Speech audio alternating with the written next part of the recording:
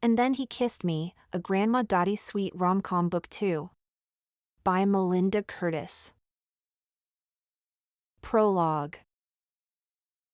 Love wasn't built on proof. It was built on trust. Aubrey Summer believed this with all her heart. Love wasn't guaranteed by prenuptial agreements, like the one that kept her idiotic son Tim married to a woman he no longer loved. Love wasn't a scientific experiment that could be proven or predicted with surveys and box-checking attitude statements. Love required faith. And real love lasted a lifetime. More than 50 years ago, Dotty had fallen for a handsome man with a fabulous talent for kissing. It was a bonus that he also had a knack for making money. Ronald was everything Dotty could have asked for in a husband. When she'd been pregnant, he'd brought her diamonds and ice cream. When he'd gone through his midlife crisis, he'd traded in their Cadillac, not Dotty. Men like Ronald didn't come along every day. And that's why Dotty was worried her granddaughters weren't going to be as lucky in love as she'd been. Nobody met someone's gaze from across a crowded room and fell instantly in love anymore. Nowadays, when people went out, they cradled their cell phones rather than a lover's hand. They created advertisements for themselves on the internet and they wiped away potential dates, or swiped, Dotty could never remember which, without ever meeting them face to face. Why, even those granddaughters of Dotty's didn't take a man's interest at face value. They'd created something called the kissing test, a challenge to a man's feelings and fidelity. And since they were all beautiful and heiresses, the test was near impossible for a man to pass. Tests. When Dotty had kissed her husband half a century ago, it wasn't to prove something. It was to feel something. And now. Ronald had been gone a long time and each tick of Father Time's clock seemed to chip away at Dotty's memories and her sense of herself. She'd recently come to terms with her dementia diagnosis and the slew of pills doctors thought she should take. But pills weren't a cure. Dotty wanted to feel again. That is why a second chance at love, or at least one last passionate fling, was on Dotty's bucket list. But if she was going to dip her toe in the deep end of the love pool, she was taking her granddaughters with her, starting with Aubrey, who was taking Dotty as her +1 to a wedding instead of a man. Let the kissing begin. Chapter 1. My granddaughter's looking for a man, Grandma Dotty announced as she scaled the bar stool at the Brighton Hotel in Quito, Ecuador. I'd like him to be wealthy, said grandchild, Aubrey Summer, gasped, a sound lost beneath the bar's Spanish pop soundtrack. The handsome bartender stopped polishing a crystal tumbler and scrutinized Aubrey as if debating whether to throw her out or not. The Brighton was a classy hotel, not the type to allow call girls. Call girls? Aubrey took stock of her basic little black dress and regained some of her equilibrium. She was a botanist, a nerd since birth. If not for being one of 5 girls, she wouldn't know the first thing about walking in heels, choosing a shade of lipstick, or any of the skills that helped a woman navigate the tricky waters of the rich and powerful. Still, no one would mistake her for a lady of the evening. She forced out a laugh. What my grandmother means is, she's looking for someone tall, dark, and virile. Grandma Dotty straightened her long blue skirt over her short skinny legs. I need great-grandchildren. It's on my bucket list. Grandma Dotty. Everything was on the elderly woman's bucket list lately. Climbing up the tall bar stool, Aubrey's sandal heel got stuck on the second rung.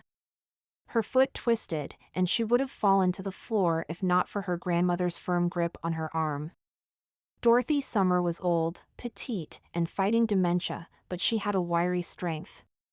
Why are you so picky about men? Releasing Aubrey, Grandma Dotty squinted at the bartender. If you don't want wealthy, this one is rather handsome and tall. With a man like that, you could wear heels on your wedding day. I will never, ever, take Grandma Dotty on a trip alone again. Aubrey smiled apologetically at the bartender. You'll have to forgive my grandmother. She's never been to sexual harassment training. Aubrey was going to have to leave a big tip to compensate for Grandma Dotty's brash comments, especially if the bartender's English was good. They were here for a week of wedding festivities and Aubrey didn't want to be banned from the bar.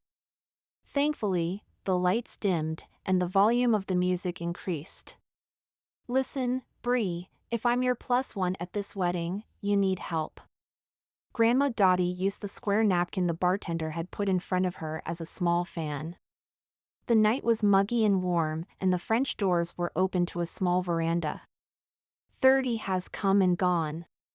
2 months ago. And those eggs of yours aren't getting any younger. Grandma Dotty leaned toward the bartender conspiratorially. You'd date her, wouldn't you? Grandma, Aubrey warned. The bartender chuckled. A man would have to be dead not to want to date your granddaughter. Despite his thick accent, he had excellent English, which was demoralizing to Aubrey. It meant a big tip was definitely called for. Can I smell you?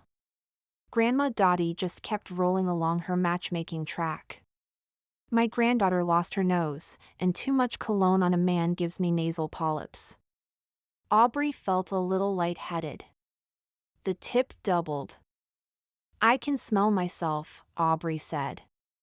At the bartender's raised brows, she quickly revised, I can smell him myself. I mean, oh, forget it. Her lack of sensory skill would be lost on the man. Not that Bree has a repugnant odor. Grandma Dotty was quick to defend Aubrey. In fact, she smells very nice. Give him your wrist, Bree, so he can experience your scent. Aubrey rubbed her temples and snuck a glance toward the nearest exit, which happened to be the doorway leading to the lobby, the elevator, and the room she and her grandmother shared. They were meeting the wedding party here. How bad would it look for a bridesmaid to beg off the first night of festivities with a Dotty-induced headache? A man stepped into the arching entrance, a cell phone pressed to his ear. His suit was tailored and of the finest black wool. His tie was silk, a rich pattern of teal and brown. His hair, his eyes, and his expression were dark and imposing, dangerous even. Tall, dark, and virile. Without meaning to, Aubrey sighed. He'd make beautiful babies.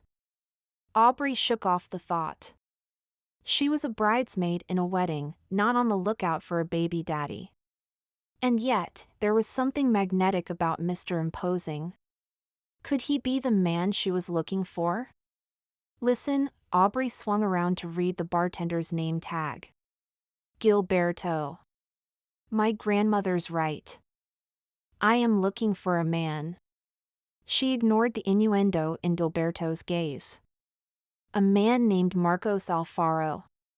The reclusive billionaire had made his first fortune buying a dependable, affordable motorcycle brand and turning it into a sexy, affordable motorcycle brand, doubling the brand's sales in Latin America. He now owns several businesses and properties, including the Brighton Hotel, the most exclusive resort in Quito, as well as the recently purchased Caradoc Confections, a competitor of Bon Bon Chocolate, the company where Aubrey worked as a botanist, developing new strains of cocoa plants and yeast fermenters that produced richer, more flavorful chocolate. The scowling, sexy man in the doorway looked like a billionaire who'd do anything to advance innovation in his company, including hiring Aubrey's assistant instead of conducting years of his own research. Marcos Alfaro, Aubrey repeated softly, studying the bartender's expression closely. Ring any bells? The bartender shook his head. If he noticed the man in the bar's doorway, he gave no indication. Are we drinking? Grandma Dotty glanced around the rapidly filling bar. It was nearly 9, and the recently remodeled Brighton was a popular destination of Quito's young and elite. It was also a popular venue for weddings, which was why Aubrey and her grandmother were staying there. Aubrey was a bridesmaid at her friend Layla's wedding. The fact that the hotel was Marcos Alfaro's property was just a bonus. Let's drink. Grandma Dotty perked up. No, that had been one of her father's strictest instructions before they left New York, not to give Grandma Dotty alcohol. If we're mingling with the wedding party, I want a drink, her grandmother said firmly. A daiquiri. A virgin daiquiri, Aubrey insisted. For the love of Mike, Grandma Dotty said in a loud voice, tossing her hands. Nobody wants a virgin anything. Least of all men like Marcos Alfaro. Marcos Antonio Alfaro, Nino to his friends, finished his phone call and heard his given name. It had been a hellish day. He'd hired an American scientist at an enormous salary and paid to move him to Ecuador because Nino wanted to improve the quality of the cocoa beans he was purchasing. Eugene Malcolm had claimed he was familiar with the cutting-edge techniques being utilized by Bon Bon Chocolate with their growers. Why hadn't the man admitted he'd signed a non-disclosure agreement with his last employer? Or that he had the principles to abide by his signature? Eugene was useless to Nino. And now, when Nino was ready to relax and welcome the Bolivar family to his property for their daughter's wedding, a foreigner was dropping his name. What drama faced him tonight? Nino's brain did a little rewind, replaying the old woman's words, the most striking of which was virgin. Two women sat nearby with their backs to Nino at the end of the bar. The elderly woman who'd spoken had short white hair that frizzed about her head, a tragedy of the humidity in Quito. That hair, combined with her thin, petite frame and pale blue dress, made her seem frail. Her companion was a much younger, willowy brunette wearing a conservative black dress. The elegant twist to her straight, dark brown hair marked her as sophisticated. Her posture labeled her as determined. And since Nino's name had come up, the question was, determined about what? Don't be a stick in the mud, Aubrey, the older woman was saying as Nino approached. If you must know, I want you to get busy because I'm set on having a fling while I'm down here. It's on my bucket list. One last Yahoo before I forget who I am. Grandma Dotty. The delicate shells of Aubrey's ears turned bright red. This conversation is going to scar me for life. Gilberto's gaze met Nino's briefly. He was a good bartender, but more importantly, he was discreet. Gilberto smiled at the women. Virgin daiquiri? Yes or no? Yes, Aubrey said at the same time her grandmother said, no. Give me the juice. Canalazzo. Nino leaned on the corner of the bar and made the decision for them. He drew upon his most winning smile, the one that charmed his abuela. Charm would get him what he wanted to know, the why behind the old woman speaking his name. Canalazzo is the traditional drink of welcome in Ecuador. No, thank you. Aubrey shook her head and gave Nino a dismissive glance, a quick slant of milk chocolate eyes. She had pale skin and the slender, refined lines of women from America's Northeast. He could envision her bundled up in a cream-colored, cable-knit sweater while she went cross-country skiing. He could not envision her riding one of his motorbikes through Quito's congested streets. What was she doing here? No brandy, Aubrey said firmly. No fun, you mean, her grandmother muttered. Nino was intrigued. And not just by the outspoken old woman. Aubrey's familiarity with Ecuadorian traditions, like canalazzo being made with brandy, was unusual for an American. I never have any fun. Her grandmother made a grumpy noise, very similar to the one Nino's abuela had made when Nino told her he wasn't going to buy her an Italian sports car for her 90th birthday. When thwarted, grandmothers, it turned out, were the same no matter what nation they came from. Beside him, Aubrey set her red lips in a thin line. How did you know about canalazzo? Nino asked, when he should have questioned the beauty about her interest in Marcos Alfaro. I've been to Ecuador many times. Aubrey frowned, as if her knowledge was none of his business. Nino's bachelor warning system flipped to the on position. Most women would be thrilled to have Nino show interest in them. Most women were willing to take whatever sliver of time he carved out of his busy work life to be with him. But not this woman. This woman would demand her man be thrilled to be in her company. She'd expect her man to bend over backward to make time for her company. And she'd insist her man put his company second to her company. She'd never settle for a sliver of his time. She was therefore not worth what little time he could spare this evening. Nino shifted in his seat and gathered the words he'd use in his smooth exit. "A pleasure to meet you. Have a wonderful evening." "Now," Aubrey said in a weary voice before he had a chance to speak. "Unless you mean to have a fling with my grandmother, you'd best move along. Studies have shown women bond with men the longer a man lingers, and my grandmother has a male companion on her bucket list." He was being dismissed? That was unheard of. "I was going to give you first crack at him, Bree," her grandmother said. "Since I'm the duff here." Aubrey rolled her expressive brown eyes. "You are not the designated ugly fat friend, and I'm not on a trip to pick up men." Nino didn't know why they were here, but her grandmother was not ugly. Her face, though wrinkled, was a soft pink and elegantly framed, an indicator that she'd been a beauty in her youth. And she wasn't fat. She couldn't have weighed more than 45 kilograms. She nudged Aubrey's shoulder and nodded in Nino's direction. "Take a second look at this one, Bree. He looks so—" "Don't say it," Aubrey cut in, putting a hand over her eyes. "Tall," the old woman said with far too much innocence to be believed. Nino chuckled, all thoughts of saying goodbye departing. Talking to these women made the obstacles he'd faced at his chocolate company today weigh less heavily upon him. "Since brandy is too strong, we shall all have a Sauvignon Blanc. My treat. My grandmother will have sparkling water." Aubrey turned, angling her knees toward Nino. Determination wasn't just in her posture.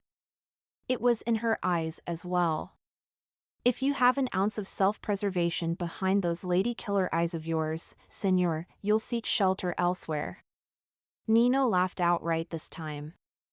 Whoever won this woman's heart would wage a hard-fought battle. "Don't worry about me.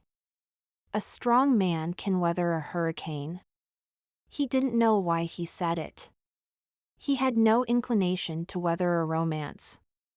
Gilberto slid a sparkling water in front of Aubrey's grandmother and then began uncorking a bottle of Sauvignon Blanc. "Thank you for your hospitality." Aubrey's gaze wasn't flirtatious. It was defiant. She introduced herself and her grandmother Dotty without adding their surnames. "And you are—" He could impress her by telling her his given name, but the challenge in her eyes was a welcome distraction, if only for a few minutes. "Nino. I'm called Nino." Aubrey seemed disappointed. For the life of him, he couldn't understand why. Chapter 2.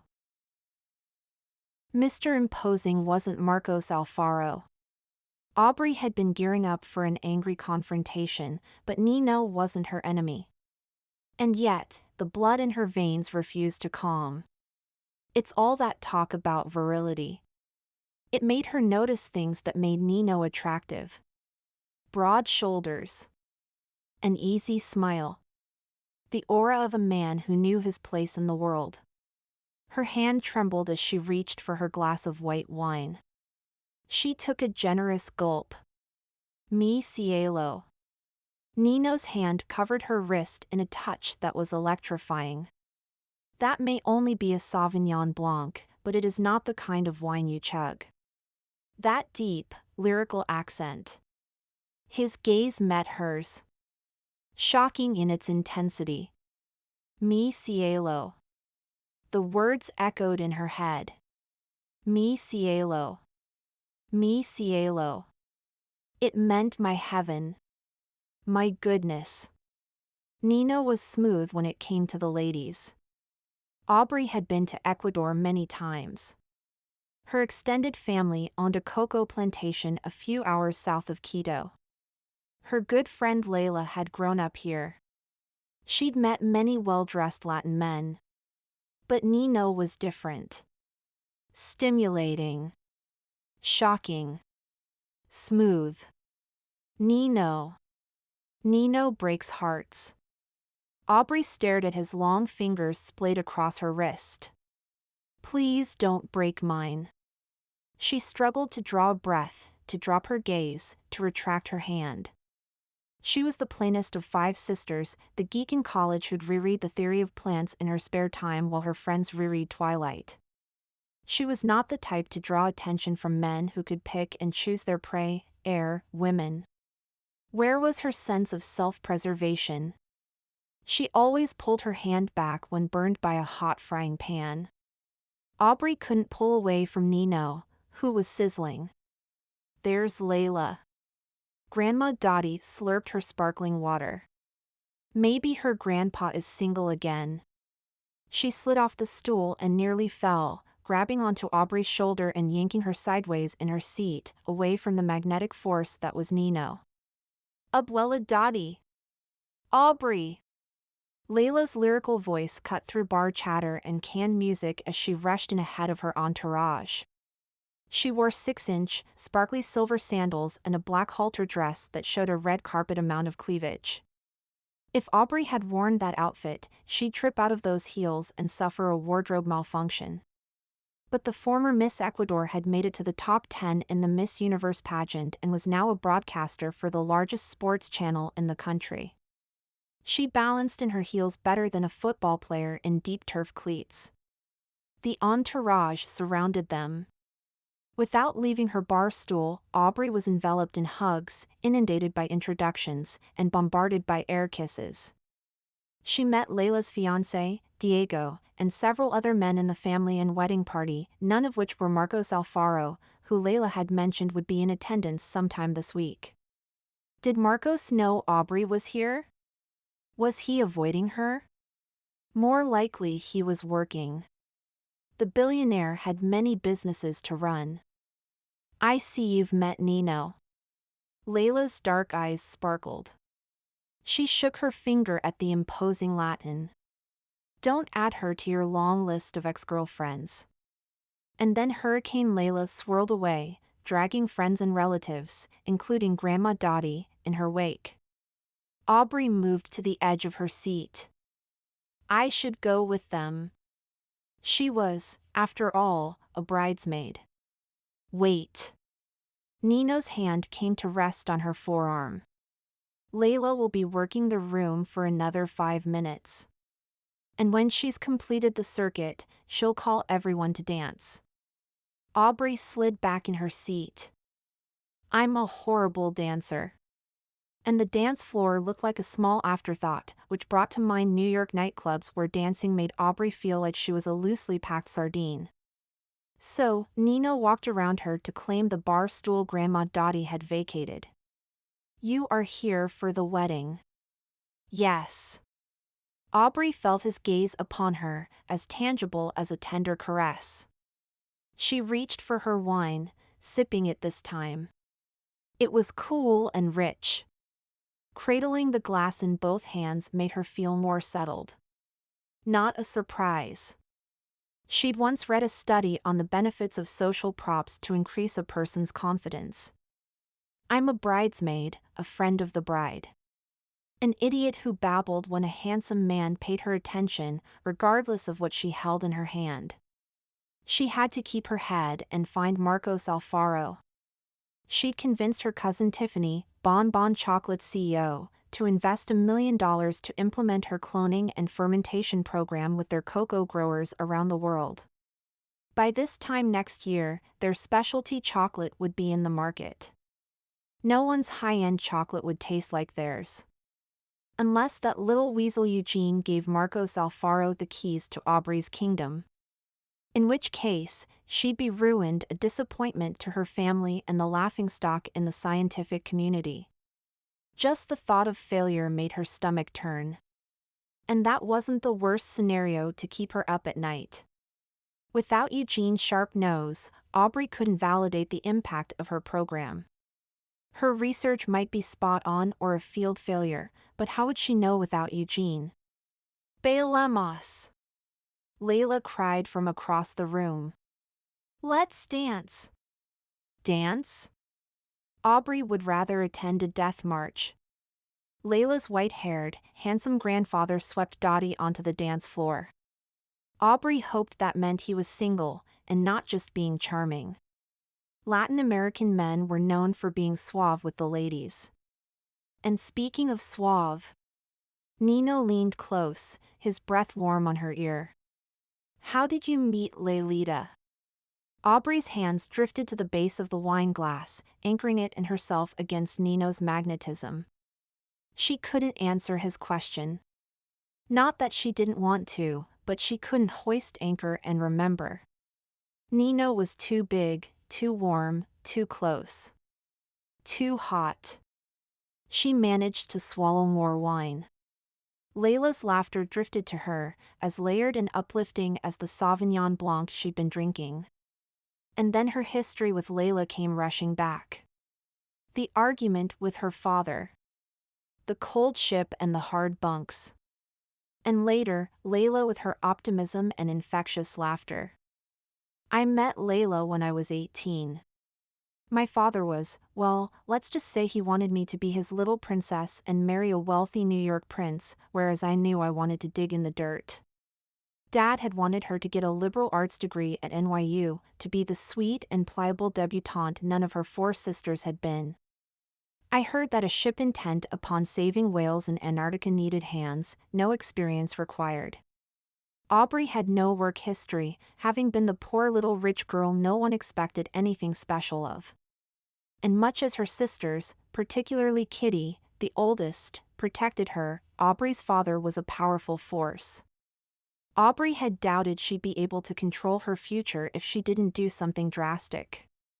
After my high school graduation, I showed up in New Zealand, boarded the ship, and proceeded to have the biggest panic attack known to man. There was the cold, for one. She hadn't boarded a luxury cruise liner. And the fear, for another. The ocean was a vast place and there was no land in sight. There would be no rescue if they hit a Titanic-sized iceberg. Layla had the misfortune of being my roommate. You and she became friends immediately. Nino tipped his wine glass toward Layla. She has a heart of gold. Aubrey sipped more wine. Contrary to Nino's expectation, their friendship had a rocky start. Layla had called Aubrey a coward and ordered her to stop crying. She'd threatened to toss her overboard if she didn't control her anxiety. Layla's rants, so like Aubrey's father's, had worked. She'd mastered her fright enough to go about her duties. Little had Aubrey known that Layla had qualms of her own. It was only days into the voyage that Aubrey had returned to their quarters to find Layla huddled in her bunk, shaking with fear as the ship was tossed on stormy seas. She'd held Layla while the tremors subsided, offering comfort and understanding. Layla had never received such compassion growing up. Her family was loud and brash, but inside Layla had been more like Aubrey, afraid to rock the boat. She just hid it better. From that day on, they'd had each other's backs. Nino stared at the crowd of dancers without seeming to see anyone. I believe Laylita talked about saving the whales during the Miss Ecuador competition. Aubrey nodded. That had been the reason Layla had chosen to sail. She'd been building her resume for a media role. Or a political career. Young Layla hadn't known which path she'd pursue. She only knew she wanted to conquer the world. She hadn't realized she'd have to conquer her fears first. The captain selected us to be ship cooks, Aubrey said matter-of-factly. Not the wisest choice, considering we both came from wealthy families with personal chefs. She smiled, recalling how they'd learned to cook through trial and error, emphasis on the error. No one starved, but then again, we had plenty of Nutella and peanut butter on board. Nino's chuckle was low and intimate. Mystery as to why you're familiar with Ecuador's traditions solved. You came to visit Layla. We've stayed close, Aubrey agreed. And my family owns Nino. A slim, handsome man leaned between them and slapped Nino on the back. I was going to ask you if you wanted to ride on a chiva tonight, Panna. He eyed Aubrey and his grin grew. But I see you have other plans. Aubrey had once ridden on a chiva with Layla. On the open party bus, everyone had been given a red plastic cup with beer and grabbed hold of a pole as it drove around the streets of Quito. Most riders had been dancing. Aubrey had focused on holding on and not spilling on herself. Rain check. Nino gave the man a friendly shove and then sipped his wine, never taking his black eyes off Aubrey.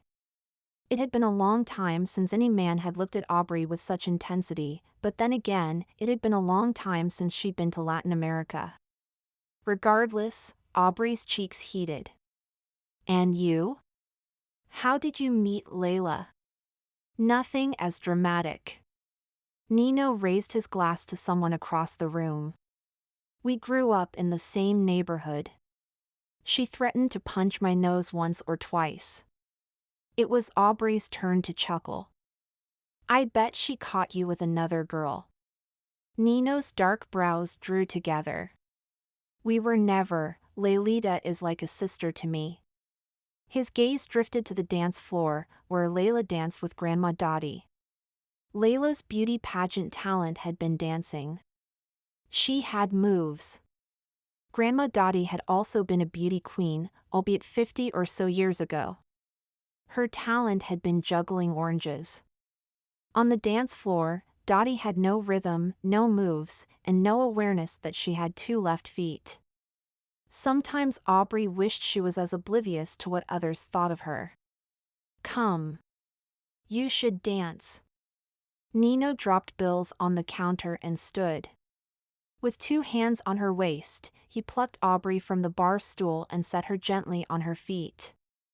And then he took her hand and led her through the crowd to the dance floor. Aubrey pivoted in her conservatively high heels, heading for the nearest escape route. Her dance skills were on par with Grandma Dotty's. Miraculously, she managed to tug Nino out to the veranda, where it was only slightly less crowded but significantly warmer. Fluted, dark purple Bomaria flowers clustered from trellises along the outer walls, blanketing the veranda with its pleasant perfume. What are you doing? Nino asked. Panicking. Smelling the flowers. She didn't want to look a fool in front of this man. The exact scent eludes me. That, at least, was honest. Her sense of smell was sadly lacking. Bomaria smells spicy. Nothing like the more sophisticated rose. Nino quirked a brow. Tell me. What are you really doing? Her cheeks heated once more. I'm a menace on the dance floor. I don't dance. Ever. Contrary to her words, her hands danced nervously between them. It started in the 8th grade when I tried to bust a move. I ended up falling and breaking my wrist. And it only got worse. At my senior prom, I skidded on my heel and flashed my satin panties to Principal Davis. Now not only her cheeks felt warm. Now her ears were burning, and she was certain there was an unattractive flush spreading across her chest. Nino moved closer, tilting his head to better hear her confession over the music and conversation around them. She couldn't look at him. Nor could she stop babbling about what a bad dancer person she was. As a debutante, I tried to lead and tripped my dance partner. Everyone in our line went down like dominoes. She tossed her hands. I'm afraid if I dance, someone will get hurt. It's better all around if I stay out here. Feel free to dance with my grandmother. She made the mistake of looking up into Nino's dark eyes, where the pull of attraction was at its zenith. I didn't mean to drag you away from the celebration. I'm sorry. I'm not sorry, he said gruffly. He bent his head and kissed her, gathering Aubrey closer than two strangers had a right to be. The music faded. The layers of conversation faded. The heat of embarrassment faded. There was only this tall, dark, virile man who was feeling less like a stranger every minute. His hold on her loosened, just enough so they could gaze into each other's eyes. You don't love him, her sister Kitty's voice filled the blank space between her ears. Not really. Not the way you should. You don't love me, Aubrey whispered breathlessly, relieved and disappointed at the same time. That had been some kiss. A kiss worth studying. Scowling, Nino released her. That had nothing to do with love. Aubrey ran her hands over the waist of her dress when what she wanted to do was run her hands over her heating cheeks and race away. What I mean is, my sisters and I watch out for each other. So much so, her older sister was in her head. We don't let each other fall for just any guy. Particularly one she'd met less than 30 minutes ago. I'm not making sense. Where were the scientific facts she used to guide her? You wait to kiss until you fall in love? Nino sounded incredulous. You expect a man to wait to kiss you until he has deep feelings for you? And now she sounded as if she'd escaped from the convent on Bon Bon Chocolate's cocoa plantation. No. It's just, when I said you don't love me, I meant you could just as easily have been kissing my sister Maggie. The horror was only getting worse. Are you twins? Nino gave her that delicious brow quirk, the one that made her heart beat faster. No. I do have twin sisters, although I'm not a twin. She should have accepted his invitation to dance. It would have been safer, at least for Aubrey. I mean, you could just as easily have been kissing any woman in this bar. His smile returned, filling his cheeks by increments and filling Aubrey's chest with confusion. Where had this attraction come from? You want to know why I kissed you? She nodded, inching closer to the stuccoed wall, away from him and out of the way of a passing couple carrying frosty drinks. Her back came up against the doorway casing. Nino followed. He placed his palm next to her head, trapping her between his arm and the tendrils of Bomaria, which smelled like. She had no idea how to put into words what those flowers smelled like. She had no idea how to behave in a situation with a handsome, confident man intent upon seducing her. Nino moved closer. Aubrey didn't feel trapped. She felt twitchy, ready for another kiss. Kissing Nino should be on every woman's bucket list. That sounded like Grandma Dotty's voice in her head. First Kitty and now Grandma Dotty? What was wrong with her? Aubrey drew a deep, much-needed breath. She blamed her fascination with this handsome stranger on jet lag, the heat and humidity, and the dark, mysterious depths of Nino's eyes. I kissed you because you are beautiful. He paused to let that statement sink in. I kissed you because I wondered how your lips would feel beneath mine. Oh, my. And the results were. She could have kicked herself for asking. This was no time for the scientist to fill her log with test results. Aubrey wanted one more kiss before their surreal encounter ended. Just one. And then she'd go back to being a pragmatic and boring scientist, Grandma Dotty's reliable chaperone, the Summer sister men overlooked. The results, he murmured, were something like this. He dipped his head to kiss her again. The world was drowned out beneath the roaring in her ears, beneath the heat of his touch and the tenderness of his embrace. And she didn't care. She didn't care because it was the most thrilling thing that had happened to her since Devin Montgomery kissed her in the 8th grade and left his peppermint chewing gum in her mouth. All too soon the kiss was over. I wanted to kiss you, mi cielo. Nino stroked Aubrey's cheek with the back of his hand. Because I was curious. Aubrey had been curious, too, but she hadn't reached out to satisfy that curiosity. Wow. Thank heavens for the brashness of Latin American men. Well, she said awkwardly. Now you know. Now you know? Was there anyone on the planet lamer than Aubrey? Doubtful. They stared at each other. Night had fallen. The bar had become standing room only. Passing patrons called out his name. Nino seemed to know everyone. And why wouldn't he? He was the type of man who'd be accepted in any social circle, the type of man who knew everyone. Maybe he knew her nemesis. Nino. Aubrey stared into dark eyes still languid from their kiss. Do you know a man named Marcos Alfaro? Nino stepped back with a jolt. Why do you want to know about Marcos Alfaro? I want to meet him. The way Aubrey asked to meet another man made Nino feel as if this was a business function and she was networking. As if they weren't in a bar and she hadn't just been kissing him. As if Nino's kisses didn't matter. As if he didn't matter. And why would he? To Aubrey, he was just Nino, not a billionaire. The evening heat penetrated his jacket, his shirt, his very core. Nino hadn't realized Aubrey, conservative, understated, determined Aubrey, was a fortune hunter.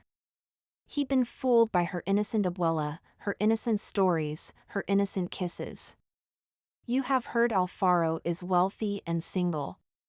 He did a bad job of veiling his accusation about her character as a gold digger. I don't care about his money or his marital status. Aubrey's voice hardened. She stood taller, doing a good job of challenging his assumptions about her. Marcos took something that belongs to me. Nino couldn't believe what he was hearing. He stole from you? What madness was this? In a sense, yes. Her gaze searched the bar over his shoulder. Is he here tonight? Nino didn't like the pulse-pounding surge of jealousy caused by her gaze lingering on other men. Marcos Alfaro is many things, but he is not a thief. He can buy whatever he wants. In fact, Nino vowed then and there to buy his grandmother a sports car for her birthday. Then no one could say he had to steal anything. Aubrey stopped looking at other men and stared at Nino the way she had when he'd first approached her at the bar, as if he wasn't to be trusted. Marcos stole my research assistant. He offered him a big salary and moved Eugene to Ecuador. Marcos Alfaro is trying to backdoor my work. Her breath caught, and her gaze swept the floor, expression crumbling on the brink of tears. Correction. He's trying to steal years of my life. Dr. Summer? Nino almost said her name out loud. Or he might have if his mouth hadn't gone dry. Dr. Summer? It couldn't be. According to Eugene, Dr. Summer was a dignified, older woman who never emerged from her lab, not a dark-haired beauty who kissed with such abandon. Aubrey raised her watery eyes to Nino's. They were the color of milk chocolate, the color of the source of her family's fortune. Nino hadn't inherited his fortune.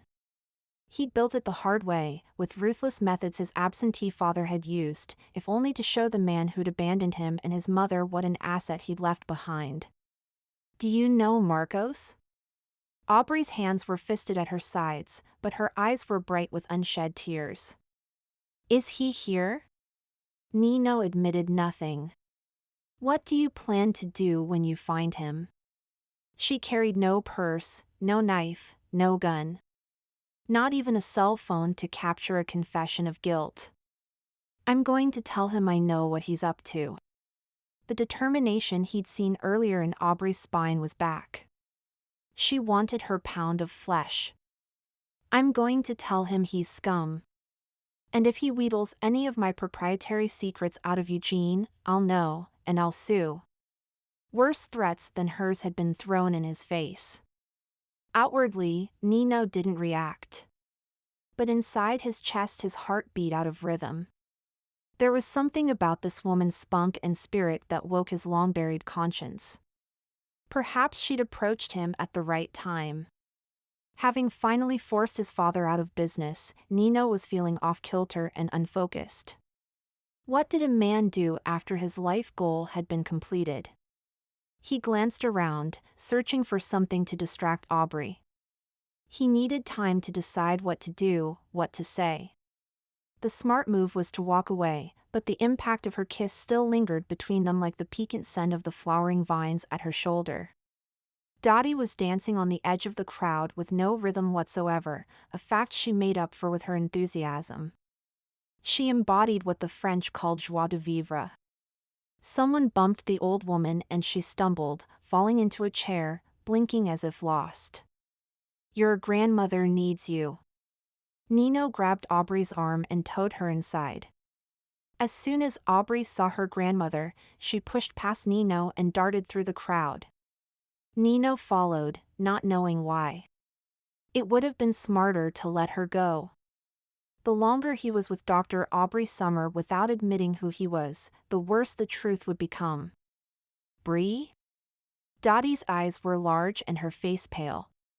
Her shoulders were hunched, and her hands placed over her ears.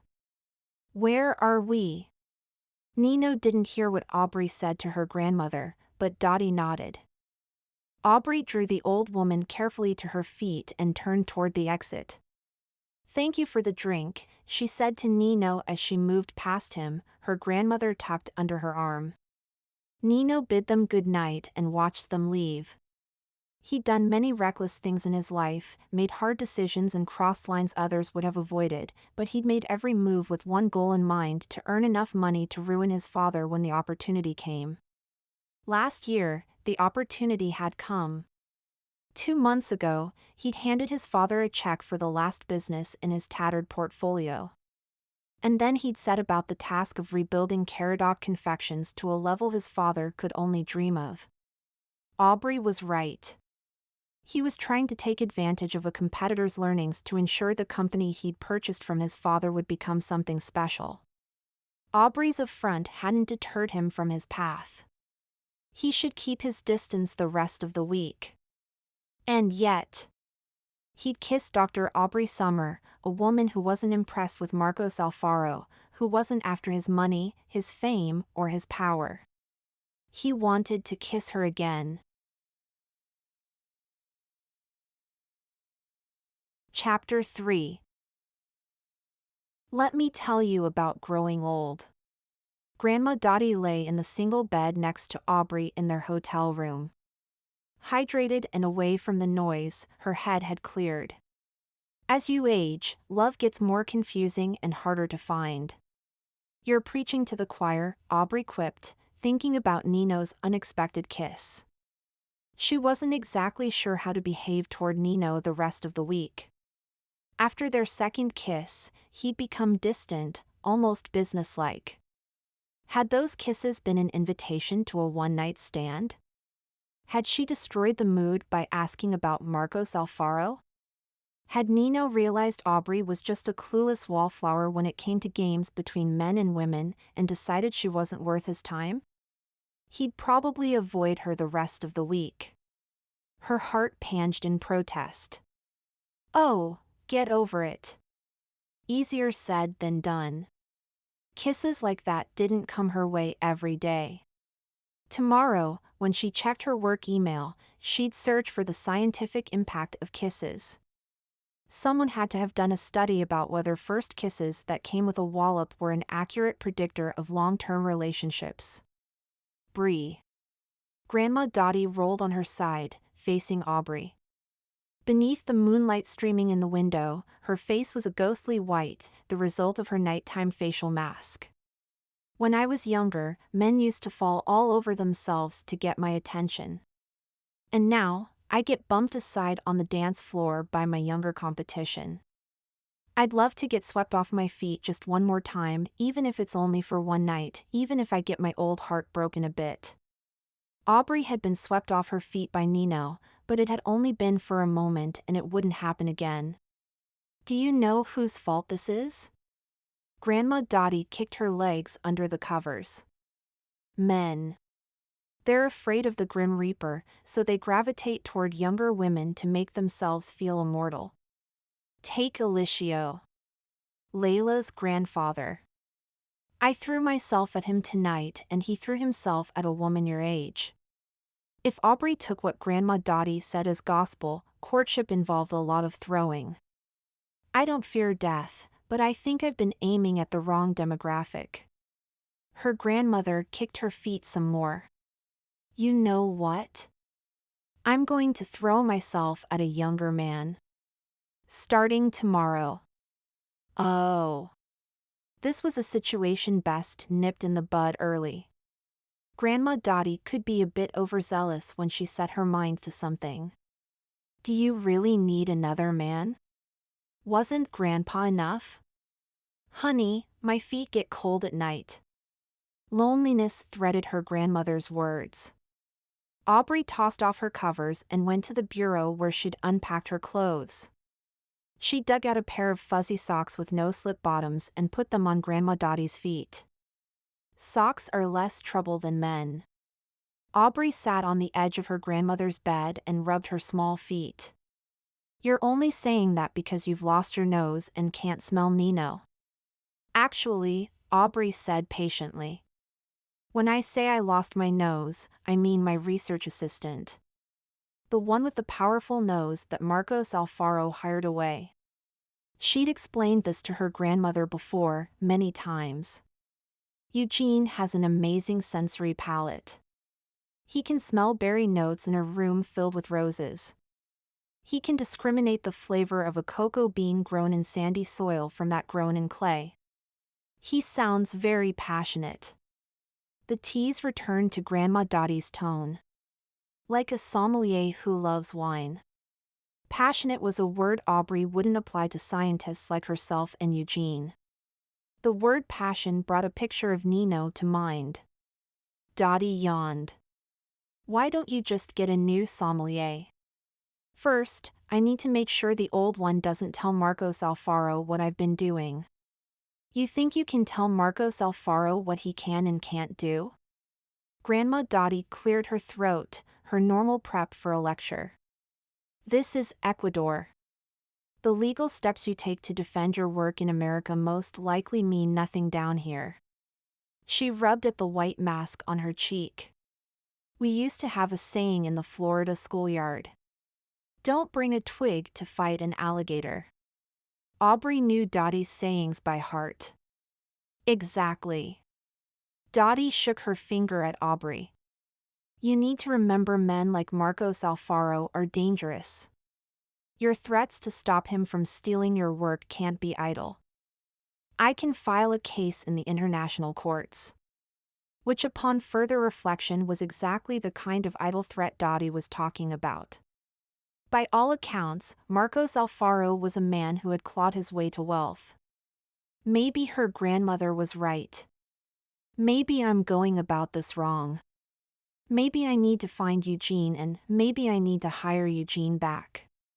Which would be the perfect solution if Eugene wasn't, well, Eugene. The word humble wasn't in his dictionary. Mr. Alfaro was in for a rude awakening when he tried to manage Eugene. That thought made Aubrey smile. The hotel phone rang. Aubrey picked it up. I couldn't sleep without knowing if all was right with your grandmother. Nino's voice was deeply magnetic and bedroom smooth. While reassuring him Dotty was fine, Aubrey yanked up her jammies. She bet a man like Nino could tell if she was lying in bed with exposed cleavage, just by the uptight tone of her voice. Family is important to you, he said. Yes. Is that Nino? Grandma Dotty perked up. Ask him for his room number. I promise not to judge your walk of shame. Nino chuckled. Aubrey was grateful he couldn't see her blush, a condition which wasn't limited to heating her face. Mi cielo, I can't stop thinking about.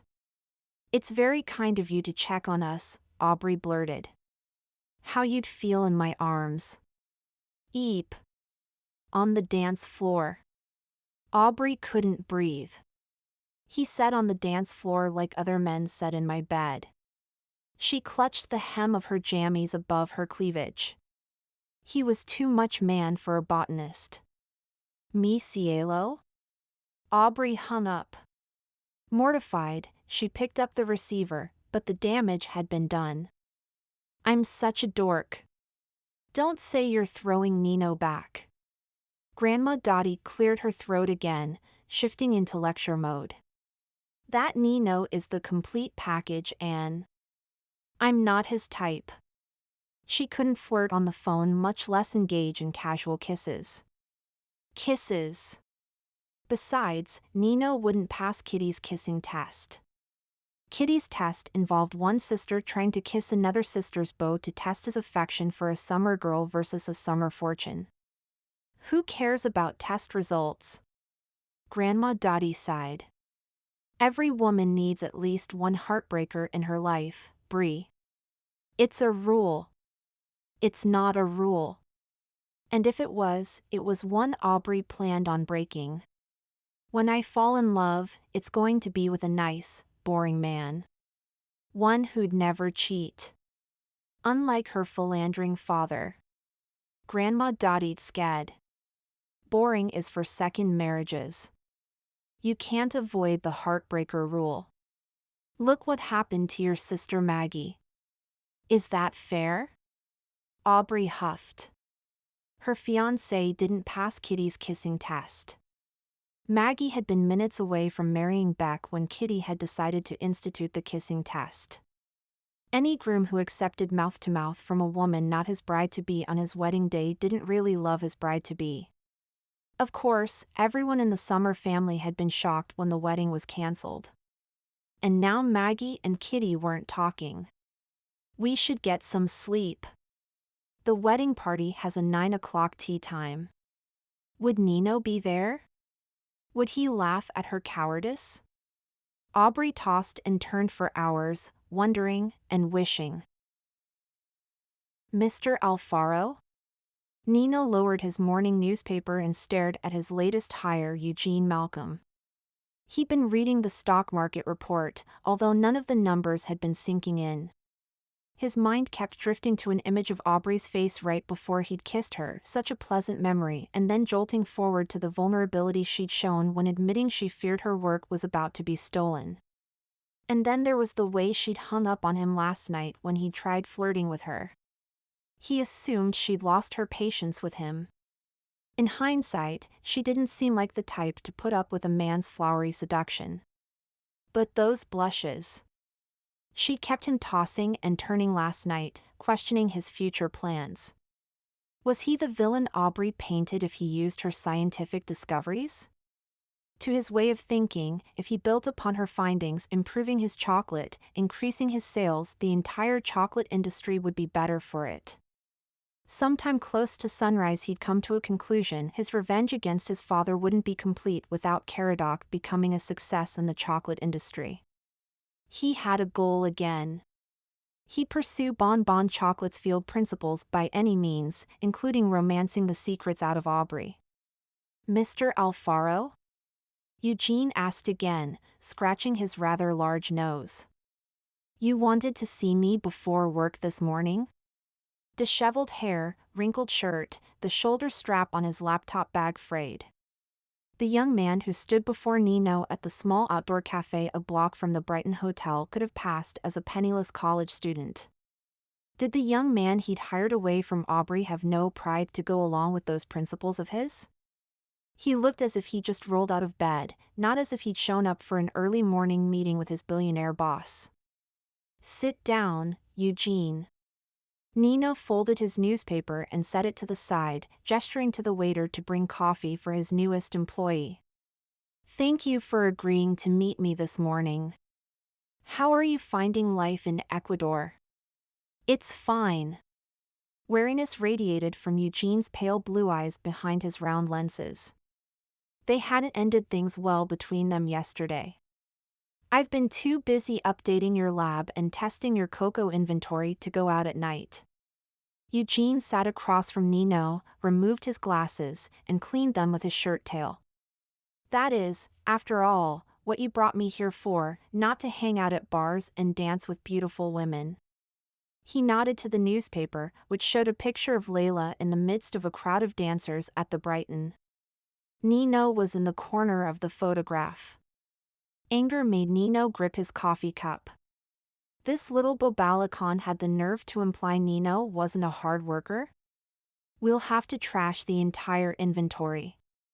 Eugene put his glasses back on, so confident of his value to Nino that he dared cast shade. The moisture content in most of your unprocessed cocoa is too high, and the rest is germinating, making it worthless. He looked pleased at his findings.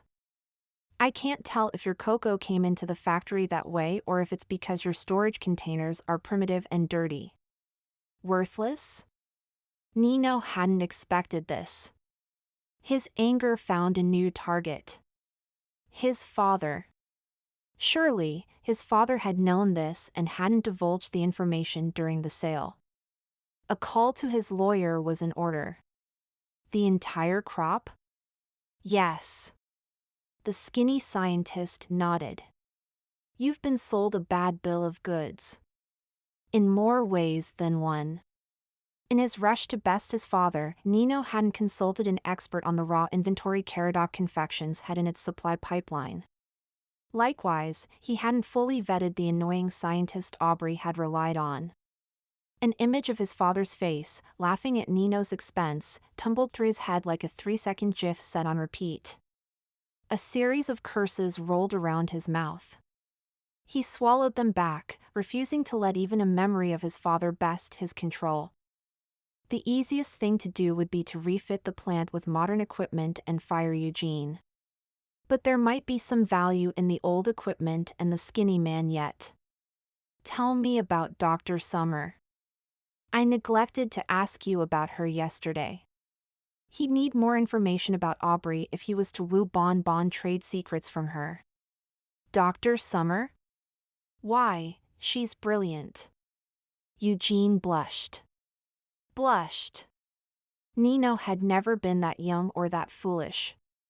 Blushing over his boss? Ridiculous. Obviously, I can't talk about her work, which I was a great contributor to. Squaring his skinny shoulders, Eugene recovered the stick up his behind. I'm not asking about her work. Words spewed from Nino's mouth in short, impatient syllables.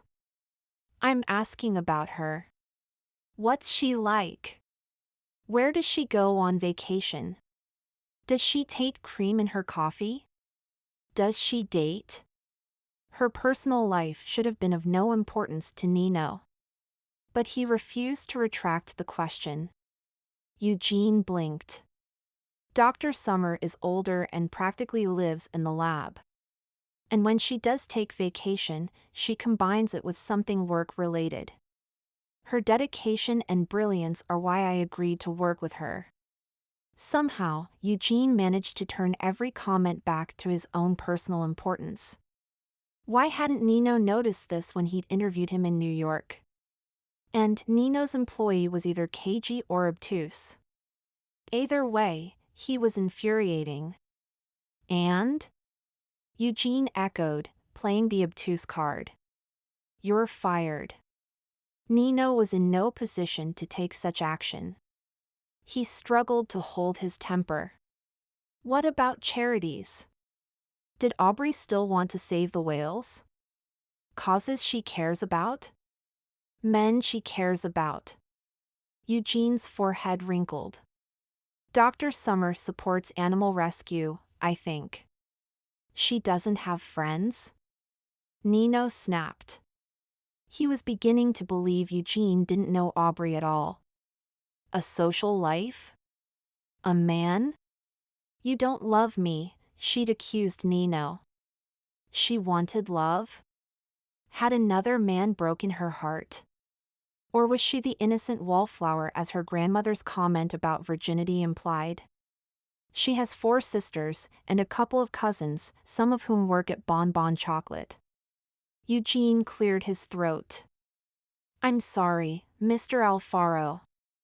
I'm not sure what you want to hear. Nino's phone buzzed with a message from his assistant, Mateo. Your father wants to meet. Too much espresso roiled through Nino's belly as he typed a quick response, no. Nino checked the time. If he left now, he'd get to the golf course just before 9. With any luck, Aubrey would be there. Perhaps he could coax her into telling him more about her cocoa process, more than Eugene had been willing to do.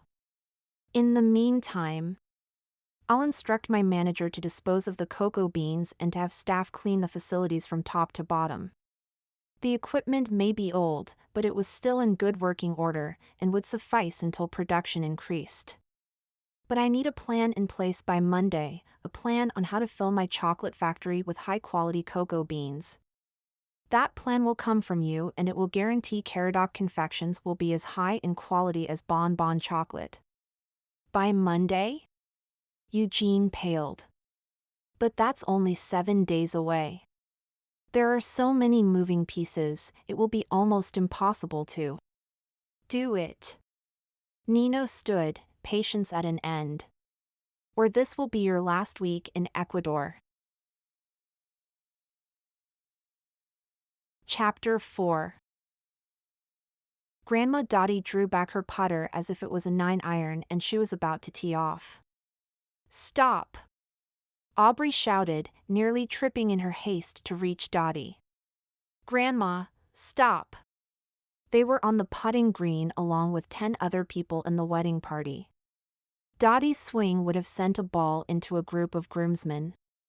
Grandma Dotty lowered her club and blinked at Aubrey. Bree, golf requires a big swing. Yes, but Aubrey put a hand on Dotty's arm, the one holding the club. We're on the putting green. That means you don't swing above your knees, okay? Her sister Kitty was a doctor and had mentioned their grandmother was having cognitive lapses, particularly when tired or dehydrated, but Aubrey hadn't expected the events to occur so frequently. She'd expected the medication to make Dotty normal. But come to think of it, Grandma Dotty had never been the traditional definition of normal. The morning air was already warm and moist. The back of Aubrey's polo shirt was damp, and she'd hardly done anything but practice her putt and panic when her grandmother had a mental lapse. Aubrey turned Grandma Dotty to face the first hole. We're not teeing off yet. We're waiting for our turn. And while she'd been waiting, Aubrey had reintroduced herself to the men in the wedding party, making sure no one was Marcos Alfaro. No matter. She planned to make an appearance at his chocolate factory later that afternoon. Maybe she'd see the man there. Maybe she'd get the intense satisfaction of witnessing the look on Marcos Alfaro's face when Eugene accepted her offer of a raise and walked out with Aubrey. Is everything okay? Layla appeared at Dottie's side and pressed a bottle of water into her hand. Layla somehow managed to make a polo shirt and khaki shorts look feminine, at least more feminine than Aubrey felt.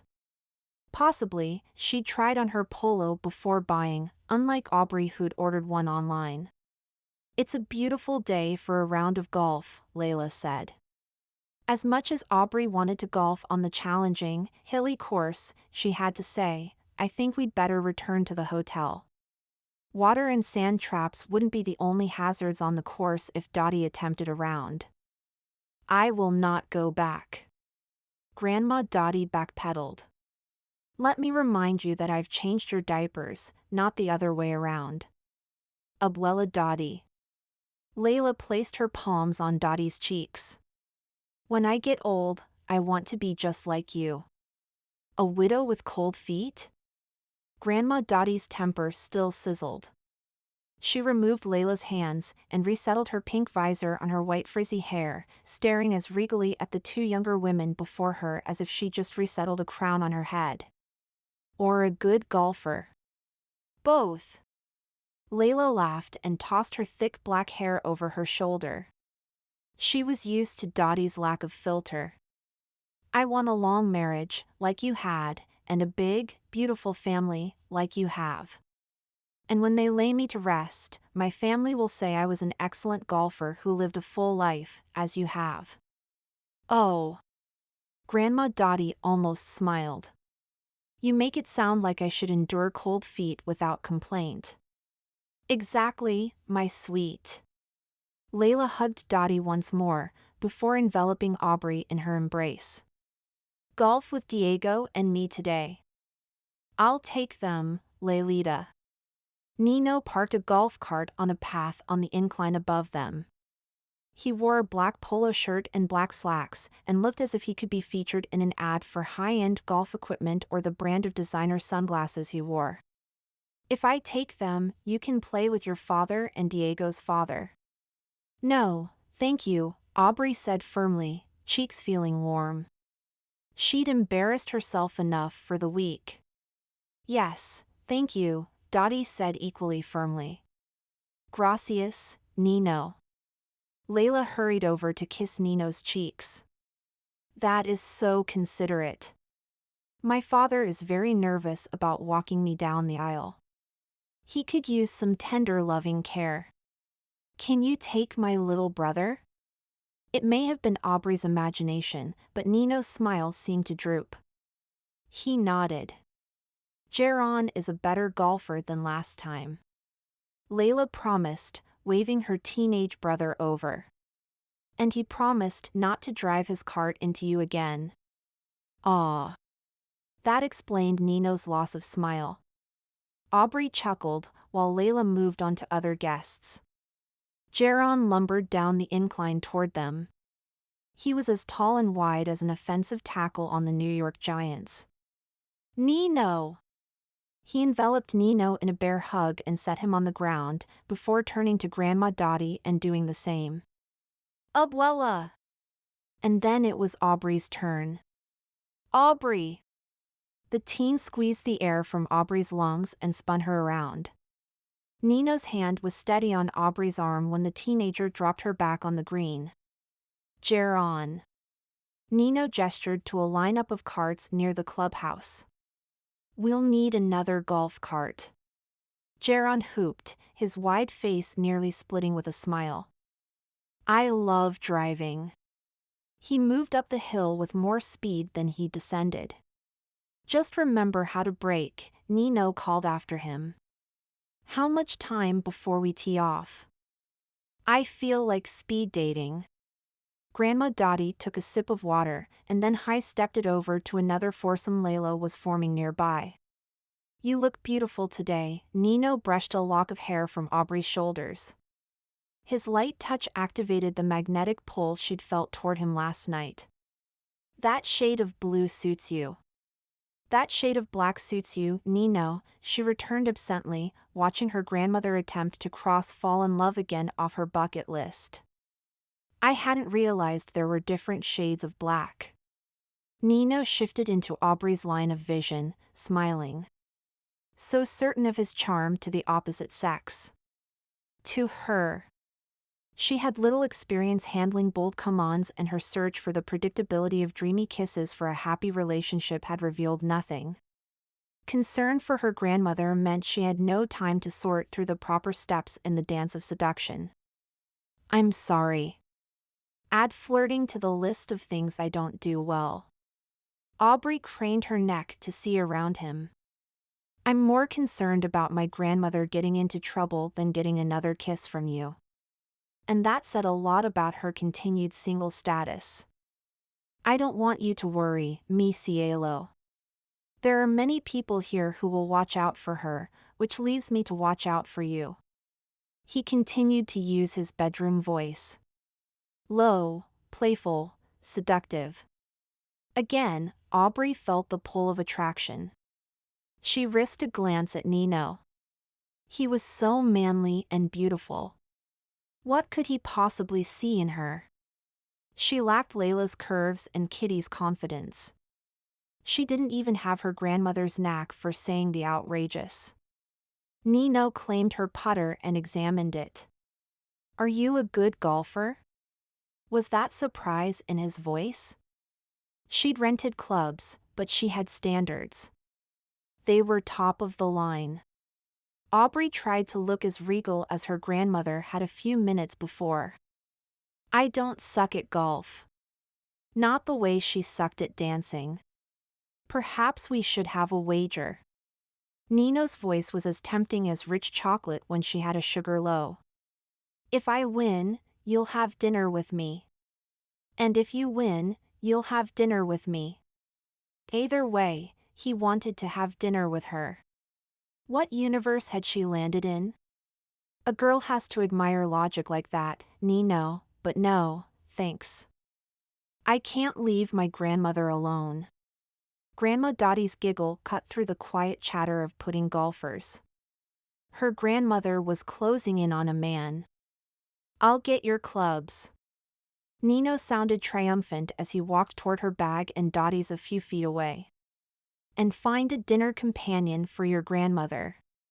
From another man, that might seem annoyingly presumptuous. From Nino, it was thrilling. Her grandmother smiled at a man in his mid-40s and said something Aubrey couldn't catch. Not that she needed to hear. Aubrey could guess what was said by the horrified expression on the man's face. Grandma Dotty was flexing her throwing arm. Before Aubrey could intervene, Nino was there, having veered over from his errand to collect their golf clubs. Such a sense of humor, Dotty. He guided her back to Aubrey. I was shot down, her grandmother said in a hurt voice, petite shoulders slumping. I may have to rethink my strategy. What strategy? Nino directed Geron to bring his cart closer. A plan for your golf game? No, Grandma Dotty scoffed, mouth set in a stubborn, wrinkled line. She resettled the pink visor on her short white hair. I need a man. It's on my bucket list. But boy, is it hard work finding one. You'll need a young man to keep up with you. Nino played along, as if he was an average nice guy Aubrey had met at the gym, not a handsome Ecuadorian hunk who ran in the same circles as celebrity Layla Bolivar. Young men have more stamina. I said much the same thing to Bree last night. Dotty perked up, smiling. Nino gallantly kissed the back of Dotty's hand. I'll find you a man. You'll do nicely. Grandma Dotty batted her thin gray lashes coquettishly. I'll find you another man, Nino clarified with a mischievous smile as he caught Aubrey's eye. I am taken. Aubrey's resolve barrel rolled down the green grass to the bottom of the hill. This man continued to yank the rug right out from under her and was ready to catch her when she fell. Rats. Dotty sniffed. You smell really good, too. But I suppose that means you could be Bree's new nose. She lost hers, you know. The concept of sensory perception was beyond her grandmother's comprehension. I don't think Aubrey's lost anything. Nino stroked Aubrey's nose with his forefinger, causing her heart to leap out of her chest and prostrate itself at his feet. With every glance, every touch, every kind word, he was seducing Aubrey. Nerds had no natural defense against men like Nino. In fact, Nino said. Aubrey may deny it, but I think she's found something here in Ecuador. Aubrey didn't dare breathe until he turned away, afraid she might fall into his arms and agree. Where were her meddling sisters and their kissing test when she needed them? Sadly, they weren't due for another day. Nino escorted Dotty into Geron's cart, loaded their clubs, and they were off, moving toward the first tee with Geron in the lead. Break! Nino shouted when the teen careened toward a caddy carrying 2 golf bags. Geron veered around him instead. Nino swore, but Grandma Dotty cackled gleefully, enjoying her wild ride. She'd found her younger man, and as long as she wore socks to bed she wouldn't have cold feet. Nino stopped to apologize to the caddy and gave him a generous tip. His kindness made Aubrey smile. He came across as a powerful, successful man, but he was kind, not just to her and Dotty, but to strangers as well. Once back in motion, he said to her, "If we don't get run over by Lelita's brother, we will have an excellent dinner tonight." So presumptuous. "I don't think I agreed to have dinner with you," she said, trying to keep her feet firmly in reality. "You will." Nino drove to the first tee, where they waited for the bride and groom's foursome to begin play. He stared at Aubrey with those black eyes that seemed to see so much. "Tell me about your life's work, these dreams you claim Marcos Alfaro stole. Did he break into your office in the dead of night and crack a safe?" He made light of her distress. Or maybe she'd come across as overly dramatic, making a mountain out of an anthill. In either case, Aubrey was relieved for a break in his seduction campaign. It was worse than common thievery. "Marcos hired my research assistant, tempting him with promises of fame." Fame?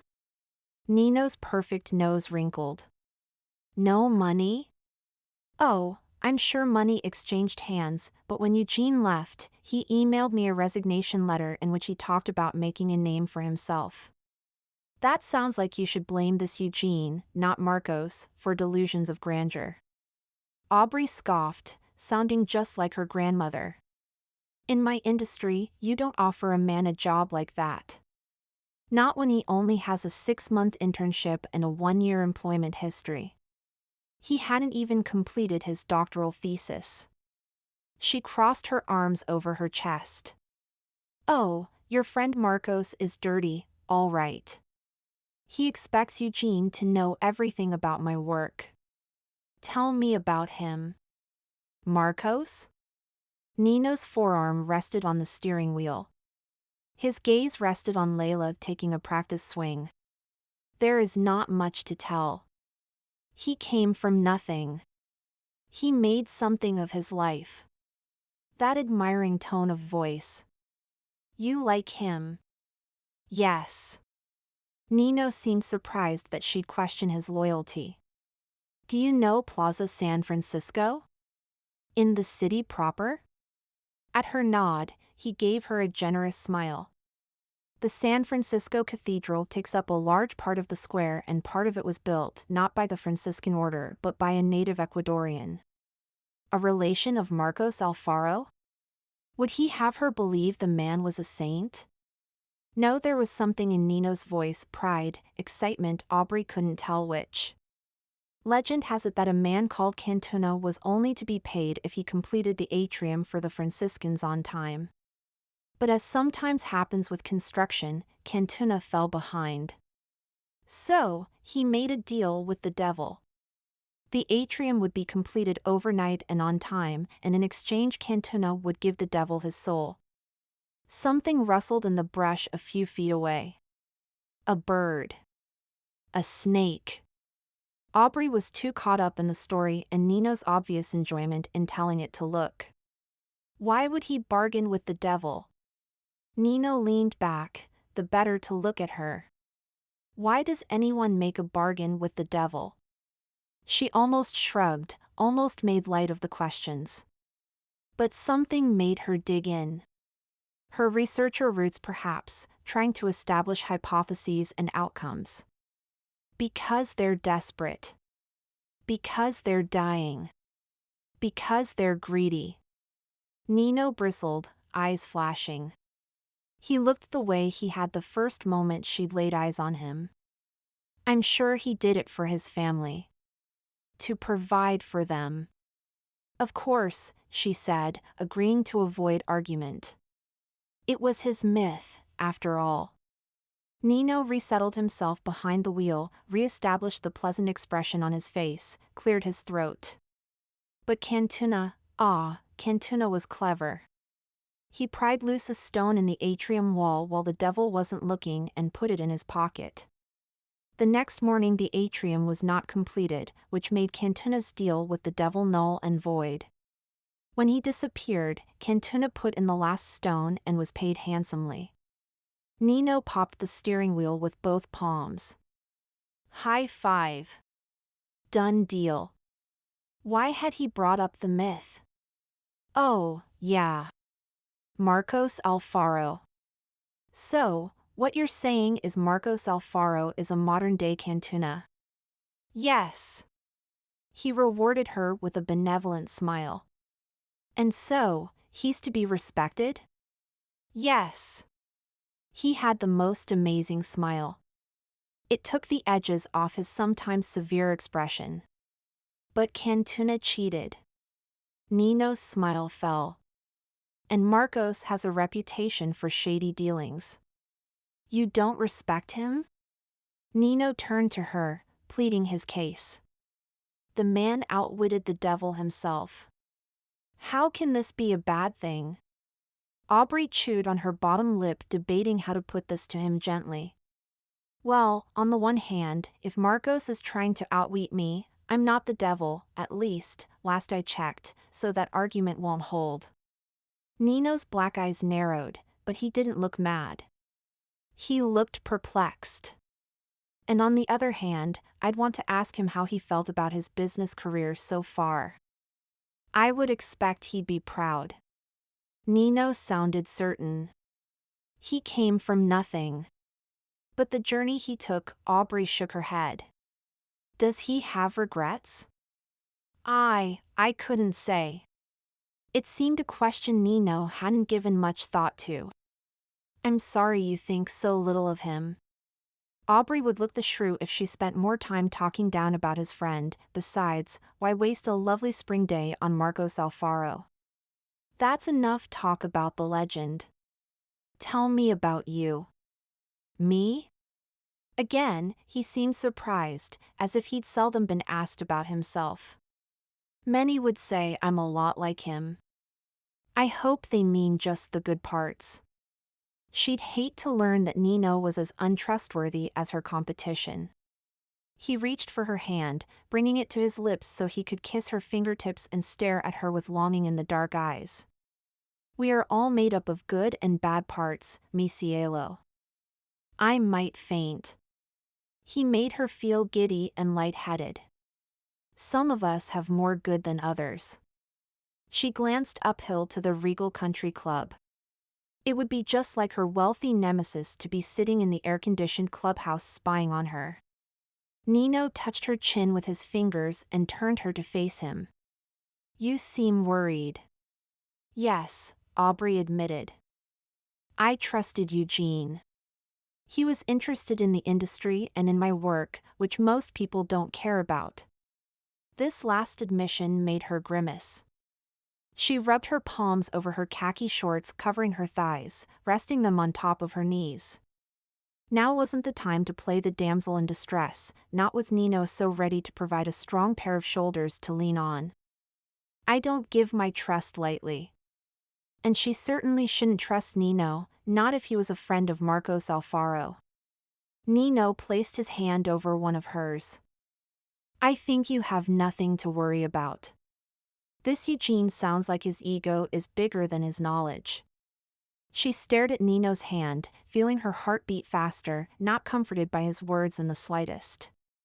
She was falling for a man she barely knew, swayed by his words and his intense regard. Intellectually, she knew what was happening. But her heart cared nothing for logic or reason or studies on pheromones. Her heart was racing ahead, leaving logic in her dust. Nino was wrong. Aubrey had too much to worry about. Unfortunately, her current worry had nothing to do with her cocoa innovations and a lot to do with him. I'm having the game of my life. Dotty crowed, watching her ball fly through the air to land on the 9th green. Nino chuckled. Aubrey's grandmother was amusing, a welcome respite to the tension he felt in his shoulders when Aubrey talked about being wronged by Marcos Alfaro. He shouldn't care what she thought of him. He should be focused on finding out more about her research. But her question festered, does he have regrets? Who had he harmed in his quest to prove himself and ruin his father? Only his father. There should be no regrets. And yet...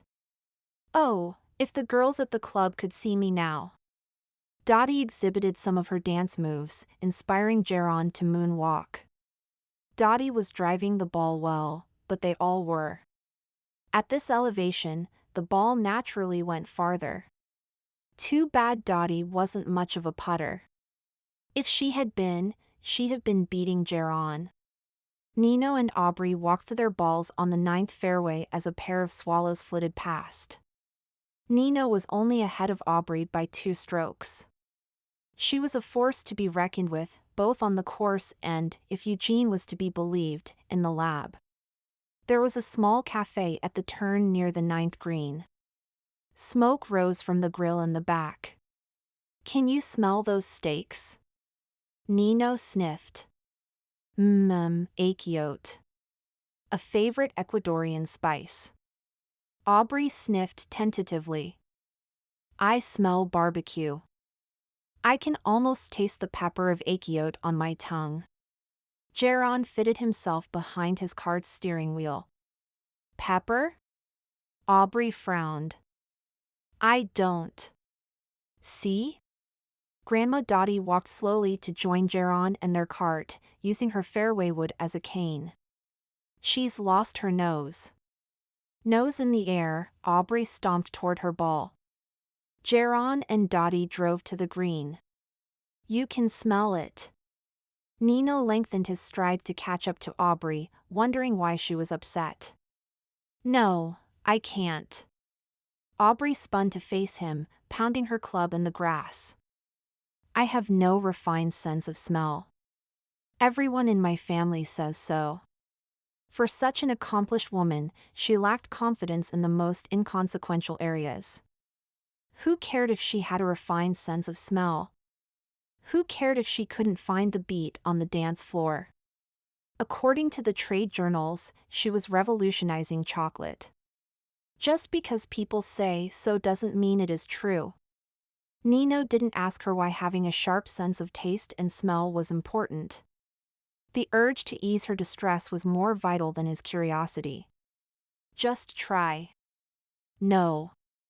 Well, he traced his finger along the length of her delicate jaw, wanting to follow the motion with his lips. "If you don't want to try, I could kiss you."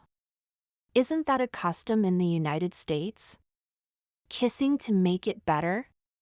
She sucked air through her nose as if she was clearing out her nasal passages. "I smell barbecued meat." End of story. She tried to turn once more.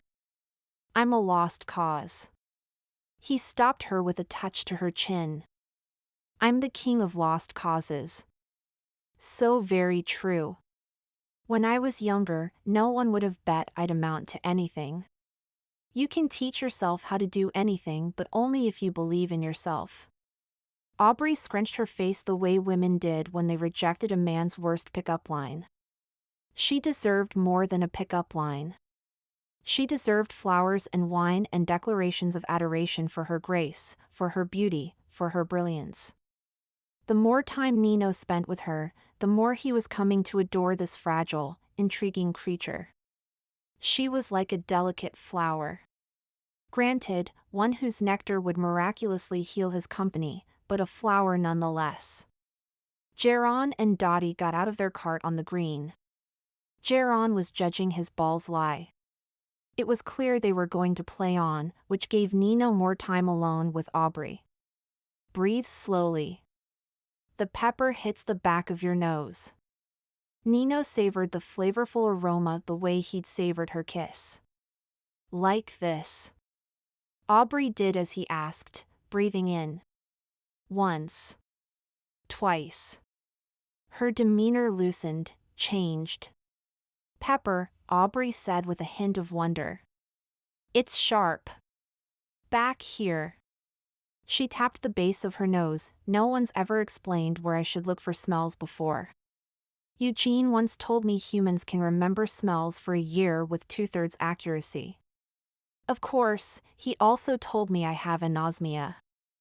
"I assumed that means something is wrong with your nose," Nino guessed. How like his newest employee to be so crass. Aubrey nodded.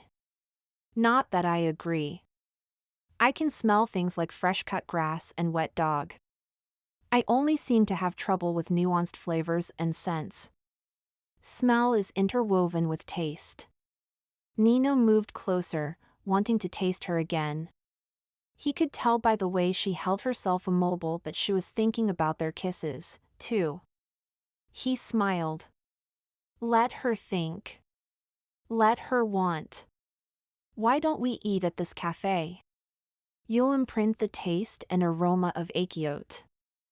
We shouldn't, Aubrey murmured, although her luminous eyes were contradicting her words. Bravo, Brie! Dotty shouted. You've found your new sommelier, Nino. Aubrey blinked and stepped back, turning her golf club in her grip. You like wine? Nino gave her some space, leading them to their balls, which were a few feet away from each other. Late morning sun glinted off their white pitted surfaces. I prefer beer. Aubrey stopped near her ball with the same defeated attitude she'd exhibited before he taught her how to identify the simple smell of pepper. All beers taste the same to me. Nino gasped as if wounded. You think all beer tastes the same? That is blasphemy to an Ecuadorian. Didn't your father teach you how to appreciate beer? No, a nerve had been struck. Aubrey's brows lowered. She glared at her ball. I can't tell you how badly my father wanted a son. Instead, he got 5 girls, all of which he tried to raise to be traditional New York royalty to be married to New York kings of commerce, a task at which he utterly failed. At least so far. She fought the downward slope of delicate brows with an inconsequential shake of her head. Her father had hurt her, too. Mr. Summer hadn't abandoned his daughter to poverty, but he didn't value Aubrey for who she was. This explained why she worked so hard. She wanted to prove herself to her father. What about you? She asked. What was your father like? What did he want out of life and from you? His father's part in Nino's past was his least favorite topic, so it was surprising when he admitted, it's more like what my father didn't want. Move it, Nino, Jaron shouted. He and Dotty had finished the hole and were returning to their cart. Or we'll have to let the best man's foursome play through. You're not getting out of explaining, mister. Aubrey set her feet, waggled her hips, and sent her ball on a direct course to the green. She spared Nino a challenging look. Go on. You owe me after I confessed my flaws. Nino approached his ball in silence. He wasn't used to divulging anything about his painful past. He weighed the cost of his privacy against the possibility that Aubrey would feel closer to him if he shared something personal. He manipulated people all the time, but it felt wrong to do so with Aubrey. I suppose I'll never get my answer unless I agree to have dinner with you. Aubrey made her offer sound like a concession made after hours spent at the bargaining table. Nino wasn't used to women treating him as a concession. He frowned at Aubrey over his shoulder. 10 feet away, her milk chocolate eyes were hidden behind her sunglasses, giving away nothing. Again, he weighed the cost of his privacy, this time against the likelihood that he could kiss her into his bed this evening, against the satisfaction of winning over a woman like her, one who didn't care about Marcos Alfaro's power and fortune, against the fallout that would come when she found out who he was. Does he have regrets? His gut clenched.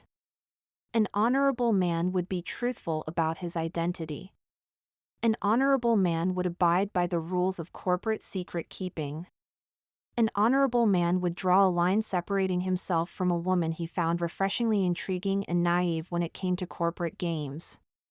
Nino tried to draw a line, but he couldn't. Because he wasn't an honorable man. But he'd have regrets anyway. He'd look back and think of her integrity and her honesty and regret taking advantage of her. You strike a hard bargain. Nino squared himself to the ball and drive line. My father didn't want, he drew back his club and swung. The ball sailed low and fast, landing on the green with a good bounce that put him close to the flag, but farther away than her ball. He didn't want me. Nino faced her, needing to see her reaction. Brow wrinkled, she studied him in return. That can't be true. And deal. Geron cried, barreling away from the green.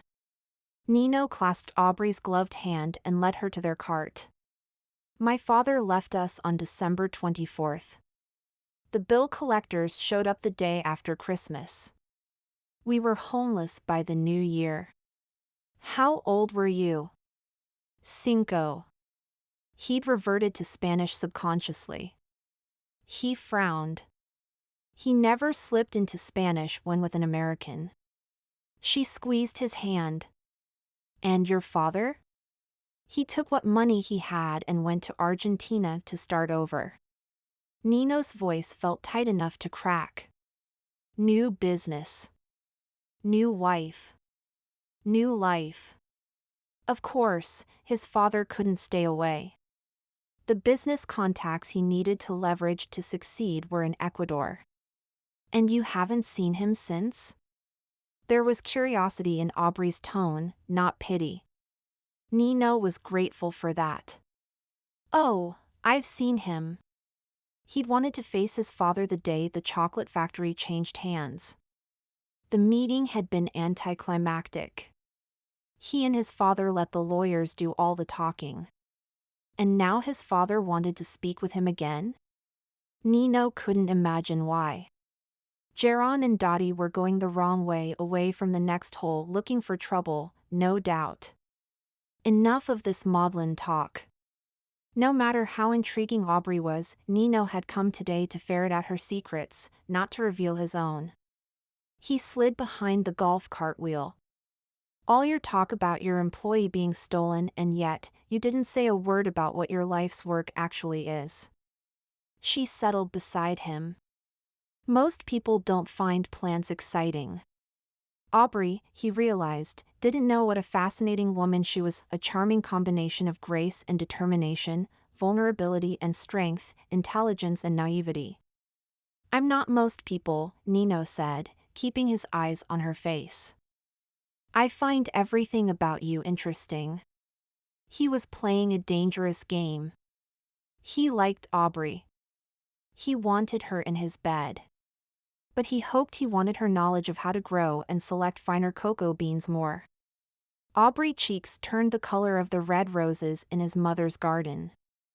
I've always been fascinated with grafting. My gardener grafts my trees.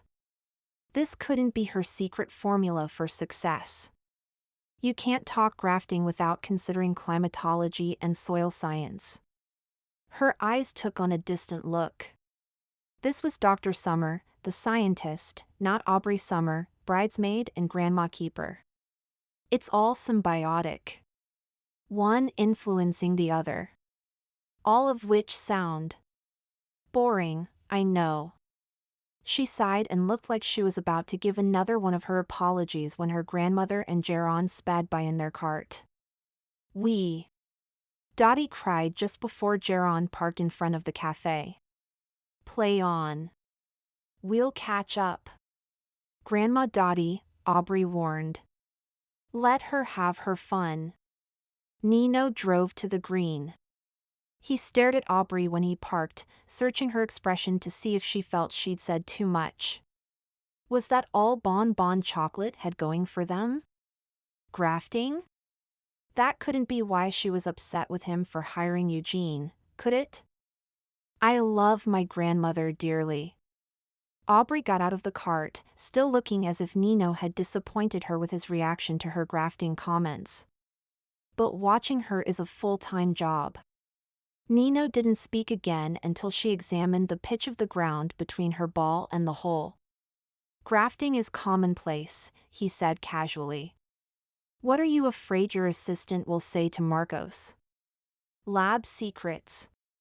She frowned at her ball, but he got the impression she was frowning at him, too. Or perhaps at their conversation. I've spent years working on experiments that have brought me to this point. I've risked company funds, my reputation and that of my family. She squared up to her ball and knocked it the 6 feet into the cup. Birdie. She reached down to retrieve her ball. You're uncomfortable taking risks. Nino tapped his ball too quickly. It rounded the rim of the cup and rolled several inches away, a metaphor for the way his subtle interrogation of Aubrey had been going. Close, but no clear results. Jaron and Dotty returned to their cart, holding iced coffee drinks and laughing. Nino was close to learning Aubrey's secret for tastier chocolate. He could feel it the way the peppery aroma of Ecuador teased his senses. I'm not afraid, Aubrey said evenly. I take risks all the time. As a researcher, I've devoted most of my professional life to experimentation. But in the lab or in a small plot on Bon Bon's cocoa plantation in Ecuador, it doesn't matter much if things don't work out. Did you know that most cocoa is grown and harvested by small farmers in mostly third world countries? He nodded. He did. He tapped his ball into the cup, making par. Farmers rely on a full crop twice a year, Aubrey said. Those participating in my program are expecting to earn more money since they're providing us with chocolate for a luxury line. My experiment is in phase 2, rolling out throughout the world. If I fail, if I'm wrong, if consumers don't like the resulting chocolate, families might lose their farms. Her voice wavered. Go hungry.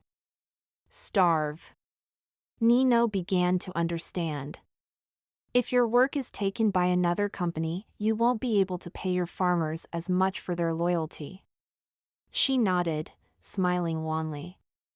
We've made promises. It's not just my reputation I'm protecting. It's so much more. Nino thought he understood Aubrey. She resented Eugene's quest for fame. She rescued whales.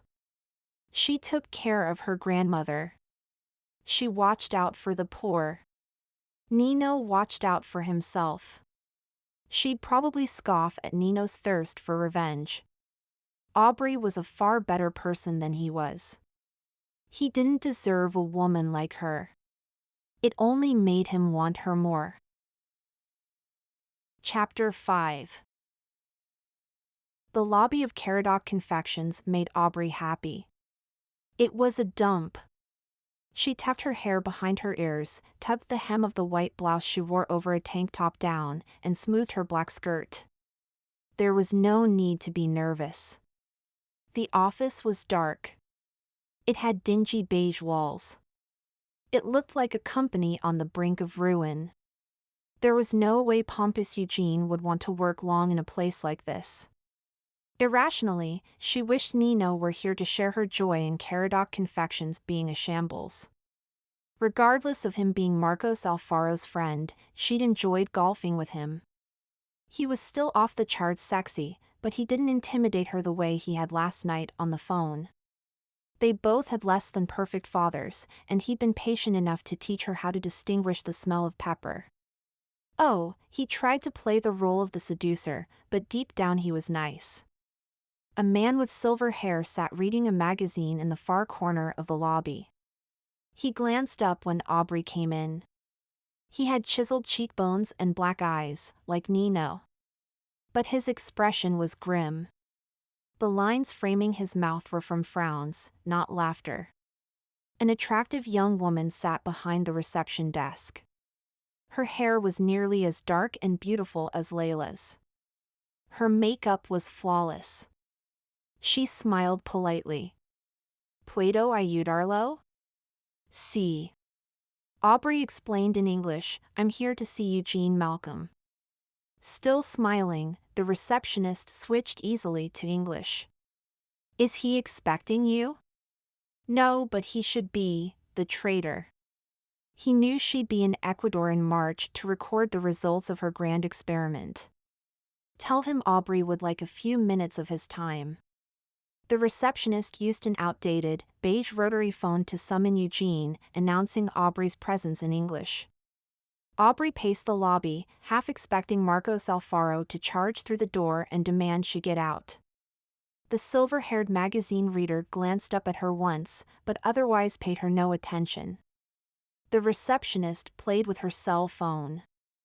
Aubrey chewed the lipstick from her bottom lip. Her father hadn't wanted her to go into science. He'd wanted her to marry well, preferably someone with connections he could use. Timothy Summer didn't have family, he had assets. But he was still Aubrey's father, and inexplicably, she still desperately wanted to make him proud. Wasting $1 million of Bon Chocolate's money wouldn't make him proud. Aubrey chewed her lips some more. She might be overreacting. Eugene couldn't replicate her cocoa bean results without the specific yeast solution that was added by the farmers to the cocoa fermentation process. Specific strains of yeast influence the taste and aroma of the end product, just as it did in beer and wine. Last year, during a trip to Florida for her great-uncle's funeral, Grandma Dotty had been given a jar of yeast Aubrey's great-great-grandfather and her great-uncle had used to make beer. The slurry had been propagated since Prohibition. Everyone in the chocolate industry was experimenting with different yeast solutions. Aubrey had already been conducting experiments with different strains of yeast and their influence on different combinations of grafted cocoa plants, but it was her great-great-grandfather's slurry, which had the most significant impact. Cocoa beans fermented with his yeast solution brought forth a richer, more complex flavor in the resulting chocolate. Eugene appeared, looking as disheveled as ever. Dr. Summer. He rushed across the frayed tan carpet and hugged Aubrey, releasing her almost immediately. He'd never hugged her before. He must truly hate this place. Aubrey's hopes soared. With splotches of red high on his cheekbones, Eugene took a step back, recovering his composure. He cleared his throat and shook Aubrey's hand. "So nice of you to pay me a visit." The receptionist and magazine reader both stared with unabashed interest. Spies. Aubrey couldn't shake the thought. "Eugene, is there somewhere we can talk in private?" Aubrey gestured toward the front door. "Perhaps outside." "Of course, Dr. Summer." He'd always insisted upon using her title. He held the door for Aubrey and followed her out, directing her to a bench outside under a pink-fringed tree in full bloom. "This place is quite different from Bon Chocolate." Aubrey had to work hard to keep the glee from her tone, because Eugene was going to come back to work for her. Why else would he greet her with such enthusiasm? "Excuse me, Dr. Summer." Eugene's backbone stiffened. He didn't have much in the way of a sense of humor. "I don't need marble floors and fancy coffee machines to help a company make good chocolate." "True." Aubrey forced herself not to gloat or fidget. "I'm going to the plantation this week. I thought you might enjoy coming along. The latest crop of our cocoa beans are fermenting." What an incredible suck-up she'd become. That didn't mean her insides weren't tied up in knots waiting for his answer. And if he said yes, she'd see if he was ready to come back to work at Bon Chocolate. Comments about marble floors and coffee makers aside, Eugene was a germaphobe and pompous. Chances were slim a facility like this one would have a clean bathroom reserved for his use alone. "I'm sorry, Dr. Summer." Eugene's demeanor changed at her invitation, lightened, as if he was appreciative of her groveling. "I don't have time for a trip. And I don't think it's appropriate that I go somewhere with my former employer, especially now that we're competitors. It's more of a professional courtesy." The glow over Caradoc's state of disrepair faded like a too rapid sunset. "This is awkward." Eugene rubbed his nose. He'd been blessed with a strong physical attribute that could detect all the things Aubrey's little nose could not. "Dr. Summer, you have to let me go." Aubrey's jaw dropped, perhaps all the way to the pavement. "We can't be together," Eugene continued. Aubrey almost fell backward off the bench. Her body might be in shock, but her brain was working overtime, producing a slideshow from the past, Eugene blushing when she complimented him, Eugene dogging her every step in the hallway, Eugene praising her work effusively. Eugene has a crush on me? Her sisters would never let her live this down. There's your age, of course, Eugene said crassly. But professionally, we can't be seen as being romantically linked. It would tarnish my good name. He stared at her with puppy dog eyes that belied his scold. All it would take was one word from Aubrey and he'd throw everything to the wind. How badly do you want that nose back? She imagined returning to the Brighton hotel with Eugene on her arm, imagined running into her newfound friend Nino, imagined Eugene leaning in to kiss her goodnight as Nino watched. Air as stale as moldy hay stuck in her throat. I don't want the nose back that badly. There had to be another way. One that didn't involve her romancing her former intern. Aubrey touched his hand. Eugene. His chest swelled. His eyes widened. He expected her to profess her undying love for him right there on the steps of her competition? Pride sucked the stale air right out of Aubrey's throat. She couldn't say another word. Nor did she have to. The receptionist stepped outside without her welcoming smile. Mr. Malcolm. Mr. Alfaro is on the phone for you. Aubrey got the feeling the receptionist had called her boss the moment she and Eugene had stepped outside. Or perhaps she'd been texting him while Aubrey waited in the lobby. Gracias, Eugene said, standing. He smiled at Aubrey apologetically. Mr. Alfaro and I are working closely together. I'm sure you'll understand this job is very important to me. Right. Aubrey couldn't keep the sarcasm from her tone. More likely, Marcos Alfaro was keeping Eugene under lock and key while making him feel important. Marcos had made his bed, and he could lie in it with Eugene. If you tire of that relationship, I'm staying at the Brighton Hotel until Sunday. A week, Eugene said absently. I understand. He scuffed the soles of his faded brown loafers as he returned to Satan's lair. Aubrey went to Caradoc, Nino said to Mateo in Spanish as he entered the Brighton's lobby an hour after he talked to a cagey Eugene on the phone. Did Dr. Summer ask for you? Mateo snapped his fingers and a bellboy rushed forward to take Nino's motorbike helmet and gloves. Mateo had once been a production manager at the motorbike plant Nino had bought. It was Nino's first major foray into manufacturing and his first purchase of a company in which his father had shares. He'd bought back all his father's stock and then he proposed changes at the renamed Cantuna Motorbikes, less slow handcrafting, more fast production line. Mateo was the only employee to stand up to Nino, pointing out that with the right tools and processes their quality and sticker price could go up without sacrificing much in the way of production time. He'd been Nino's right-hand man ever since. Mateo was something of a Renaissance man, knowledgeable and skilled at many things. When the Brighton had been remodeled, Mateo had claimed an office on the ground floor, saying that since Nino was living in a penthouse suite he needed to be close. She saw Eugene. Nino walked toward the elevator bank. Has she returned? He wanted to know what Eugene had told Aubrey. Now. Did she know Marcos and Nino were one and the same? Did she know his raw inventory was ruined? The bellboy hurried ahead and pressed the elevator button, keeping his back to Nino, trying to be invisible. Dr. Summer has not returned. There was no urgency in Mateo's voice. No panic. No anger, either. What about your father? Did she talk to him? He was there, too? The frustration Nino had been feeling on the ride over knotted in his head, swelling like a drenched rope that pressed against his temples.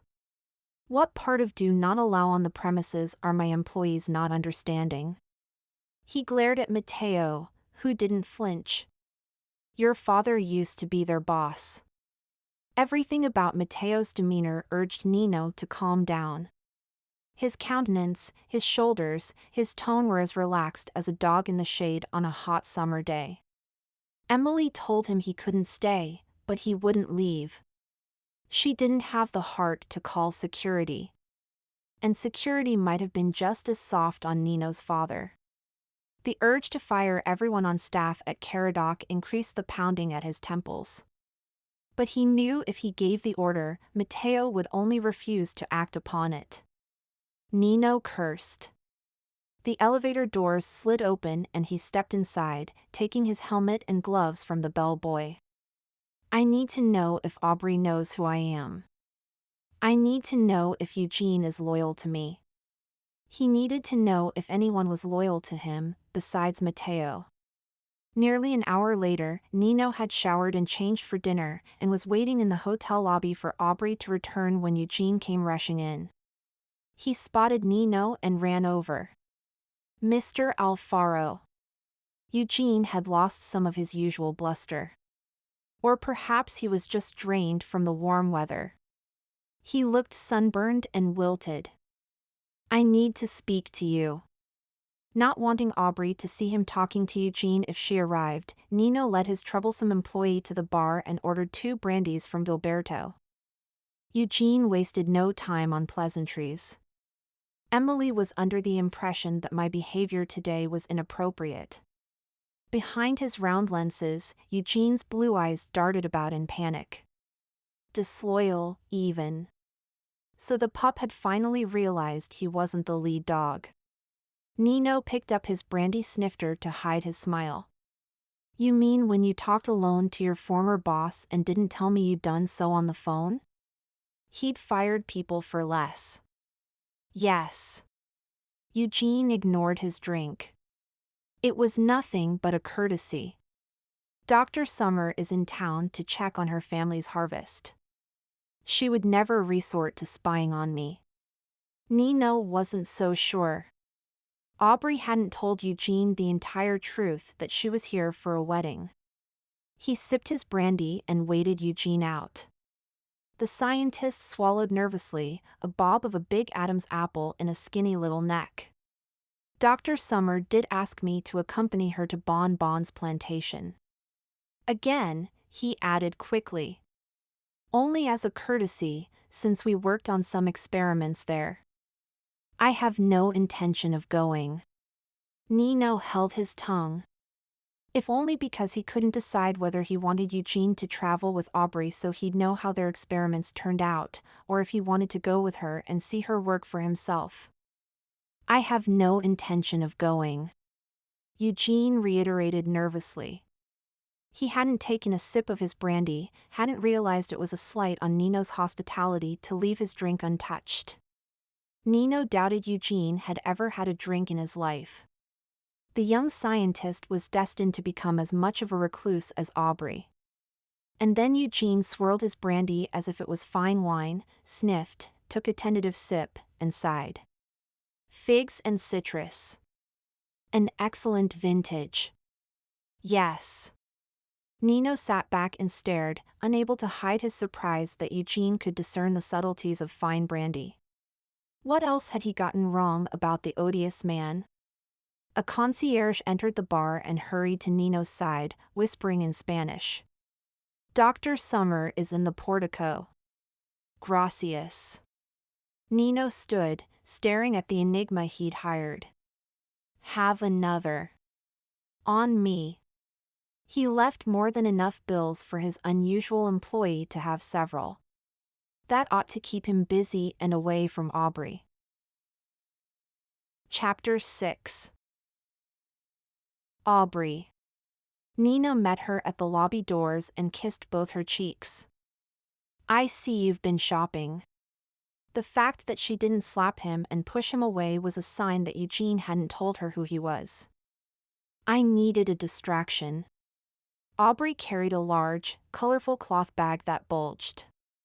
She wore a short black skirt and tank top, covered by a short white shirt she didn't have buttoned. Her cheeks were pink, but not from Nino's attention. She accepted a glass of lemonade from a bellboy. Before I went shopping, I stopped by Caradoc Confections. She looked slightly bewildered. I was only able to talk to Eugene for a few minutes. And what did he say? Nino blurted, eager to know. Nothing I expected. She tried to smile, but it was a sad try. I'm sorry. I don't mean to trouble you with my drama. Listening to a friend's concerns is no trouble, he said with empathy. You are so sweet. A phrase no one had ever applied to Nino. Ever. Her smile widened. On a brighter note, that Caradoc place is hideous. They'll never make chocolate on par with Bon Bon chocolate, even with Eugene's help. Nino's shoulders snapped back. She dared denigrate his company? Couldn't she see beyond the facade to Caradoc's potential? He scowled, half at her assessment, half at his fear that her assessment might be true. Noting his scowl, the lobby staff disappeared behind pillars and desks, and into back rooms. If you'll excuse me, Aubrey sipped her lemonade, and then wiped her brow. I need to check on my grandmother.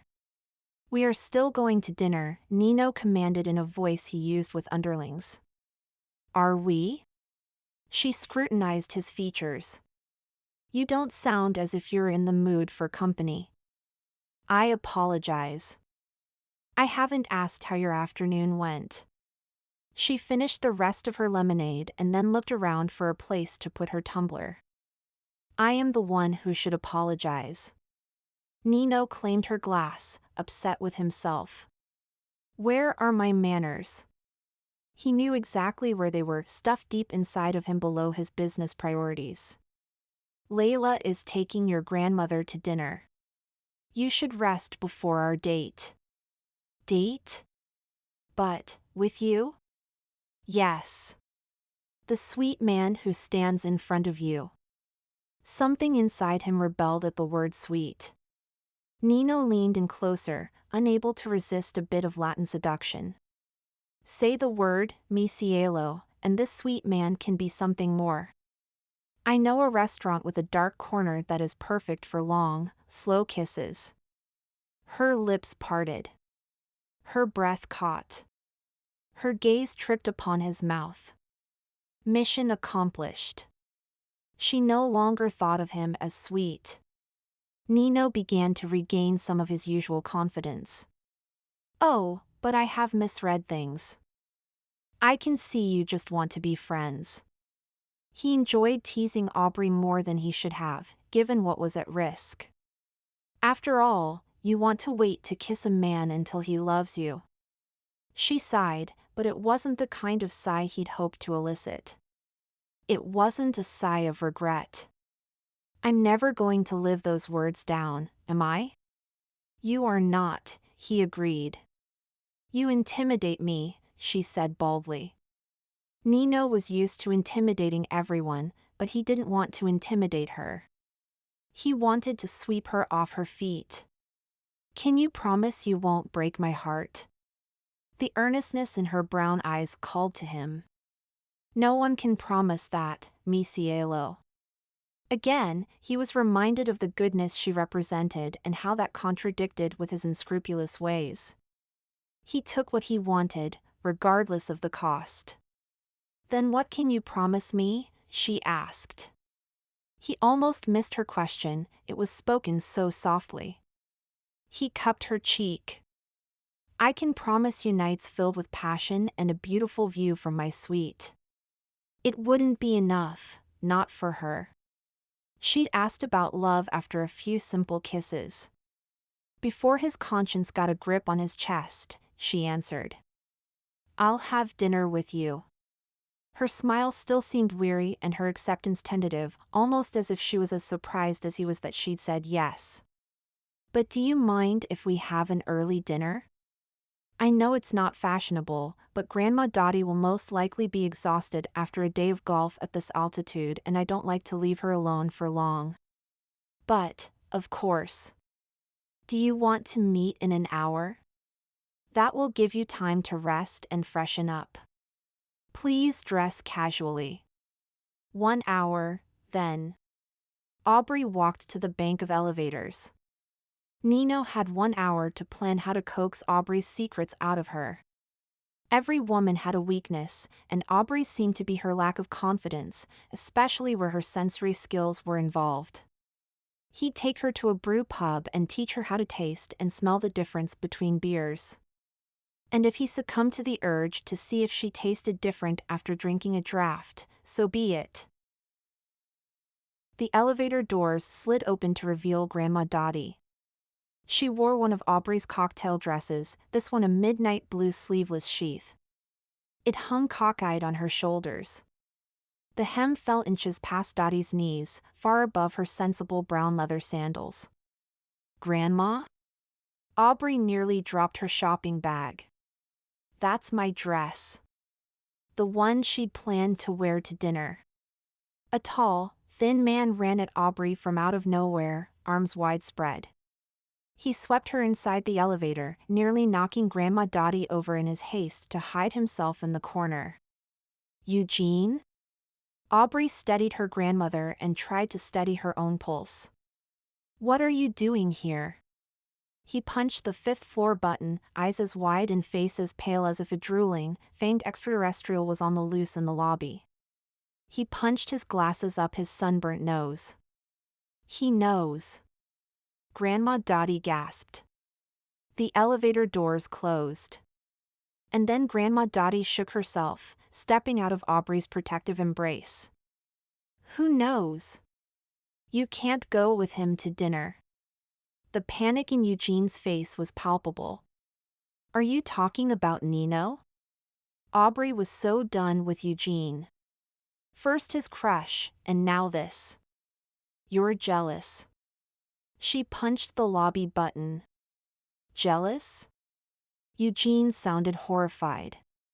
Dr. Summer, I'm trying to protect you and your work. I. Grandma Dotty tilted her head toward Aubrey's former assistant. Is this the nose? Did he get out of line with you? She bunched her petite fingers into fists.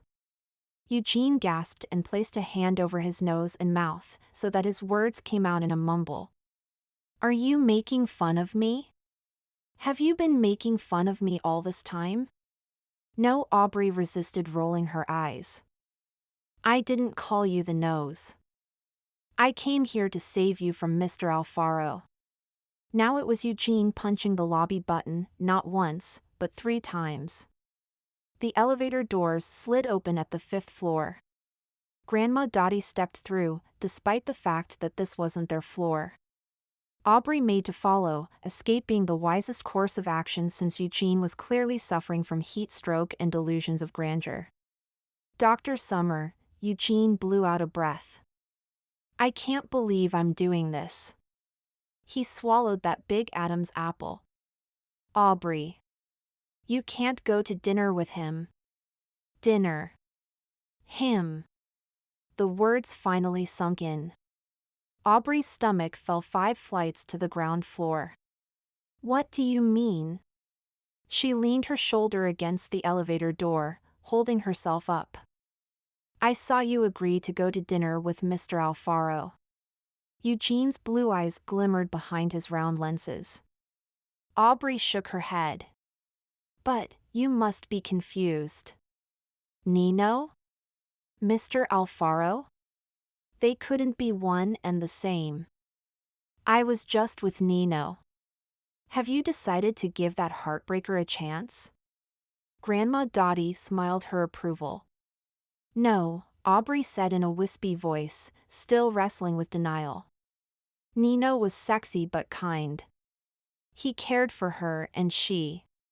No, Eugene whined the way a child does when his mother makes a wrong assumption. Please tell me you aren't falling for him.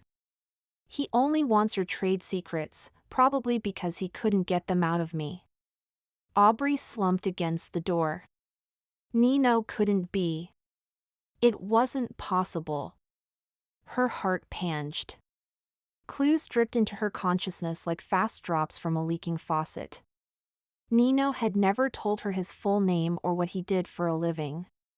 He was curious about her hatred of Marcos Alfaro. He'd repeatedly tried to charm her with his interest in her work. Aubrey slid to the floor, feeling sick. He was trying to use her. He must think she was an idiot. I heard a hotel employee telling Mr. Alfaro you'd arrived, Eugene said, recovering some of his pride. My Spanish is getting better. I don't think Mr. Alfaro realized I knew what was being said. Now it was Aubrey covering her mouth. There was no denying it. Nino is Marcos Alfaro, Aubrey admitted miserably. She'd come to Ecuador resenting Marcos Alfaro. And now, she hated him. Sadly, a part of her still longed to kiss him. But, I thought the nose was the threat. Grandma Dotty was slow on the uptake. He went to work for this Alfaro character. I would never betray you. Eugene knelt and stared at Aubrey with worshipful eyes. But, Dr. Summer, what did you tell Mr. Alfaro about your work? The world tilted. Aubrey couldn't remember. She could remember the strength of his arms around her, the taste of his kiss, the sound of his laughter. She could remember how he made her feel cherished and desired. Her breath hitched. But it was all a lie. The elevator alarm buzzed, making them all jump. Nothing. I told him nothing, other than small talk about grafting. Which was only a small piece of the innovation puzzle.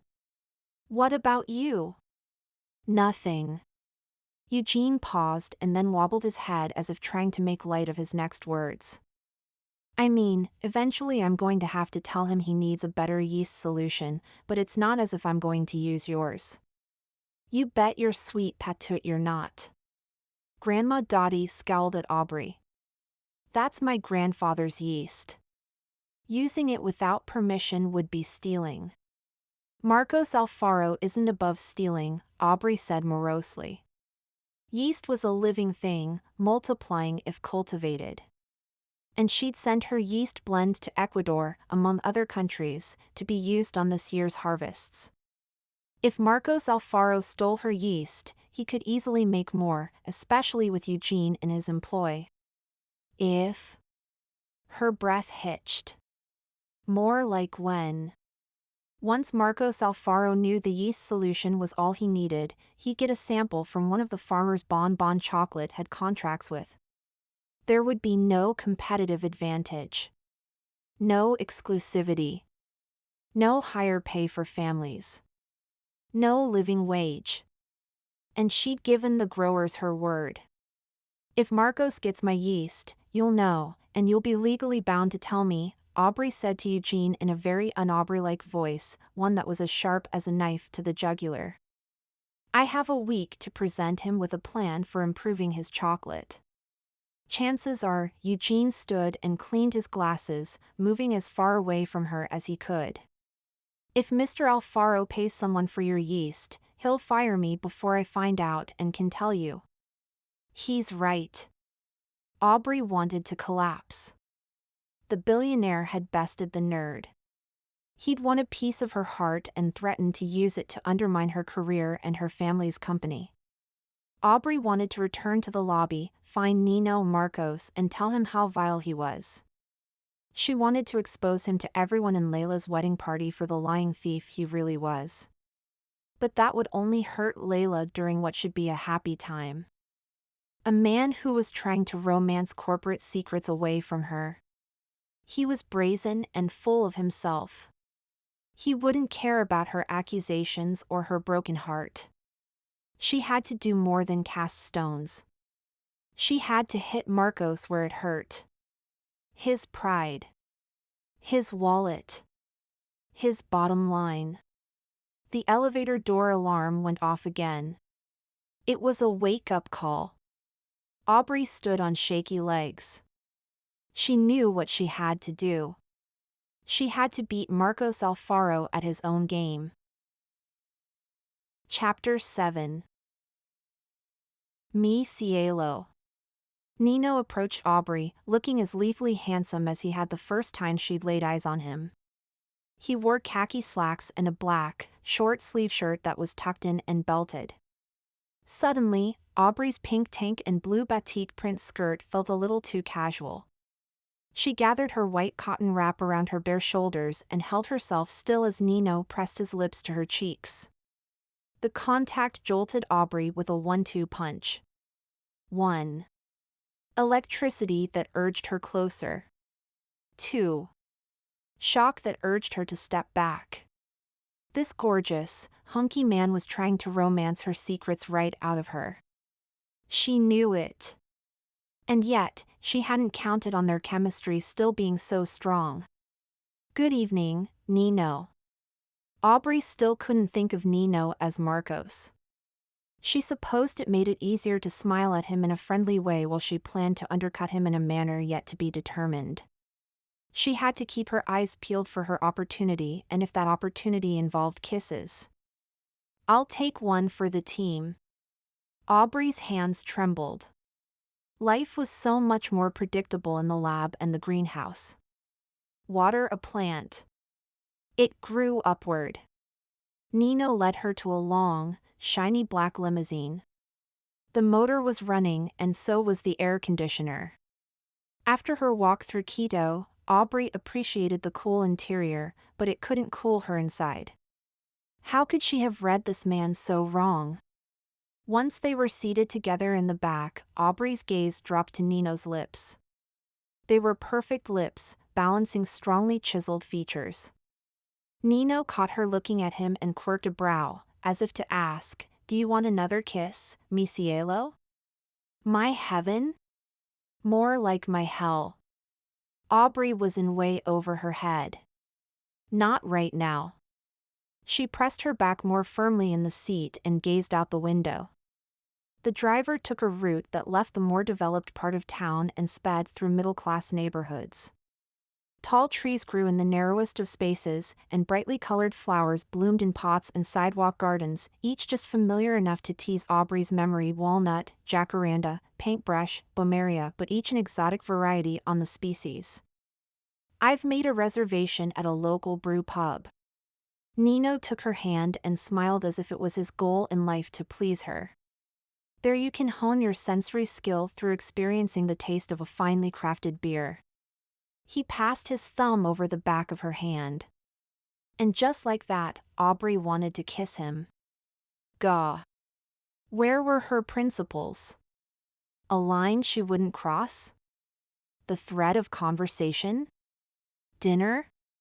Beer? Sensory experiences? His thumb stilled. Ah, yes. I can taste just fine, Aubrey choked out. I have a hard time distinguishing smells. Nino sked. The identification of various smells is often learned through taste. I own a vineyard. I once studied to be a sommelier. Of course, you did. He was an overachiever. At his odd look, she added, "You are a true Renaissance man. Do you know how beer is made?" Nino slipped a hand to the base of her neck, his touch and warmth drawing her closer. Yes. Was that her voice? It sounded husky and seductive. My great-great-grandfather ran a speakeasy in Boca Raton, Florida. After Prohibition ended, he continued to make beer. Nino eased her closer. A more sophisticated woman might have stopped talking. Not Aubrey. He had a batch of yeast he cultivated, claiming it was his special blend. I swear, whatever jar he used to propagate his slurry, you couldn't get the smell out of those containers, no matter how many times we tried. Finally, Aubrey managed to clamp her lips closed, but her eyes were wide open and staring at Nino's mouth. Your knowledge of yeast is impressive. If I am a Renaissance man, you are a Renaissance woman. He nuzzled a spot of skin beneath her ear, nudging past her boundaries. Each member of the wedding party is hosting an event this week. What did you plan? Layla said your event is tomorrow afternoon. Nino stopped talking and nipped a trail along her neck toward her shoulder. Aubrey's head fell back against the seat, her resolve slipping along with it. A chocolate tasting? Aubrey said breathlessly. Chocolate. She lifted his chin until his eyes were level with hers. I brought samples from Bon Bon Chocolate, including prototypes of our latest release made in the lab. The premium chocolate made with her great-great-grandfather's slurry. And I bought some chocolate made by Caradoc Confections, which is, of course, inferior in every way to Bon Bons. Nino turned stone-faced. Aubrey mirrored his expression, but inside she was giving herself a slap-happy high five. Nino didn't like his company's reputation impinged. He owned many manufacturing businesses. Motorcycles. Textiles. Wine.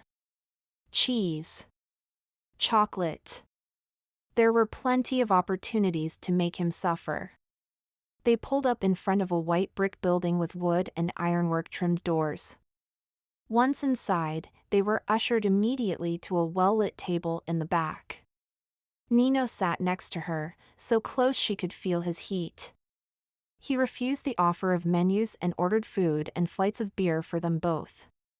That was arrogant, Aubrey said, striving for a tone that was neutral with a noticeable hint of disapproval, the kind a woman who didn't want to offend Nino might use when miffed.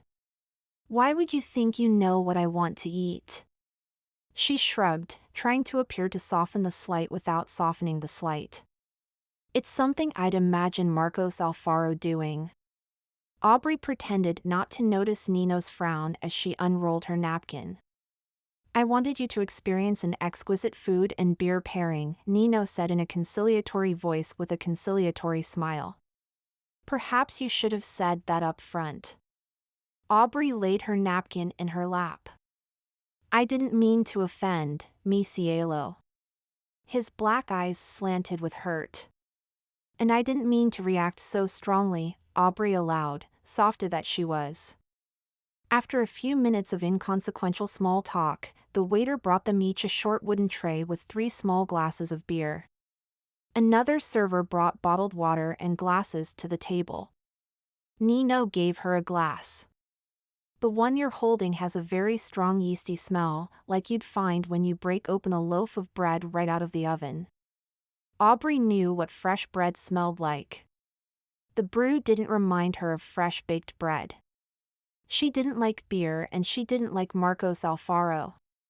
But if she refused the experience, he'd know the jig was up. And there was the slight possibility, given his successful instruction regarding the aroma of barbecue on the golf course, that she might learn something. And now we sip. Nino continued his lesson. There's a sweetness that lingers in this one. Just a hint. It comes from the malt. If you take another taste and let it sit on your tongue, you might be better able to notice it. In Aubrey's experience, sweet was ice cream or chocolate. But she dutifully tasted a bit of her beer, rolling her tongue around her mouth, not sure if she found any sweetness. Very subtle, Nino said encouragingly. On the tip of your tongue. Breathe deeply. Fill your lungs with it. Aubrey took a third sip, draining the small glass, and then sucking in air. She swallowed. It's in the aftertaste? Almost like a green banana? A guess. She was probably making a fool of herself. Yes. Nino raised his fists in the air as if Aubrey had scored the game-winning soccer goal. They tried the second sample of beer, and at Nino's urging, Aubrey tried to identify its flavor, too. Nutty? Aubrey guessed, grasping at sensory straws after several sips and sniffs. There is something at the back of my throat and nose? Bravo. Nino kissed the back of her hand. You have an untapped gift. She beamed at him before remembering he was her enemy. It was easy to fall back into the trap of this attractive, charismatic man when she was receiving his praise. The third sample was a deep brown. It smells like wood, Aubrey noted before tasting. She took 2 sips and nearly choked when she tried to breathe deeply with beer in her mouth. When she was finished coughing, she asked, "and is that vanilla?" "Let me check," he said. She hadn't noticed that Nino's arm was resting across her shoulders. He drew her to him for a kiss as intoxicating as the strong brew. He ended the kiss and touched his forehead to hers. "If vanilla is wondrous and addictive, then yes. That last sample was full of vanilla and I want more." Aubrey knew she should resist his words and his touch. But she couldn't. Nino would be her downfall, but she would go down in flames. Chapter 8. "I think Aubrey knows who I am," Nino said to Mateo in Spanish at the hotel after he bid Aubrey good night at the elevator. "There was something about the way she spoke to me tonight. It just felt wrong." But there had been nothing wrong with her kisses. She had melted in his arms. He'd lost track of time and his agenda, not asking one question about her work. Mateo gave Nino a familiar look, one that said, "You must be kidding me. It couldn't have been that you've been lying to her all this time and that you feel guilty about it? You make me sound like Cantuna." Nino bristled. "Whose side are you on?" "I like to think yours, but as your paid conscience, I sometimes have to switch sides." Frown lines were etched in Mateo's forehead. "I refuse to fault Dr. Summer for being smart enough to identify you." He smoothed his already smooth hair in place. "Why don't you just tell Dr. Summer who you really are? Then you can ask her for advice for your company, rather than all this subterfuge." "She'll never help me." Of this, Nino was certain. She hates Marcos Alfaro. She thought Nino had no regrets. That he'd never have regrets. "But she likes you," Mateo said firmly. "I've seen you together." Nino weighed the risk of telling Aubrey the truth against continued deception. Based on their kisses, there was a chance she'd be kind to him. If only she hadn't mentioned earlier today that her trust was hard-won. "She won't like me after I tell her who I am." "She'll hate Nino and Marcos Alfaro if you're successful extracting her cocoa secrets," Mateo pointed out. "You compromised your principles while trying to take over your father's businesses and force him into bankruptcy. But this isn't the kind of man you really are. Remember where you came from." Deep inside Nino, a shockwave began, more upsetting than Quito's earthquakes. Fear was at its epicenter. Fear that he'd make a mistake and be forced back to the slums once more. Fear that he'd finally found a business he couldn't turn around. What did he know about making chocolate? Next to nothing. And as with any fear, he turned his back on it. "Aubrey is setting up a chocolate tasting tomorrow. I want Caradoc to make a good showing." "That will be hard to do considering the quality of chocolate you've got on shelf." Not even Mateo could find something nice to say about Caradoc product. "Isn't there a woman on our hotel staff who dips cakes and strawberries in chocolate?" Nino struggled for a name. "Tamika. If we were to dip some of Bon Bon Chocolate's truffles." Nino couldn't complete the sentence. But he couldn't take the words back either. Aubrey planned a chocolate tasting with his friends and Caradoc's product was inferior. Nino did not like knowing that he'd lose. But this plan, it was something Cantuna would devise. Nino wondered what it would be like to have a conscience, to have made a life's work that was worth protecting passionately the way Aubrey talked about defending hers. "I made a deal with the devil." "Think carefully about the games you play," Mateo warned. "You have forced every business your father touched into bankruptcy, and then turned them around. You don't need to build Caradoc on the back of Dr. Summer's work." "I do. My father wants something from me." Nino had to prove to his father that he brought nothing to the table. "He thinks he can be useful and creating chocolate on par with Bon Bon Chocolate without him will send a message. One he can't ignore." "I don't need him." You don't know that your father can't be useful. Nino made a sound of disgust. His father's track record with business proved otherwise. Maybe he can give you what you're looking for, Mateo said softly. Peace. My father can never give me that. Unfortunately, Nino suspected the only person who could was the one person he had to betray. The deal had been made. There was no turning back. I've never been comfortable with mud on my face, Aubrey said, barely moving her mouth because the mud had dried. The female wedding guests were having morning spa treatments. Their high-pitched voices and laughter drowned out the mellow music and filled the room, which was decorated with original artwork, pots of live bamboo and pale green walls. It was meant to be relaxing, but Aubrey was wound up tighter than an early spring rosebud. This afternoon they were going to taste his company's chocolate against her company's chocolate. She'd enjoyed his kisses last night knowing she'd be making her move today, an so innocent experiment that would prove Marcos Alfaro could never make fine chocolate. And then he'd know he could never have her. Goodbye, kisses.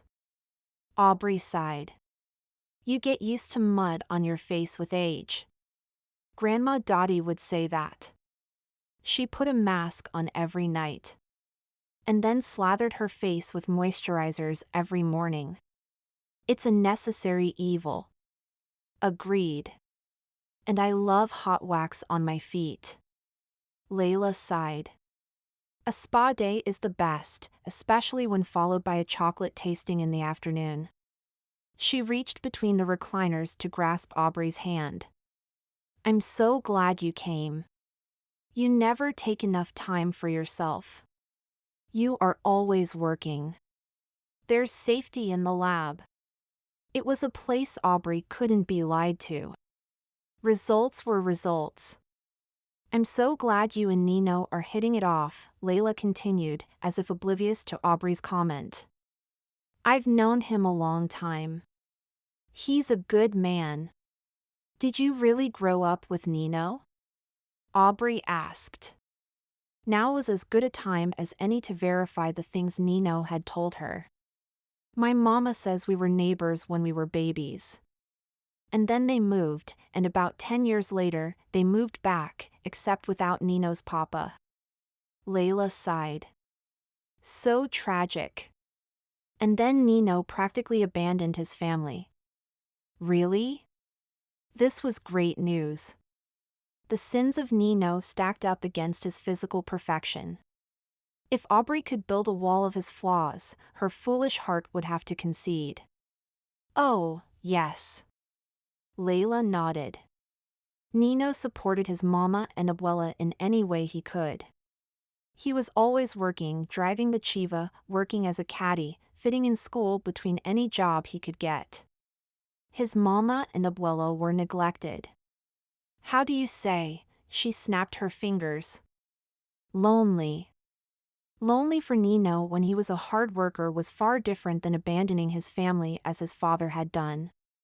So much for adding to the impression that Nino was heartless. His experience as a caddy explained why he'd stopped to apologize for Jaron almost running one over and giving him a tip.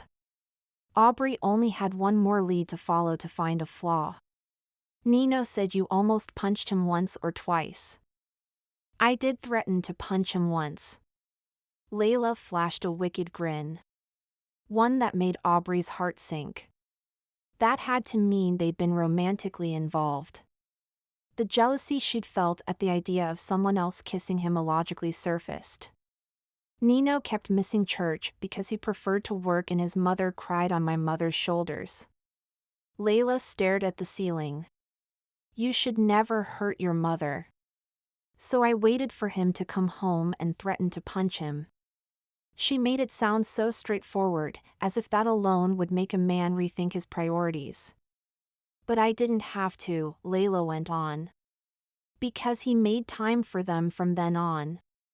Never underestimate the power of a mother's tears, Grandma Dotty said sagely, eyes closed. Layla half turned toward Aubrey, cracking the mud on her face with her frown. Bree, you sound as if you are questioning Nino's honor. I can assure you that the only flaw he has is to make his father pay for leaving he and his mother homeless. Revenge is not very honorable. Aubrey sighed. But they don't lock up men for abandoning their families, do they? They do not. Ecuadorians are passionate about payback, I'm afraid. Layla settled back on the recliner. And from what I hear, Nino's father has finally hit rock bottom. Now Nino can finally take the time to enjoy life. All he needs is love to show him the way. She made a clicking noise with her tongue, waggling her perfectly plucked brows at Aubrey. That was subtle. When dealing with Nino, subtlety would lose every time. If you wanted subtlety, you'd stay in your lab, Layla pointed out. If it's love you want. Love. Dotty scoffed. This Alfaro fella took Aubrey's nose. And he wants to know how to use it. Layla's eyes widened. She glanced at Aubrey and whispered, Dotty has gotten worse, no? Aubrey shook her head, refusing to explain. How do I look? Dotty asked. Aubrey turned, mid-chocolate preparation, expecting to see her grandmother in a long flowing skirt and flowery blue blouse. That was indeed what Grandma Dotty wore, except she'd accessorized her look with a blonde wig, slightly askew, straight locks draped over her shoulders. She looked like an aging fairy godmother in one of those old cartoons. It was both too much of a look for most senior women to carry off and just the right look for her grandmother's youthful spirit. What do you think, Bree? It takes 10 years off me, doesn't it? To avoid answering, Aubrey popped a chocolate truffle in her mouth. Grandma Dotty frowned. You don't like it? I thought for sure it'd get me someone Nino's age at the bar this evening. Grandma Dotty and her bucket list. Aubrey vowed then and there to keep her grandmother in the hotel room tonight. Aubrey wouldn't have any plans this evening given Nino would never want a date after his chocolate suffered a big defeat in the tasting.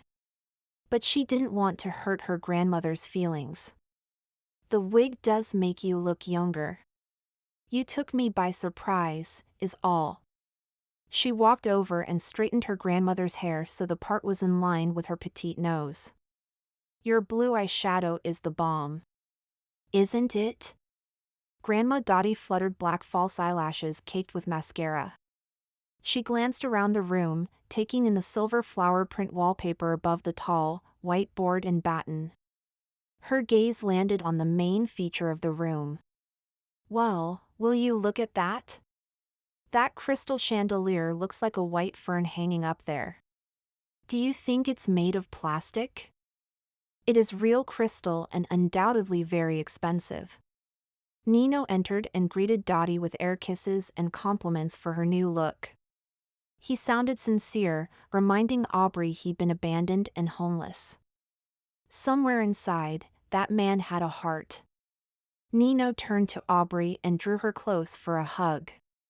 His arms, his scent, his warmth encompassed Aubrey, and for a moment she allowed herself to imagine his interest in her was genuine. You look as beautiful as always, mi cielo. Nino pressed his lips to her forehead before releasing her. I can't stop thinking about last night. And I could hardly wait to taste chocolate with you today. Chocolate. It was her safe word. Aubrey's romantic fantasies came crashing back to earth. She sidestepped Nino's kiss-laden landmines and sought neutral footing. I learned a lot about the subtleties of beer. That much was true. Someday she might not need a nose, having trained her own. Your skill can only go up from here. Nino turned toward the door and snapped his fingers. And look. I've brought you a surprise. Eugene shuffled in, looking extremely unhappy. His clothes were as wrinkled as always, but his hair was uncharacteristically limp, and his nose was beginning to peel. Hello, Dr. Summer. This is my surprise? Aubrey said weakly. Does he know that I know who he really is? Yes. Nino drew Aubrey forward to greet her former research assistant. I found Eugene in the lobby asking for you. Nino had taken the game to the next level by bringing Eugene into this. Aubrey didn't need any more proof to know what Nino thought of her. To him, she was just a naive scientist. Hey. Grandma Dotty frowned at Eugene. Isn't that? My former lab assistant, Aubrey cut her grandmother off. Anger surged. Good to see you again. Eugene stared at the floor. What a coincidence that Eugene came on the same day as your chocolate tasting. Nino's smile made Aubrey want to scowl. It was no coincidence. He brought you triple chocolate truffles from Caradoc Confections' test kitchen.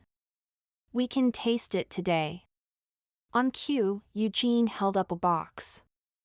Aubrey glared at Nino, registering a flicker of what a more charitable person might have called remorse.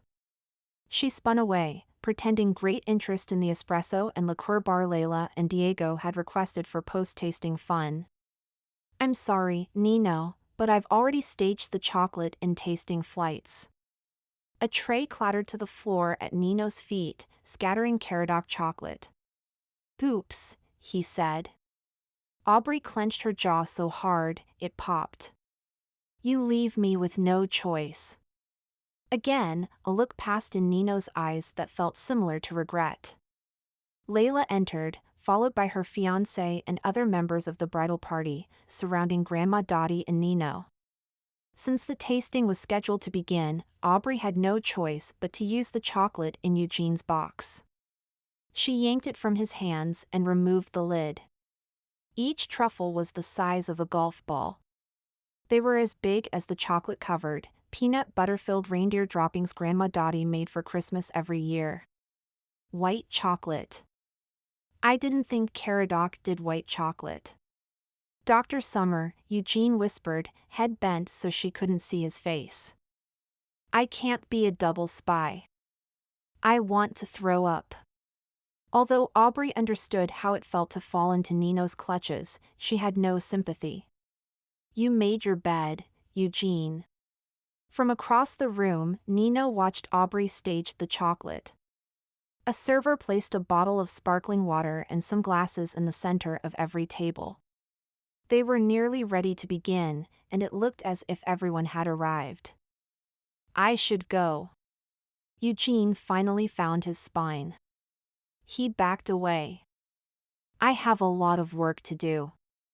Don't go yet. Nino joined them at a tall table. I can't wait to taste your special chocolate. Aubrey swallowed a growl. Eugene paled. But I insist. Nino clapped Aubrey's former employee on his bony shoulder. Let's do this. Aubrey was ready to have it out with Nino. His chocolate couldn't be as good as hers. She called for the tasting to begin. We've got chocolate made from cocoa beans grown in Ecuador. If the sugar doesn't perk you up, when you're done, the espresso or chocolate liqueur will. Start with the small piece on the left and work your way over. Take your time, drink some water in between. Just for grins, she bared her teeth at Nino. At the end of the tasting, we'll be choosing a favorite. The Caradoc truffles had a white chocolate coating, a dark chocolate layer underneath that, and a soft chocolate cream center. Admittedly, it was good. But it was so rich it required a big drink of water. Aubrey made a face for Nino's benefit. I'm not a fan. This white chocolate one is good, Grandma Dotty contradicted Aubrey with her mouth full. She was powering through the samples as if she hadn't eaten today. She snapped up one of Bon Bon's high-end chocolates. This looks familiar. It has the company's logo stamped on the bottom.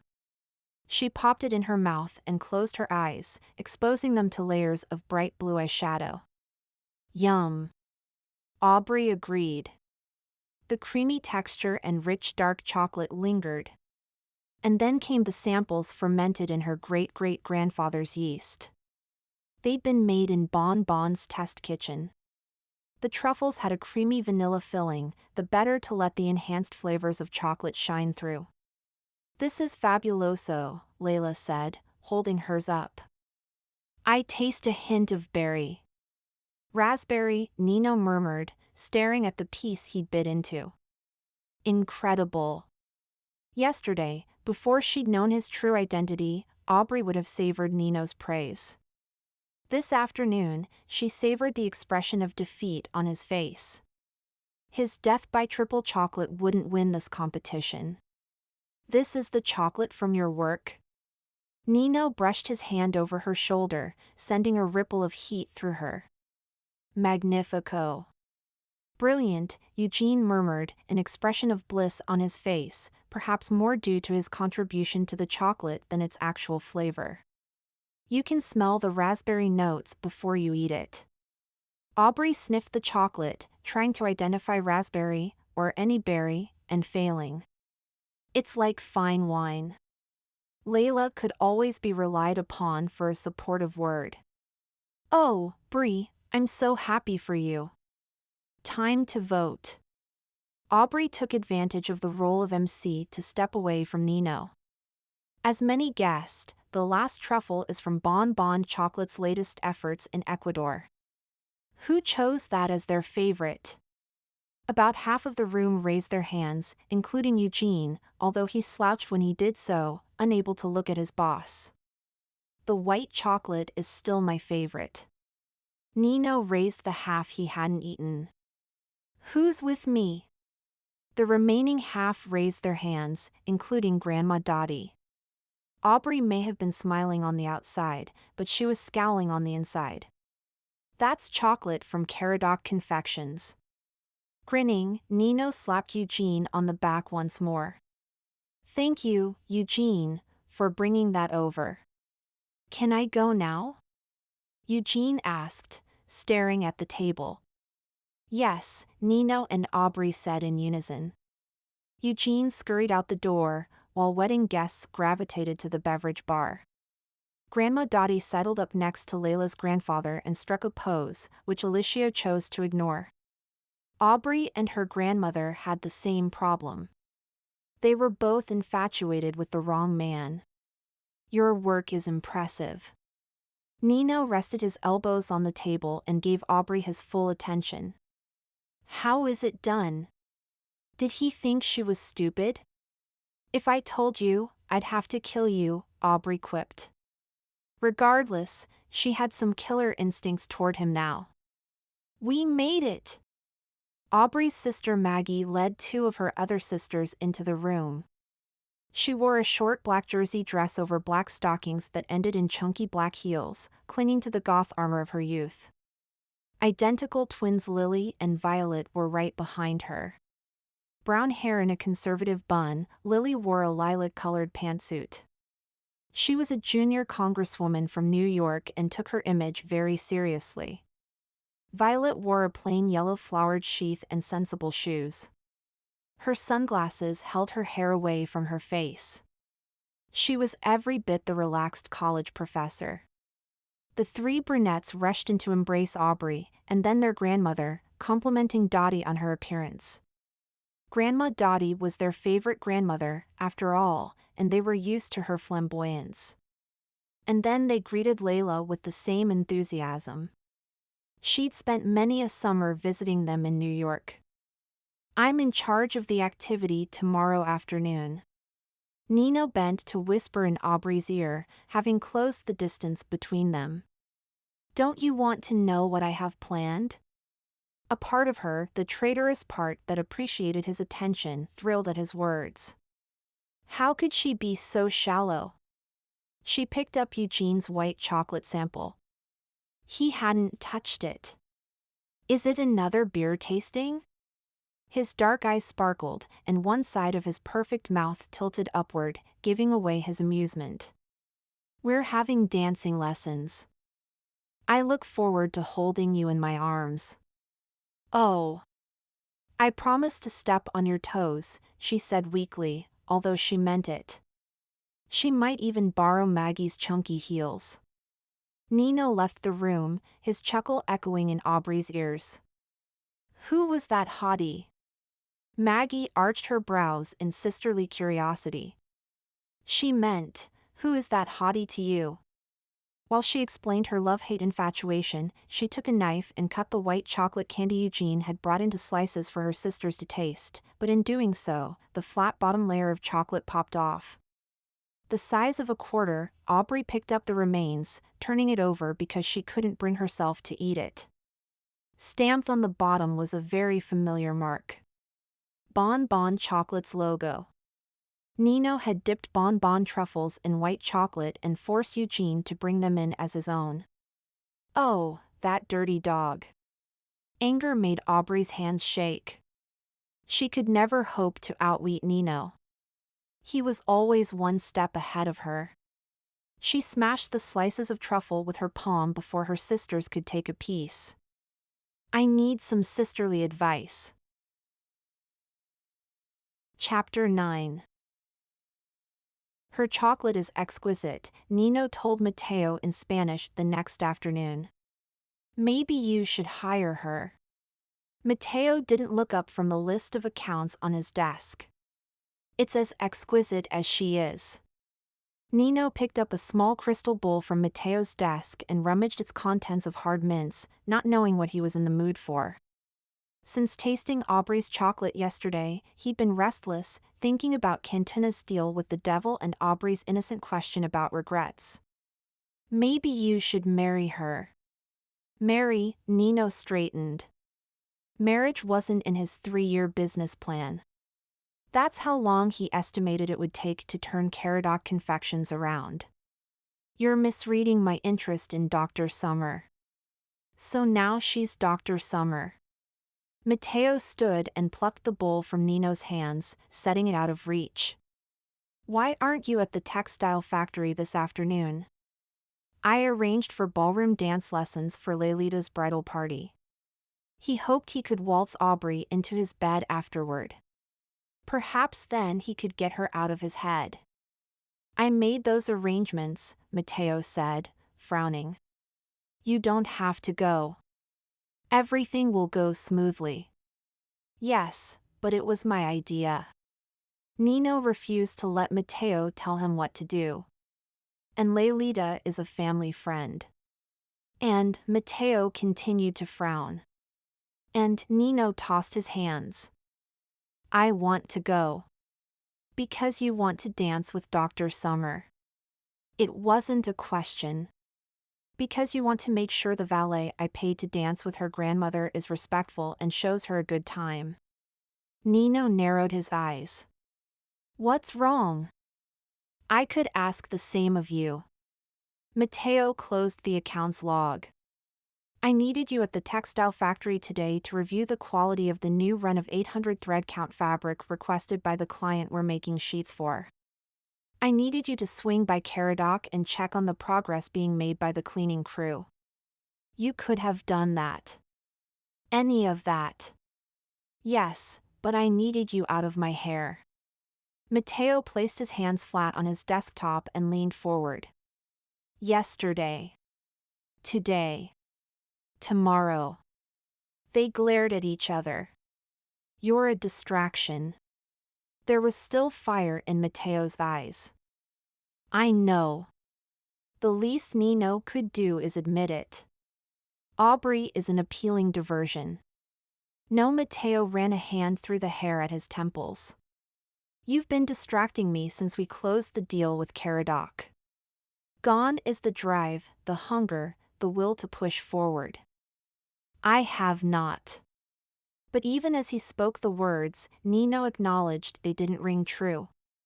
He sat back in his chair, encountering solid wood that jolted his spine. I admit, not having a new target of my father's in mind slowed me down, but I have always been committed to my businesses and my employees. Unlike his father, who had been committed to the money he could milk from them. I am determined to turn Caradoc around. In fact, the thought of talking to Aubrey about chocolate perked him up. And then what? Mateo held out his hands. Where does the acquisition end and the satisfaction with life begin? This is my life, Nino said staunchly. And the way I choose to live it. What had happened to Cantuna after the monks had paid him? Had he continued to build and cut corners? Or had he and his family lived happily ever after? Nino chose to believe the latter. I will find other companies to take over. You are so blind. Matteo's brows lowered in disapproval. Talk to your father. Make peace. You know that's not possible. Nino's voice deepened with anger. He doesn't deserve forgiveness. He doesn't deserve a place at my table or on my payroll.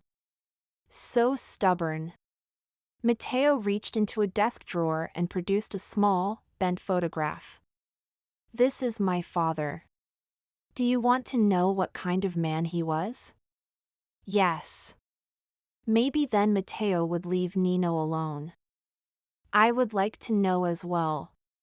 Matteo smoothed the photograph on his desk and stared at his father's face. He died when I was a boy. I'd like to know if I got my knack for numbers from him. Or my blind loyalty. He slanted a gaze Nino's way. What does your mother say? That she can't remember, or she doesn't know. Matteo sighed. I want to make him proud. He would be. He'd gone from a factory worker barely making ends meet to Nino's chief operations officer. But I'll never know, will I? Matteo slid the photograph back into the desk drawer. You want to make your father proud, too. Nino scowled. I want nothing from my father. Nothing. Matteo removed a mint from the bowl and slid it across the desk to Nino. You won. He's a broken man. What did you expect to hear from him when he signed over Caradoc confections to you? I don't know. And he hadn't known the day the deal was closed either. You wanted him to say he was wrong, that he was sorry, that he was proud of you. Matteo's voice had lost the edge of anger. You'd worked for most of your life to make him see you as an equal. Nino scoffed, but could work up no argument. It was like a movie with an unsatisfactory ending. Matteo's words trickled into Nino's ears, oozed into his chest, tugged at his heart and whispered, see. Nino didn't want to agree. The scowl returned. I don't need anyone's good opinion. Instead of arguing, Matteo sat back, lacing his fingers over his chest. What do you think your father would say about your interaction with Dr. Summer? Bravo, Nino murmured. It was just the kind of action his father would take. The thought sickened him. My time with Aubrey is above reproach. The words came out thick and slow, like hard syrup that shouldn't be poured on pancakes. You and I both know that isn't true. Matteo smirked. You are hunting Dr. Summer as if she has the key to the castle you've been unable to conquer. She is the first woman you've had to chase after in years. Maybe ever. She has something Nino cast about for the words, but it was no use. The syrup had clogged his throat with lies he was telling himself. But sometimes lies are all you have, especially when you don't want to admit having regrets. Dr. Summer has something you don't have today, something you might want to seek instead. Matteo touched the handle of the desk drawer where he'd put the photograph of his father. Honor. Nino's chin jutted of its own accord and he refused to give Matteo's comment legitimacy by commenting. Enough. Matteo sat back in his desk chair, pointing at the bowl of mints. Women are like this crystal bowl. Their hearts are easily broken. He pointed at Nino. You, my friend, are going to break Dr. Summer's heart, because you want to possess her, not love her. Nino stood, unable to taint the sainted air Matteo was breathing. You're too honorable for your own good. Like Dr. Summer and her colorful grandmother. Rather than think of Aubrey, Nino latched onto the image of Dotty in her wig. The old woman was one of a kind. She reveled in life. She deserved her moment in the sun with someone who'd love her for who she was. And who will love me? Nino stumbled over the chair leg in his haste to get to the door. Love? Love made men weak. Nino didn't need to be loved by anyone but his mother and his abuela. Aubrey's face came to mind, so determined, so passionate. The man she chose to love would be lucky. But it wouldn't be him, because he had no regrets and, as Mateo had pointed out, no honor. Nino opened the door and breathed air that wasn't any easier to suck in. Nino closed the door behind him and paused, collecting himself.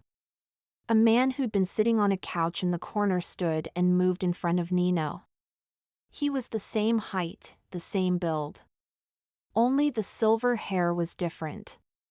Nino almost turned back around to berate Mateo, who knew everything that went on in this hotel, including who passed through its doors. Instead, he said simply, "Father." "I must talk with you," Nino's father said. "We have nothing to say to each other. If you need money, and how could he after receiving a payday just 2 months ago? Please contact your bank for a loan." Nino tried to move past him. His father caught his arm.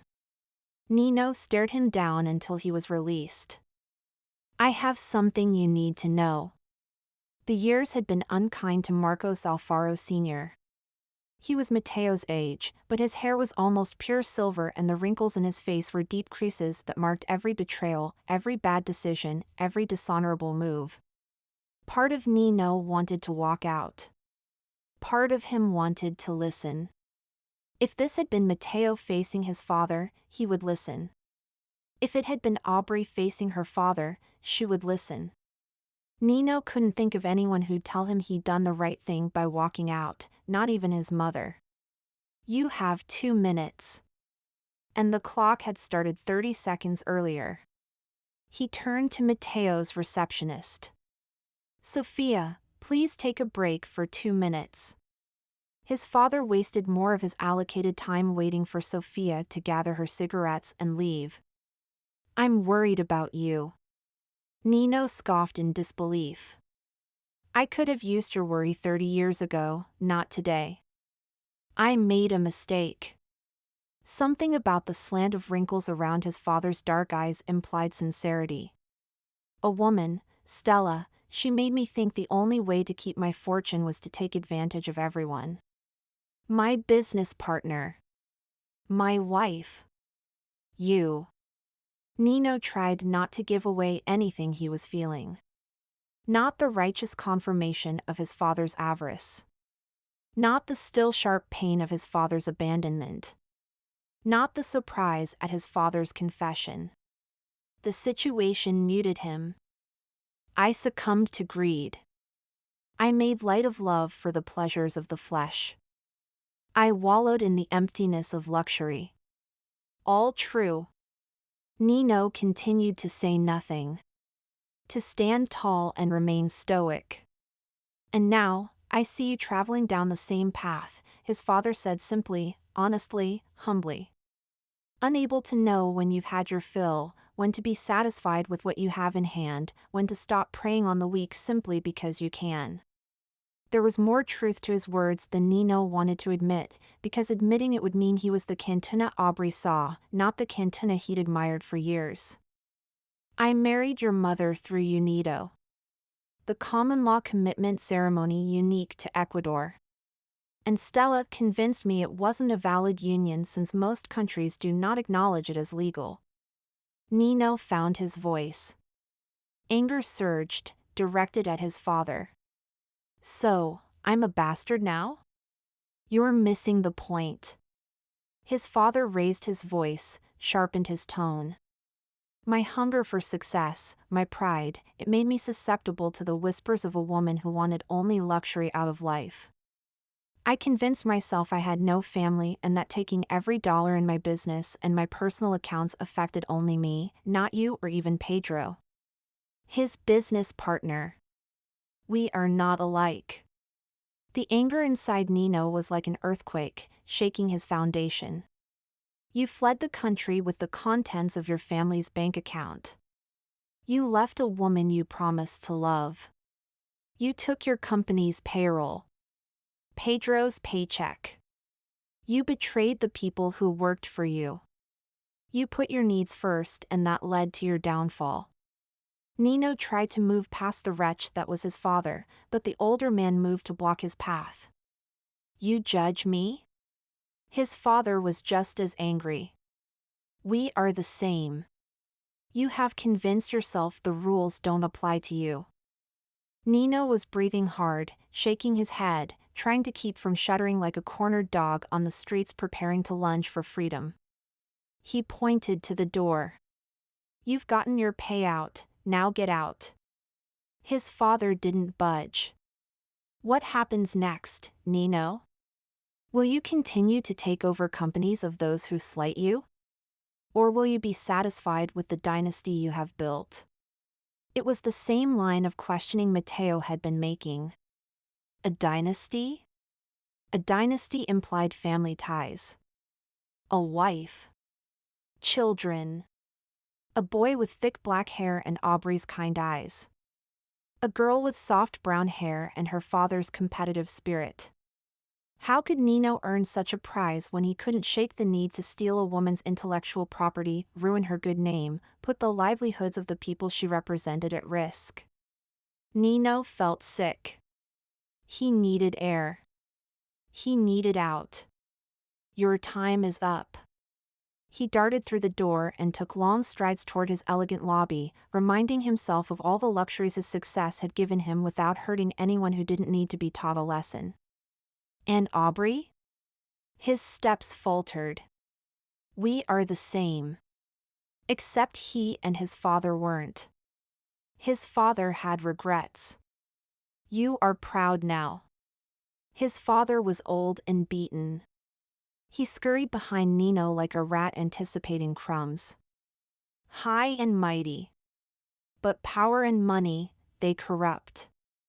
You would know. Nino half turned, glaring at his father. Stop hanging around my businesses. Stop trying to talk to me about honor and principles, pretending you've finally found some. I have my own code. I won't give you a job or an allowance. I have no need of you. He'd proven that when he'd made his first fortune. He'd prove it again when Caradoc Confections became a world-class chocolate company. I'll be here if you change your mind. Everyone needs someone, his father called.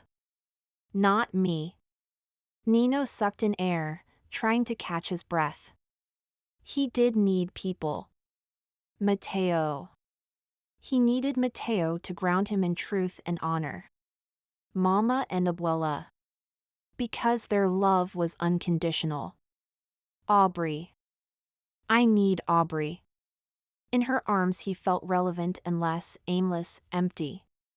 He thought about her before he went to sleep at night. He thought about her when he woke up in the morning. He thought about her when he used to think about the companies he was trying to take over.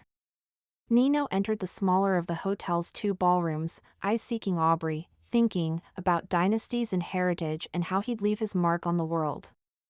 Would he be remembered as the man who'd ruined his father?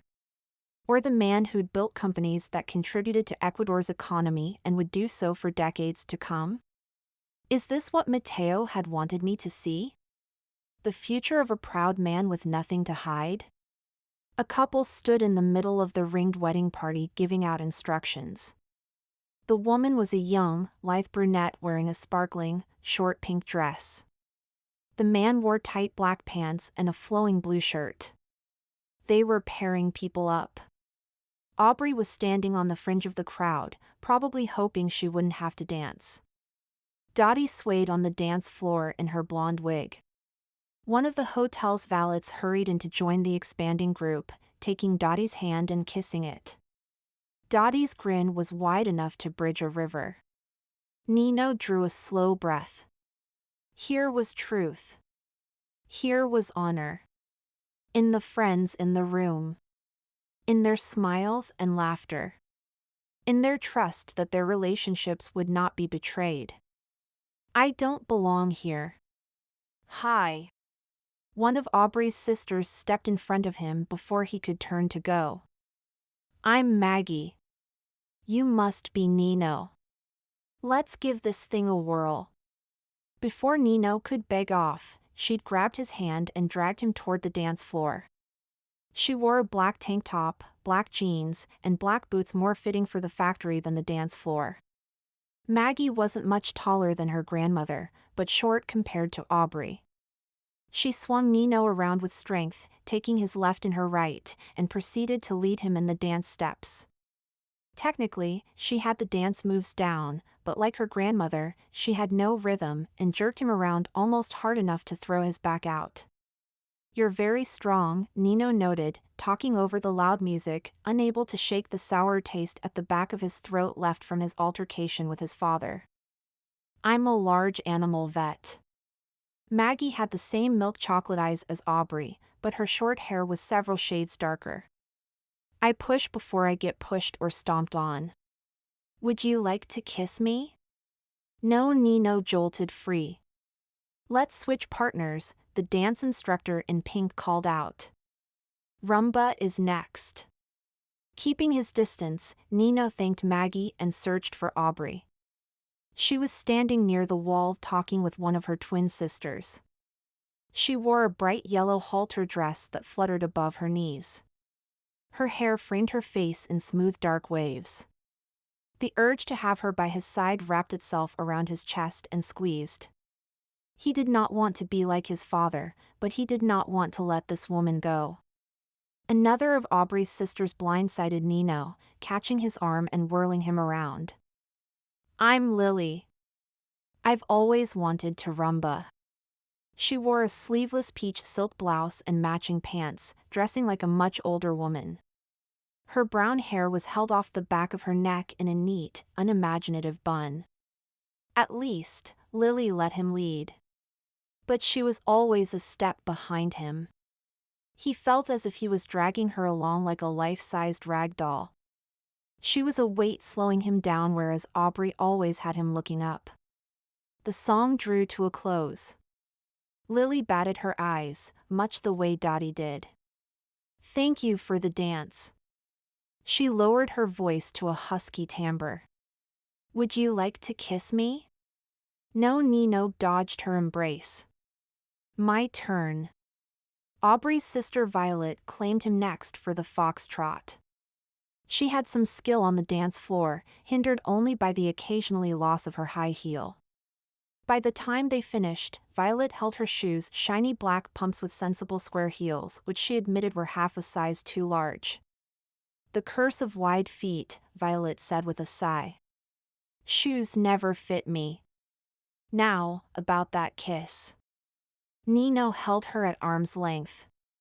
You Summer sisters shouldn't offer to kiss men you don't love. Violet regarded him levelly. And here I bet you wouldn't pass the kissing test. Violet padded off the dance floor and headed toward the bar. Kissing test? And now, the tango, the female dance instructor announced. The tango. The perfect dance to teach Aubrey. She would move slowly. He'd have an excuse to hold her close. And then there was the provocative dip, the passionate meeting of gazes, the chance for lips to meet. Here was a kissing test he'd willingly take. Oh, no. I'm fine on the sidelines, Aubrey said when Nino pushed his way past her sisters to claim her. Are you afraid? He asked. You should be afraid. Her eyes flashed with challenge and humor. I think I'm on record as telling you I have no rhythm or grace. I could take out the entire dance party.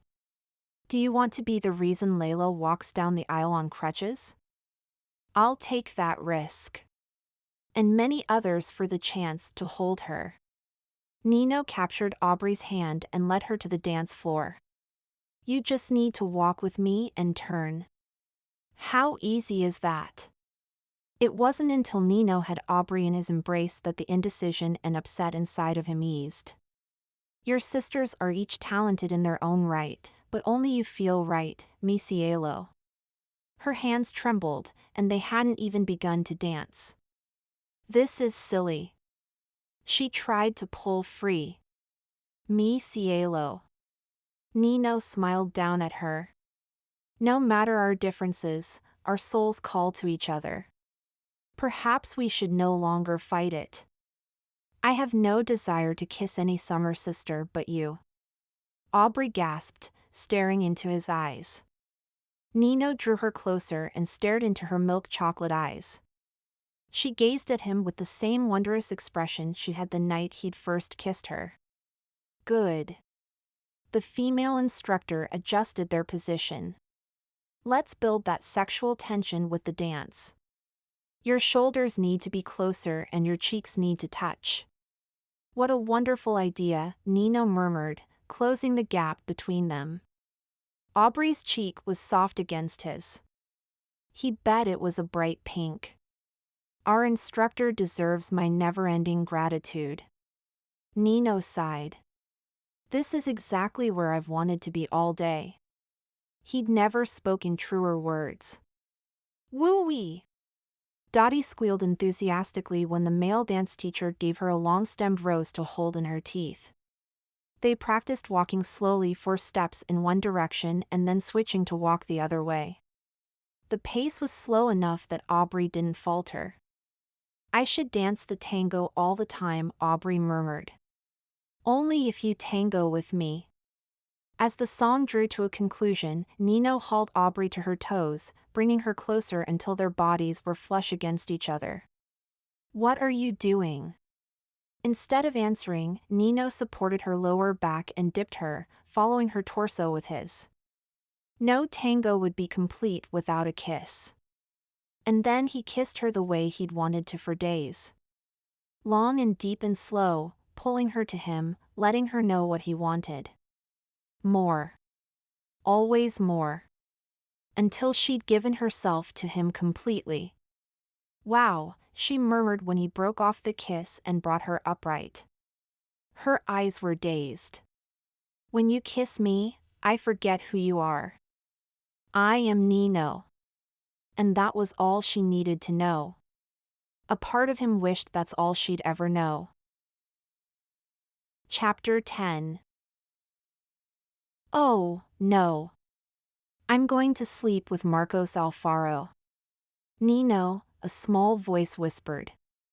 You're going to sleep with Nino. I had the time of my life.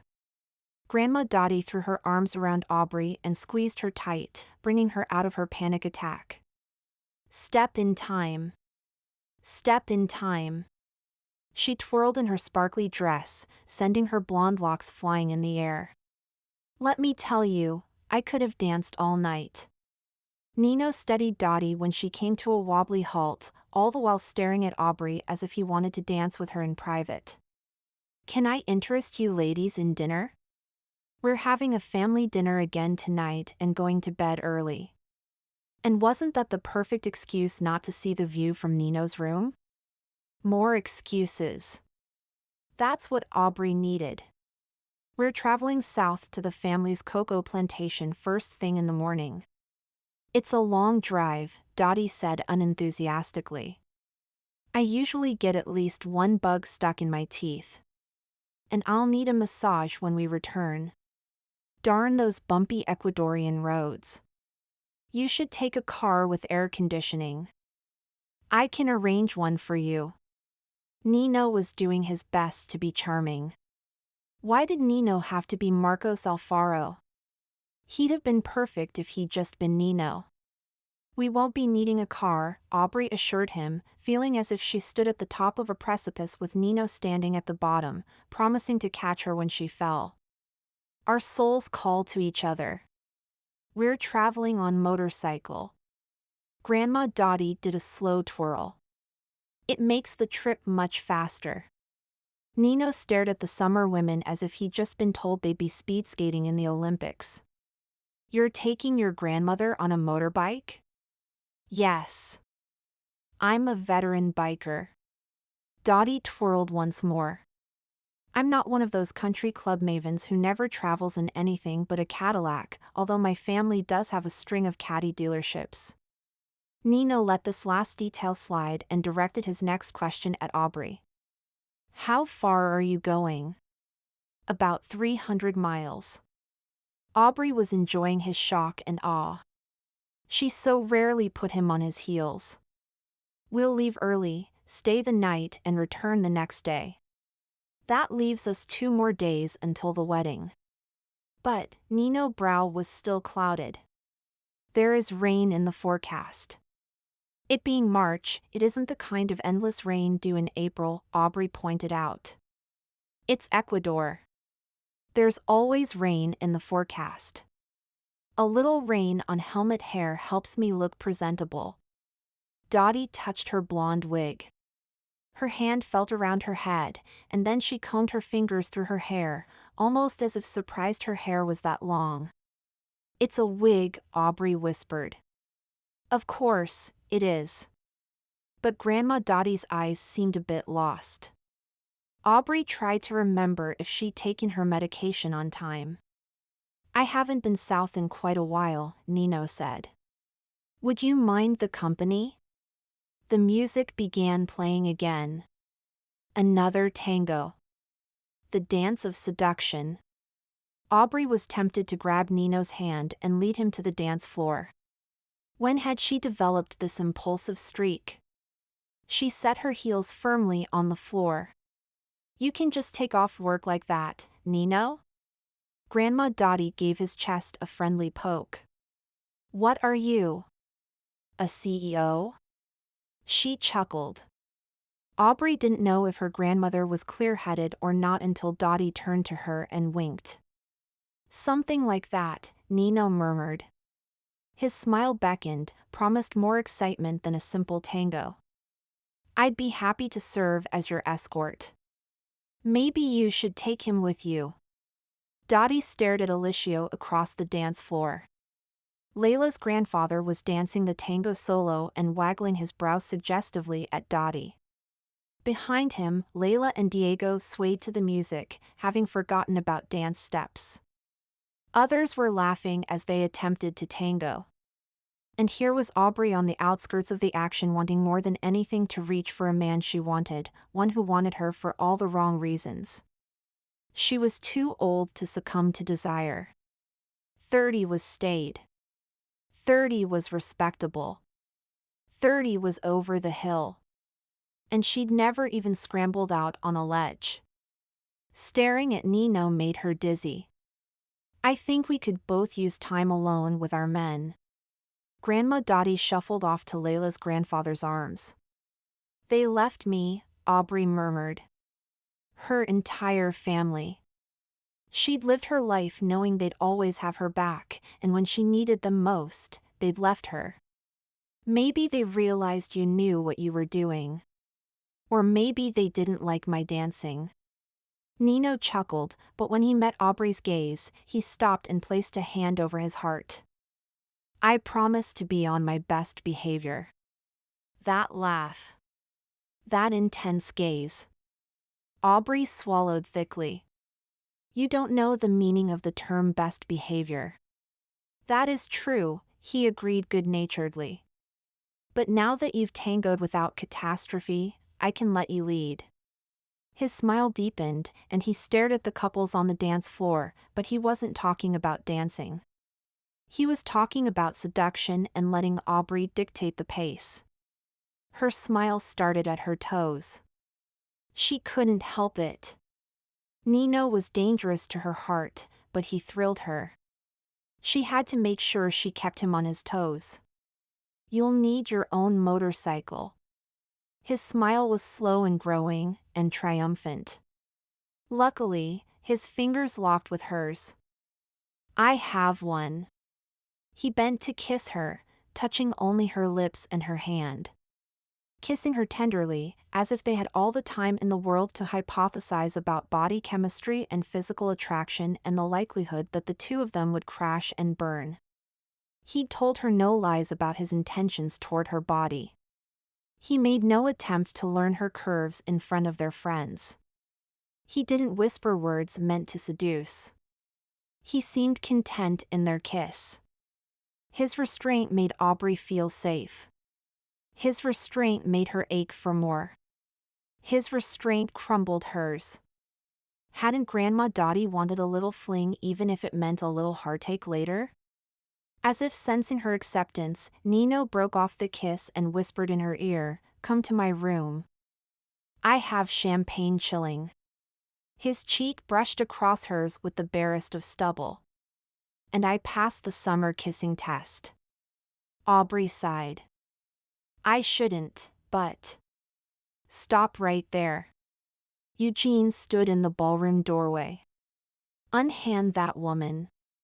Everyone stopped dancing, even love-struck Layla and Diego.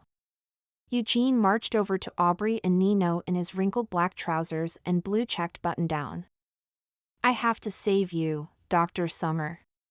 Playing the spy game isn't for the likes of you and me." On that, at least, Aubrey agreed with him. She couldn't outwit Nino with subterfuge.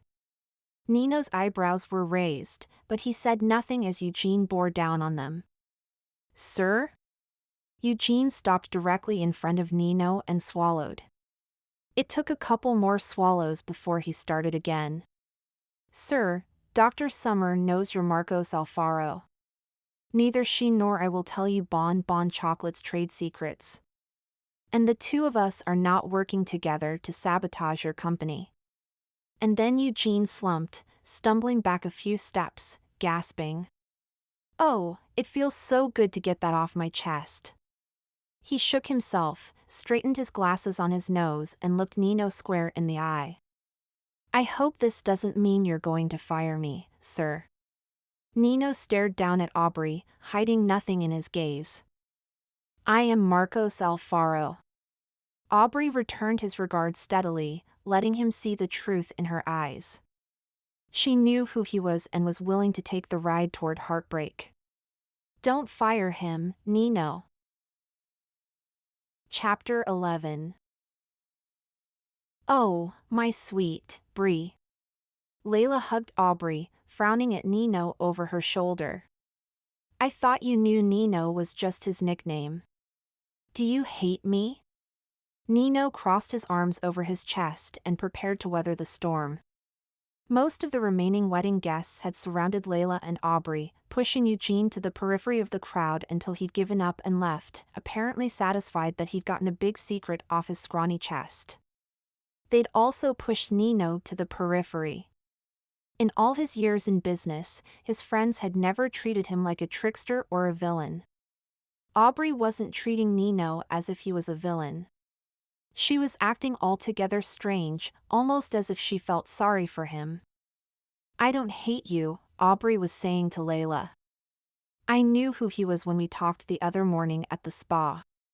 Her calm gaze landed on Nino. "I knew the night Nino took me out to dinner." Nino, not Marcos.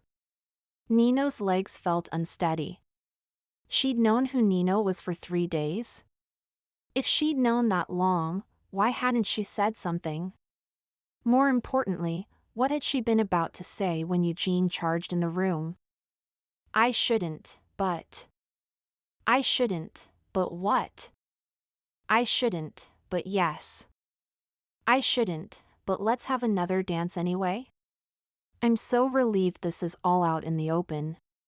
Dotty was hanging onto Alicia's arm, her long blonde wig in place for once. "I'm free to hate Nino Marcos now." "Nobody hates anybody," Aubrey said firmly. For the life of him, Nino had no idea why Aubrey was being so forgiving. "Please," she raised her voice. "Everyone, go back to your dancing lessons." "I'm fine." Her glance said she was more than fine. It was warm and loaded with determination, although not the hostile determination of the day they'd met. She made her way to Nino's side. Nino thought he knew a lot about women. But when he looked at Aubrey, he knew nothing. The music began again, a waltz this time, but Nino's brain was still stuck on pause. Aubrey tucked her hand in the crook of his arm and led him toward the door. "We should talk." He nodded, speech still being out of the realm of reason.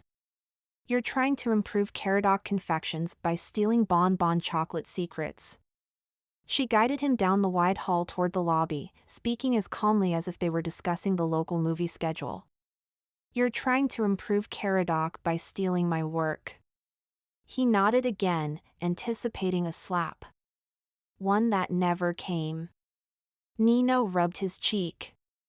"You can't have it." Aubrey said the words without malice or spite. Without grit or despair. They reached the lobby. She veered toward the elevator bank and pressed the up button. "If you keep Eugene on, Caradoc's chocolate will get better." She didn't look up at him. He stared down at the part in her hair. It was straight. Not a hair out of place. He felt out of place. He felt numb and adrift, as if someone had pushed him out of a spaceship's airlock. He was moving, but not getting anywhere. There was a feeling in his chest, a feeling he couldn't name. It crowded out normal breathing and steady heartbeats. It felt like regret. "Eugene knows how to improve cocoa beans before you bring them to your factory," Aubrey said. The elevator doors slid open. She lifted her foot as if intent upon stepping inside, but she hesitated. Not long enough to stumble, but long enough that Nino noticed. And yet, she did move forward, bringing him along with her into the elevator. She pressed the button to the penthouse. Nino's mouth went dry. "You can't have my work." Aubrey barely moved. She stared at their distorted reflection in the polished metal doors. "But you can have me." Nino's heart soared. He'd spent days wanting to possess her, to take her to his bed, to win her. And now, his heart stopped flying and his knees felt weak. Aubrey wasn't a company to be possessed. She was a woman he admired and respected. A woman who made him think and laugh and want. A woman he'd lied to, tried to manipulate, deceived. "This is wrong." His head started shaking, back and forth. Aubrey should be angry with him. She should be bitter. She should be spitting fire. At the very least, if she was propositioning him, she should be throwing her arms around his neck, laughing, embracing, kissing. They should be unable to keep their hands off each other. Nino's lips felt cold. The only thing she was touching was his arm. And even that touch was tentative. Her offer wasn't about want. It didn't involve pure need. Which meant... He didn't know what it meant. He'd never felt anything like this before. The elevator doors slid open at the penthouse floor only because Nino had an electronic key fob in his pocket that the control panel recognized. His key fob guaranteed an express elevator ride. Aubrey stepped into the gray marble foyer, tugging Nino along, drawing up short in front of an impressionistic painting of a naked woman lying in the grass, reaching for her lover. Nino had never felt so gauche. Nobody wants a virgin anything. Least of all men like Marcos Alfaro. That had been her grandmother talking. Dotty would have expected a painting like this. She saves whales. She watches out for farmers. Nino built up companies for profit. She supports animal rescue. She'd told him not to fire Eugene. He'd destroyed his father financially. "I can't do this." Nino dug in his heels, covering Aubrey's hand with his. He wasn't even sure how he'd been able to fool himself into thinking he could romance her work from her. They stood facing the gaudy picture, which might just as well have been dogs playing poker painted on black velvet. That's how inappropriate and tacky he felt. Dr. Aubrey Summer didn't deserve a playboy or a one-night stand. She deserved honor, honesty, and love. She deserved love. The elevator doors slid closed behind them. It would be so easy to take her inside his suite, to pour them some wine, to stand at the window and enjoy the view. It was a clear afternoon. They'd be able to see the Andes. He turned to face her, taking both of her hands in his. I appreciate the offer. But you won't take me inside. Her brown eyes weren't slanted with hurt. She stared at him with understanding and, possibly, sadness. Because I'm not that kind of girl. Yes. He'd never felt so relieved to not have sex, while simultaneously wanting with every fiber of his physical being to make love to her. I need a drink. He turned them around, much as she'd done downstairs in the ballroom. He pressed the call button, much as she'd done in the lobby. But he couldn't find more words to say. Aubrey had no such problem. You think I'm the marrying kind. His chin jerked down and up, recalling how she'd told him he didn't love her after he'd kissed her. You think you're not good enough for me, she went on. Another jerky motion of his chin. Aubrey sighed. My father would probably agree with you. Of course, her father had wanted Aubrey to marry a New York prince, someone with a pedigree and a trust fund. Not a man who'd scratched and clawed his way to wealth. Certainly not a man who'd destroyed his own father to succeed. The elevator doors slid open silently. They stared at the open car, not moving. Nino couldn't help but think that this was his last chance to possess Dr. Aubrey Summer. Except she was the one person in the world he hoped no one would ever possess. She deserved to be worshipped on a pedestal. I have regrets, he admitted. But I don't want to have regrets about you. Aubrey released his arm and stepped into the elevator. By unspoken agreement, Nino didn't join her. The secret ingredient you're looking for is just yeast. Her head was high and her eyes dry. This episode wouldn't break her. She was strong and capable. She'd probably find a study to explain away her attraction to him. Every company develops their own. The doors began to close. Eugene will help you. Nino felt gutted. He didn't want Eugene's help. He wanted hers. Her sisters were in the room connecting to Aubrey's when she returned. More than anything, Aubrey wanted to be alone. She'd ridden down 10 floors in the elevator without seeing anyone. She'd walked the long length of empty hallway, passing native artwork hanging on the walls, wondering why Nino had chosen that art and not her. Because he's not the marrying kind. She hadn't decided to sleep with him because she'd wanted to marry him. Although the thought had entered her mind. She had friends in New York who dated and made love long before they'd ever fallen in love with that same someone. Marriage, the kind she wanted, was based on love and physical attraction. You couldn't have one without the other, or you'd end up with a marriage like her parents. Nino wasn't without a heart. In fact, he was probably upstairs hurting as much as she was now, with an ache in his chest the size of Kansas and a nagging voice in his head whispering, "But you could love her." Aubrey gripped the connecting door knob and hung on, unable to swing it closed. Her sisters didn't notice. Lily was zipping up her white cotton dress.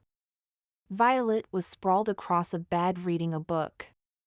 Maggie was lining her eyes, not that they needed another coat of black. Aubrey envied them their confidence, their calm, their experience with love and loss. Love? Aubrey must have made a noise, because Maggie's gaze darted her way. You had second thoughts? Maggie capped her eyeliner, digging through her cosmetic case instead of looking at Aubrey directly. No, Aubrey blinked, surprised that there were still no tears. There was just a numb emptiness. He decided we shouldn't, you know. What? All 3 sisters cried. Aubrey pressed her lips together and nodded her head, because tears suddenly pressed against the backs of her eyes. She'd much rather have cried in private. He's a complete jerk. Maggie stood, looking like she wanted to hit someone. Agreed. Violet sat up and tossed her paper back to the end of the bed. Was he more interested in your corporate secrets than your Victoria's secrets?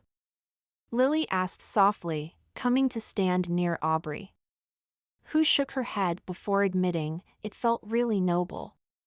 He was truly noble. Grandma Dotty entered the room in her sparkly red and white dress. She held the blonde wig in her hand, the removal of which had left her short white hair plastered thinly against her head. She took one look at Aubrey's face and rushed over to hug her. "Oh, Bree. I understand. We both got passed over tonight." A group hug ensued. Someone might have mentioned retribution, Maggie, someone might have mentioned hacking a social media account, Violet, and someone might have cautioned them to sleep on it, Lily. There are plenty more fish in the sea. Dotty huffed and extricated herself. I'm leaving for the plantation tomorrow. Aubrey could use the time away. Long hours on the beautiful road south would help fill the emptiness. I'd still like to stay here. Grandma Dotty held Aubrey at arm's length, the wig hanging over Aubrey's shoulder. Did you tell Nino not to come? No, her voice came out very small. It all happened so fast. 1 minute I was at his door, staring at a naked woman. What? The summer women howled again. And the next he was turning me away from the painting and saying goodbye. Aubrey finished on a sad note. Did you recognize the painter or the painting? Maggie grabbed her cell phone. He's just the type to have stolen it. Aubrey shook her head. Nino may cut corners, but he wasn't an art thief. Naked lady art theft, Maggie said slowly, typing into her phone. I don't want to know what comes up in that search. Lily backed away. Don't even show me your screen. Dotty put her wig on a styrofoam head on the dresser and smoothed the tresses. I never was the blonde type. She sounded disillusioned. He's clearly not Aubrey's type. Violet tilted her head and studied Aubrey's face. I don't know whose type he is, but he's definitely not yours. Violet was wrong. Nino was her type. Smart, hardworking, honorable, not to mention tall, dark, and virile. He was her dream man, at least, when he wasn't trying to steal from her or refusing to sleep with her. But every man had at least one flaw, right? Increasingly, Aubrey felt getting into the elevator had been a mistake. The years stretched out ahead of Aubrey, long days recording experiments, long nights spent falling asleep in bed alone while reading The Theory of Plants. Aubrey loved plants, but plants didn't love a person back. Nino needed someone to love him back. Someone who appreciated his sly humor. Someone who recognized he could have both hunger for success and the generosity to give. A feeling of warmth invaded her chest, balm to heartache, balm to her well of unshed tears. The feeling strengthened, expanded, blossomed. I love Nino. The thought didn't drive her into a panic. But he doesn't love me. Still no panic. Nino may not love her, but he cared. He cared enough to know she didn't jump into bed with men. He cared enough to try and protect her from a playboy like himself. Her scientist brain took over, testing the theory of love, seemed solid enough, testing the hypothesis that continued exposure to Nino would lead to a feeling in him that was mutual. Pa. When was love ever proven by science? She'd conducted hundreds of experiments with yeast fermentation, which had taken several years. Conversely, her entire experience with Nino had been short-lived. A 4-minute tango instead of a night of dancing. Experiments failed all the time without the proper setup and testing conditions. If she thought Nino was the right man, then she needed to give him time to prove it. The question was, how? Aubrey was stumped. I'll call the front desk. Taking charge, Lily stomped over to the house phone. And tell them to give Nina Marcos a message. He's not welcome on your trip. No, Aubrey murmured, still lost in the mental loop of scientific if/then statements. You'll leave earlier in the morning. Grandma Dotty turned so Aubrey could unzip her dress. He'll be left hanging. No, Aubrey tried again, louder this time. No. I want him to go. Her sisters chorused their dissent. Grandma Dotty turned in a sparkle of sequins. He'll steal my grandfather's yeast, first chance he gets. If he loves me, he won't steal the yeast. It was the perfect experiment. The question was, does he love me? He might steal a sample. Aubrey tugged her writing leathers out of her suitcase, no longer feeling the numb emptiness now that she had an experiment to perform, a hypothesis waiting to be proved. But he also might realize he loves me. That seems highly unlikely, Maggie said, jilted bride whose glass was still half empty. Even if he did pass the kissing test. I'm willing to take that chance. And no matter how hard her sisters tried to change her mind, Aubrey couldn't be swayed. Chapter 12. Nino stepped out of the elevator wearing black riding leathers and carrying a small backpack. A man moved to block his path. Dr. Summer told me you're taking a trip with her. Mateo stepped in front of Nino speaking in rapid Spanish.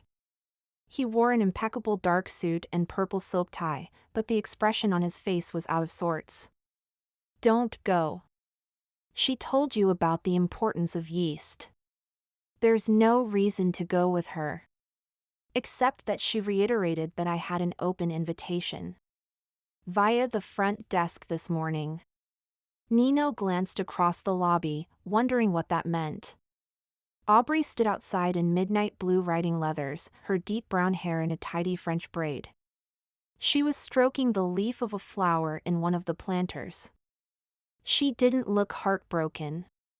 She didn't look as if she'd tossed and turned all night trying to second-guess a decision the way Nino had. Nino faced Mateo. If I see what she's doing firsthand and do the same at Caradoc, our chocolate will improve by leaps and bounds. It will ride my father like a caballero with new spurs. Mateo placed a hand on Nino's shoulder. Are you sure this trip is strictly business? I heard about what happened during dance lessons. Have no fear. I plan to be a gentleman. A man. A woman. And the best laid plans, Mateo let the implication finish itself. Do not do anything foolish. A valet drove Nino's motorbike under the portico. It was sleek and black and powerful. Nino waved a hand between them, dismissing Mateo's arguments. Have you ever seen something you couldn't resist, Mateo? I know better than to answer that question. Mateo sighed. Then you know I must go on this trip. Nino pushed through the doors to the early morning heat. Good morning, mi cielo. Are you ready to ride? Yes. Aubrey wore sunglasses and a welcoming smile. And you? Are you sure you won't have any regrets? Nino forced a smile, trying to convey regrets were the furthest thing from his mind. I've decided Eugene may know yeast, but I should experience some aspects of harvest firsthand. Who better to show me than you? Nino. Do you like it? He interrupted her, afraid she'd changed her mind and refusing to let Aubrey say he couldn't go. He patted his shiny black gas tank. It's one of my own design. She peered at the chrome insignia. Ken Tuna. Yes, well, he ran a hand through his hair. It seemed like a good idea at the time. She beamed at him. A motorcycle engine announced the approach of another bike. That's me, Aubrey said before the valet had brought it around the corner. Don't judge a book by its cover. A motorcycle appeared at the end of the lane. It had a sidecar attached. What it didn't have were flashy lines and statement-making colors. It wasn't new. It wasn't sexy. It was something a peasant would drive. Something that would break down on the side of the road. The valet stopped in front of Aubrey, grinning. Magnifico. Nino frowned. The younger man had no appreciation of the finer things life had to offer. The classics always are magnificent. Aubrey tucked her duffel and backpack in the sidecar and then gave the valet a tip and a smile. Are you ready? She straddled her motorbike. Nino made a non-committal sound and smiled harder, inspecting her sidecar. Did you rent this? No. It's my cousin Scarlett's. With a glance she took him in the way he imagined she'd look at a lab experiment, one in which she wasn't certain would yield reliable results. She loans it to me when I need to cover long distances on uncertain roads. We brought it down on the family jet. He had no idea why. It was an eyesore. Do you want me to remove the sidecar? The road will be smoother for you. Or we could just take my bike. He gestured to the Black Beauty a few feet away. He'd ridden it from the factory yesterday. It had less than 20 miles on it. He'd enjoy a long trip with Aubrey behind him and her arms around him. No. I need the sidecar, what with groceries and the samples I'm bringing back. She settled a white helmet on her head that was as plain and unattractive as her motorbike. Is that your ride? It's not exactly built for rough roads. It's built for speed. Nino grabbed his black helmet resting on one handlebar. This sounds like a wager. It sounds like common sense. This bike is built to withstand abuse. She gave him a private smile, as if he wasn't familiar with the cities and roads in his own country. I need to pick up supplies. I'll meet you at the junction south of town where the highways split. Do you know the place? He nodded. But meet me at the roadside cafe at the junction. Order me a coffee and something sweet. Nino laughed. By the time she got there in that old thing, he'd be having his third cup of coffee and she'd be ready to concede to ride with him. Miles before the highway junction on a busy main artery out of Quito, Aubrey pulled over near Nino's motorcycle and removed her helmet. Nino's helmet was off, and his riding leathers zipped to his waist, the upper half hanging down, revealing a plain black t-shirt and a set of firm muscles. It wasn't the best place to stop, although Nino was parked in the shade. Someone had built a cardboard shack in the trees a few feet away. A man sat in the opening watching them. His face was dirty and his clothes brown tatters. Two black and orange chickens pecked the ground nearby in the heart of the shadow of a big tree. Engine trouble? Aubrey's eyes attempted to adjust from sunlight to shade. I swerved to avoid a chicken. Nino shot the hens with a dark look. His black backpack sat at his feet, along with a metal water bottle that had a silver insignia similar to that on his motorcycle and a big dent. My mind wasn't completely on the road. And you were speeding. Men and their toys. The left side of his motorcycle was scraped, the gas tank crumpled. The smell of petrol filled the air. There were skid marks in the road and debris from his shattered side view mirror. A part of her was glad Quintino was wrecked. But what of Nino? Her heart began to pound. Are you all right? She surveyed him for damage. He didn't appear shaken. His arms had been protected by his suit, but the visor of his deeply scuffed helmet had shattered. Not to worry, Nino said flatly, crossing his arms over his chest. I called Mateo first thing. He's sending a replacement bike. I suppose it would be rubbing it in if I reminded you your bike isn't built for rural roads. She picked up his helmet and experienced a shiver of fear as she traced the path of pavement across the marred black finish. You'd be better off riding in my sidecar. My motorbikes are built for any road. They're built for seduction, Nino. Aubrey forced herself to meet his gaze, to let the word hang between them like that large painting hanging in his foyer. His jaw clenched. They aren't built for sex. They're built for speed. Which would be fine if you lived in a country with a fantastic highway system. But this is Ecuador. Half the roads here are dirt and gravel.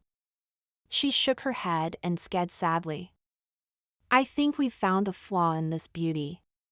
She's good for one thing and one thing only. She couldn't resist poking the tiger because he'd scared her, very nearly ruining her experiment and her life.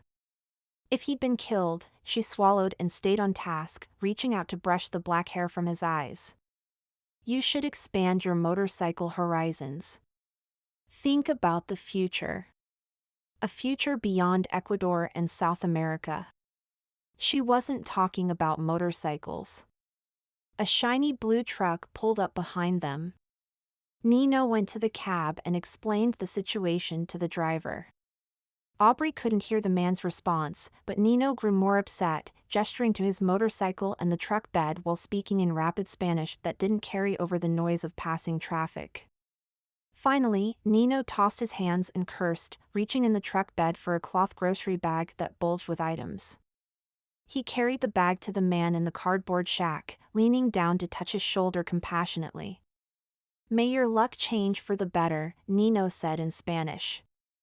The man rummaged in the bag, taking out bottles of water and cans of food. Bless you. Nino acknowledged him with a wave of his hand as he turned back toward Aubrey. Aubrey's heart warmed. He'd been upset over his accident, but he'd remembered to tell Mateo to bring this man food. This is why I love him.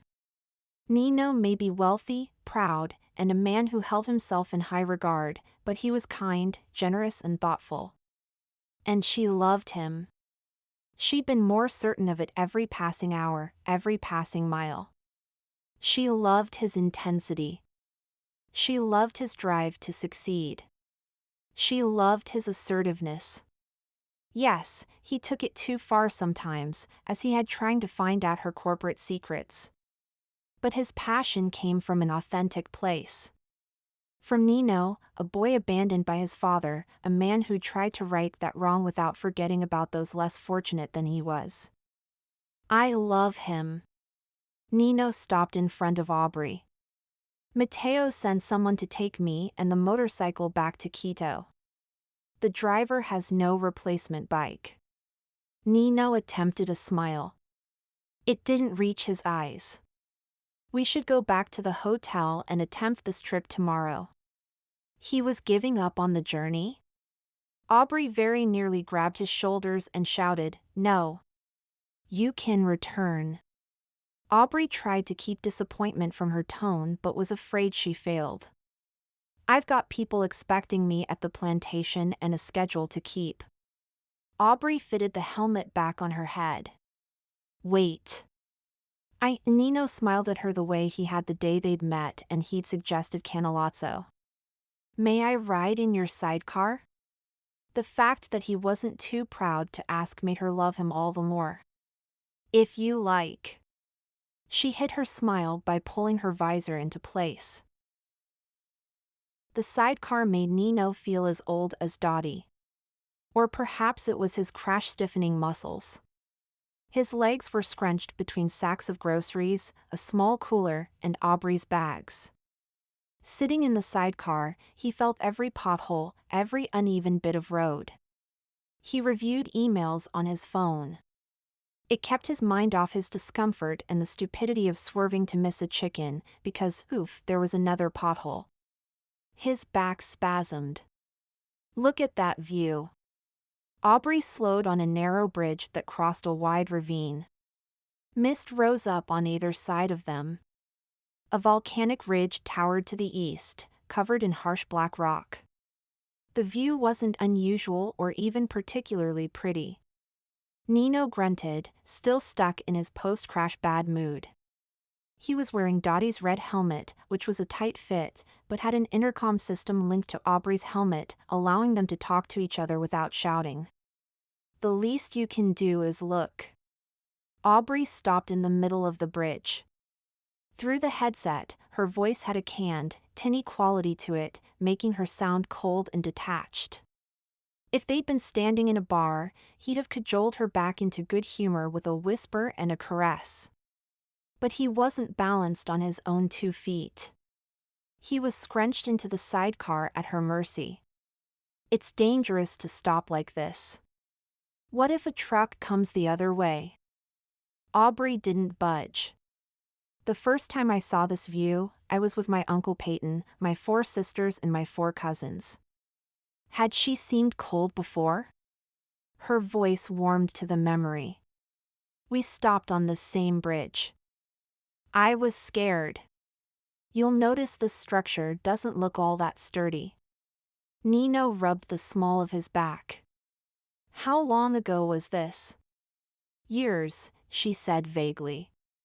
My uncle told us to reach for each other for family when we were uncertain. We were all afraid the bridge would fall. He envied her the large family.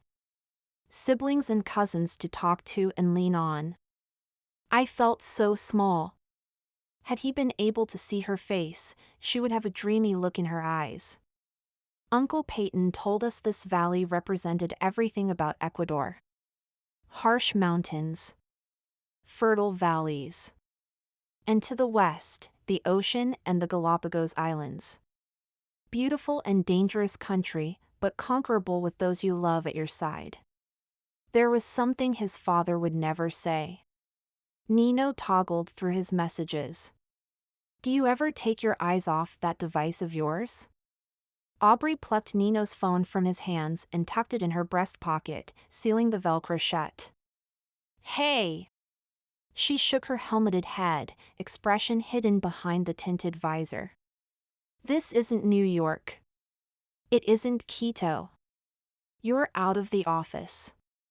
If you keep your nose to that screen, one of 2 things will happen. You'll either miss a one-of-a-kind breathtaking view or you won't see danger coming right at us. Danger meaning another stray chicken? Nino scowled. Nino. She rolled her eyes. You're here with me. Be here with me. She revved the engine in neutral. Layla's always bragging about how Ecuadorians know how to live, and yet you don't know how to appreciate the beauty around you. Oh, he knew how to appreciate the beauty around him, all right. It was there in the fire in her eyes, the spark that matched the heat in her voice. The gray mist danced beneath them in ephemeral tendrils, weaving through the canopy of tall trees on either side of the ravine. It was peaceful, even with the motorcycle's beefy engine on idle. If he was the kind of person to take pictures, he would have taken a photo of this. You see the mountain up there? She gestured east. It's volcanic rock right now, but with a little soil mixed in, it will produce cocoa, the same way they established vineyards on the Greek islands. He tried to see her vision in the midst of the bleakness. You own that land? Her face remained turned toward the ridge. No, I'm recommending Bon Bon chocolate by land like it. Cocoa farmers are a disappearing breed. It's a hard life without adequate pay. But with more partnerships with manufacturing to produce interesting and refined flavors and higher pay for crops, the farming life can be attractive to a new generation. That is forward thinking. The kind of thinking that turned businesses around.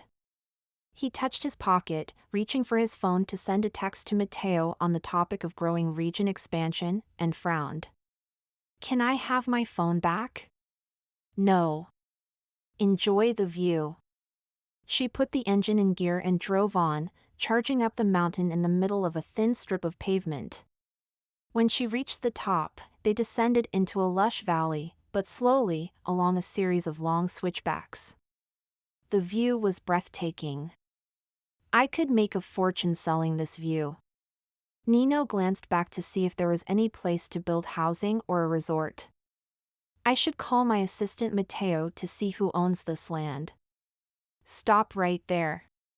If you sell this view, you'd only ruin it. Before Nino could take offense, she added, I don't mean you'd ruin it. I mean it shouldn't be sold. Some things are meant to be left alone. Like her. Nino should have taken Mateo's advice and stayed in Quito. He took advantage of a straight stretch of road and stuffed her backpack behind him, which made some of the bumps easier on his back, if not his folded knees. He gazed out at the landscape, which made the time pass quicker.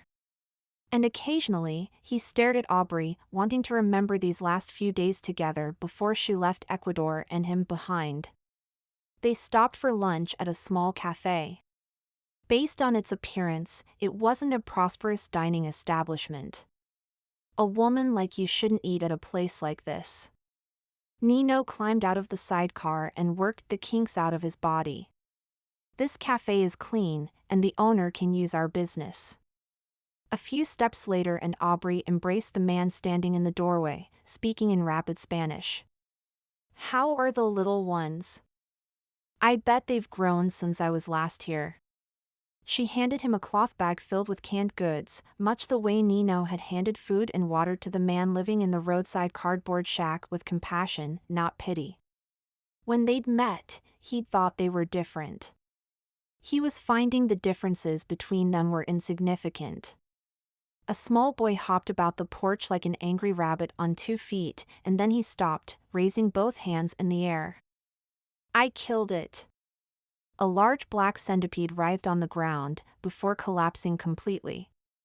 Nino stood near the motorbike, staring at the cafe. But he saw a different building, one that had housed his mother's seamstress business. The centipedes and spiders had been huge to a small boy. The heat had been oppressive.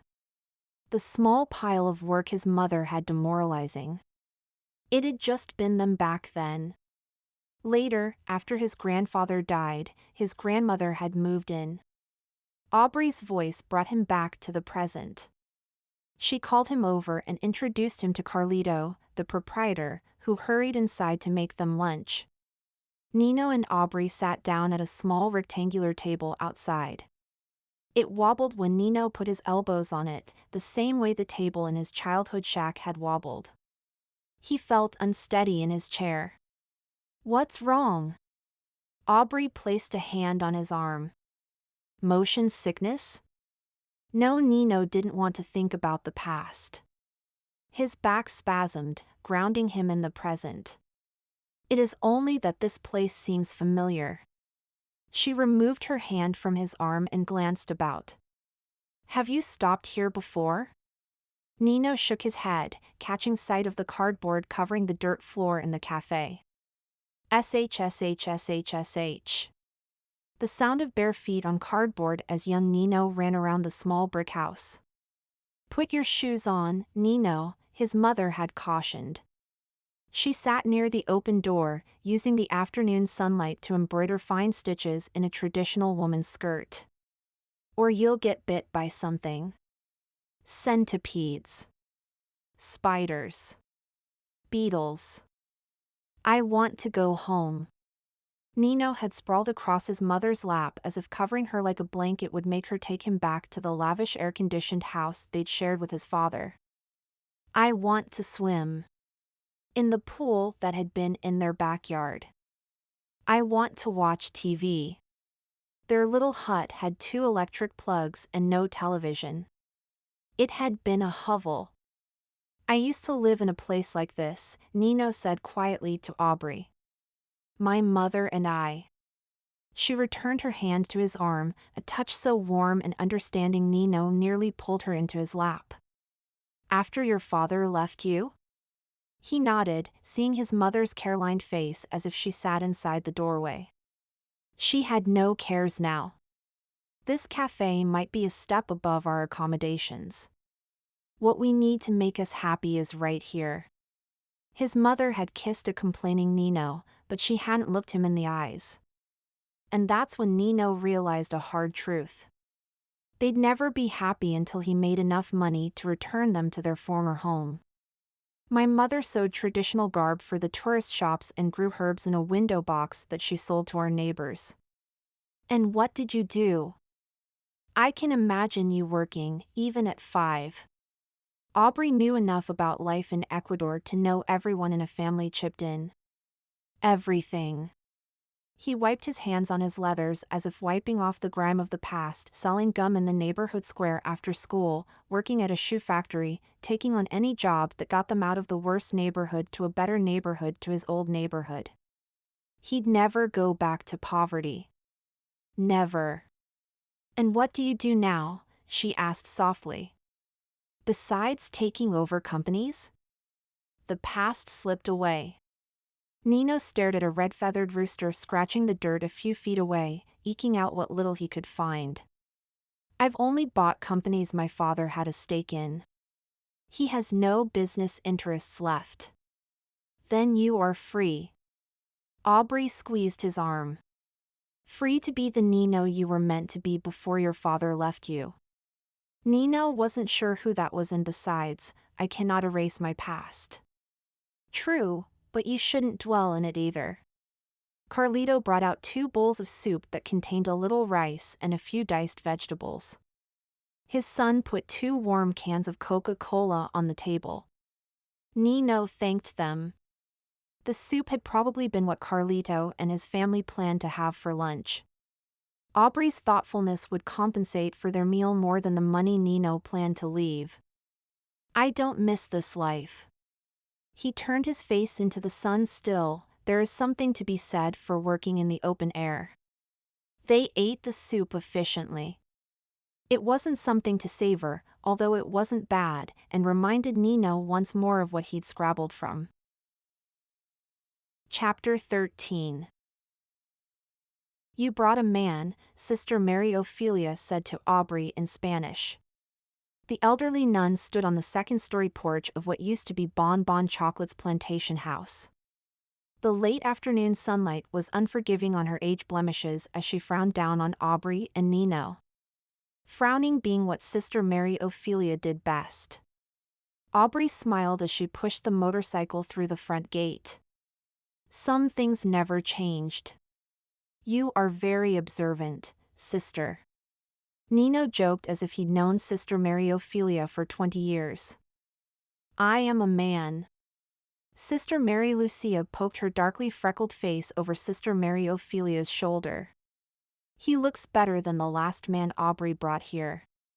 You brought another man to this convent? Nino quirked a brow. His good looks and charm made butterflies take wing in Aubrey's chest, fluttering faster because he'd been revealing his heart to her throughout the day, perhaps without even realizing it. I brought Eugene to help supervise a grafting project to strengthen the health of our cocoa plants and to see the results in the field of our yeast fermentation. Aubrey parked the motorcycle underneath the staircase, providing cover in case it rained. This building was the original plantation homestead. The part-time home of Aubrey's grandparents on her mother's side. Built on stilts, it sat 10 feet above ground, which had never deterred spiders or snakes getting to the second floor. My maternal grandfather left it in his will to the nuns to use as a convent. There were drying tables set up across the yard. Cocoa nibs covered the tabletops. Tarps were suspended over the tables to protect them from rain. It was primitive, but the amount of the grafted harvest was small. Sister Mary Rosa bumped the other 2 nuns with her wheeled walker, pushing them out on the porch. She ogled the newcomer. Is this one married? Aubrey waggled her finger at the nuns. Don't start. Do they matchmake? Nino had wandered over to the drying tables and picked up a nib the size of a coffee bean. He sniffed it. Why does it smell like syrup? The yeast draws out and emphasizes the natural flavors in the aroma at this stage. Aubrey took the nib from him and rolled it between her fingers. It felt dry and firm, a good sign. I've never seen unprocessed chocolate before. Nino bit into it, spitting it into his palm almost immediately. It's bitter. The sweetness will be drawn out in the manufacturing process. She popped the nib she held into her mouth, chewing it slowly, trying to identify the flavors and pick out anything unique relative to the samples she had in the past. I must be crazy. But like you, I smell syrup. He nodded. Molasses. Is that normal? It wasn't, but Aubrey wasn't telling him everything, at least not yet. Is this one married? Sister Mary Rosa asked again. No. Nino glanced around the simple yard. Is this also a wedding chapel? Not hardly. Aubrey walked over to the stairs, pausing near the bottom step. These nuns don't waste time on courtship. They marry couples. They're hoping you'll marry me tonight.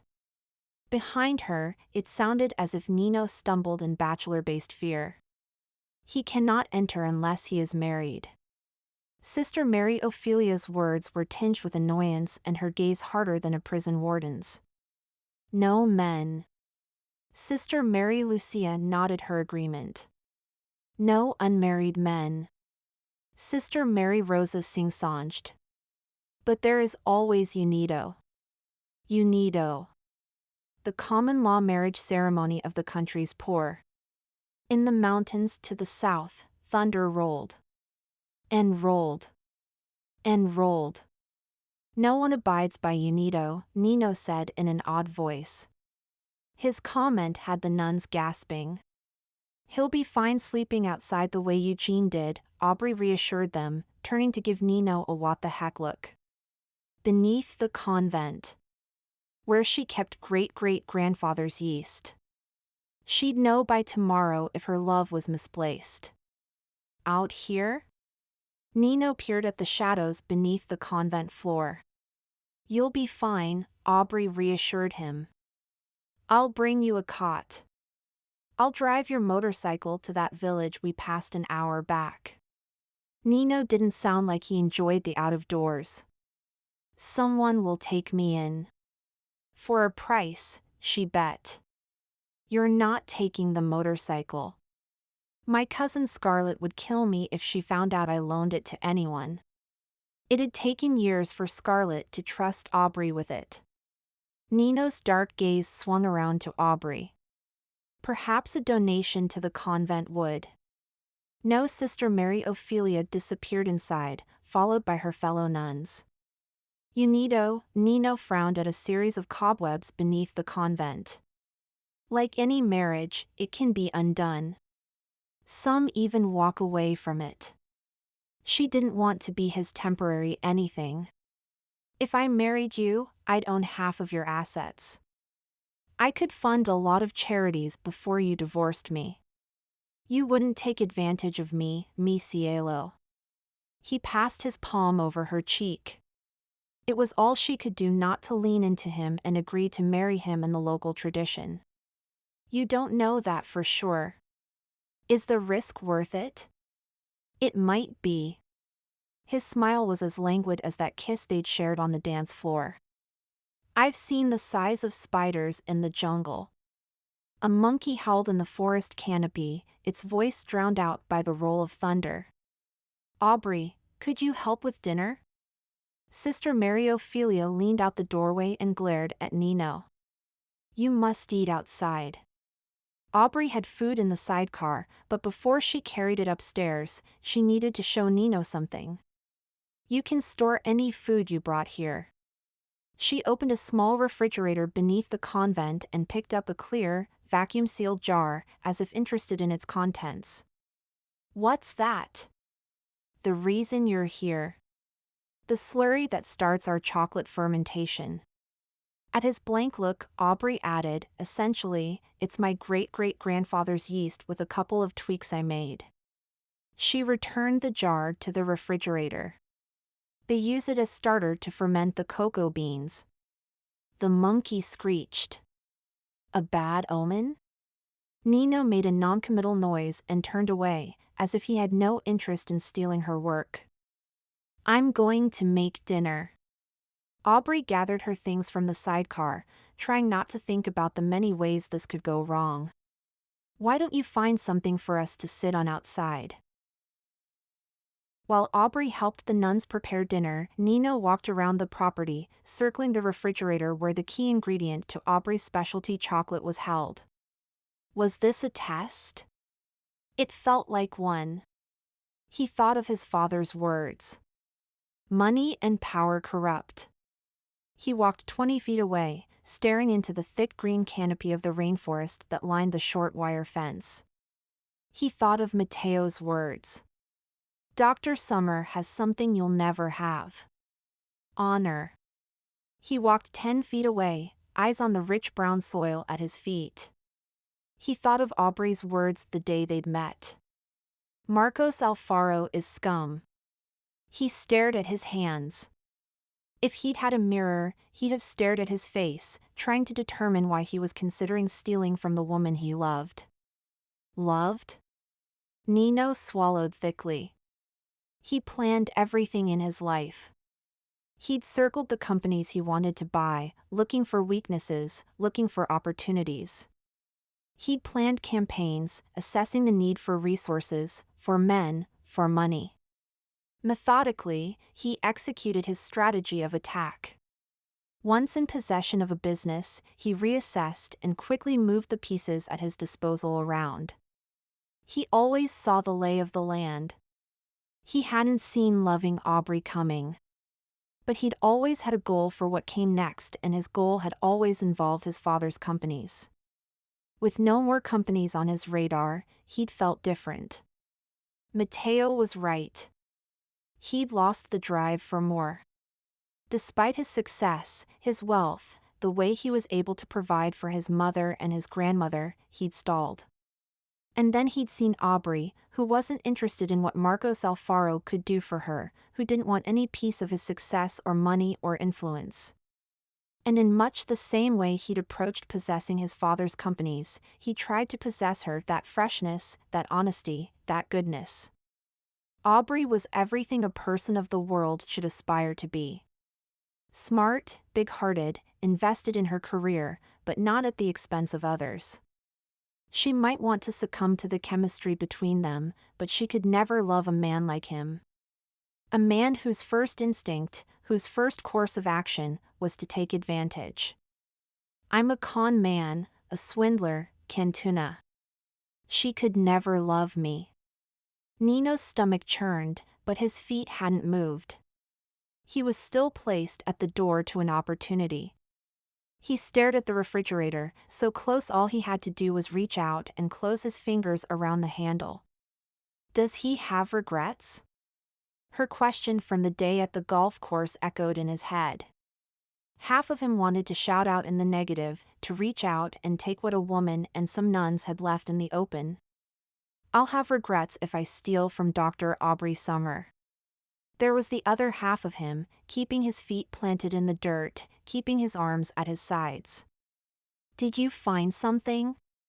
Aubrey called from above him. There were 2 large plastic crates beside the refrigerator. They looked sturdy enough to sit on. "Not yet," he called back. And almost before he realized what he was doing, he opened the refrigerator door. There wasn't just one container of slurry inside. There was a dozen. Canning jars like his grandmother used for the wild berry preserves she made every summer. Nino knew nothing about yeast. The fact that they were refrigerated implied they might need to be kept cool. He retrieved his insulated water bottle from his backpack in the sidecar, dumped out the water, and listened to the roll of thunder overhead, waiting for lightning to strike. Instead, he heard Mateo's words, "Don't do this." Nino opened the refrigerator door again, picked up a jar and stared at its sludge-like contents. Who in their right mind would pour this stuff on cocoa beans?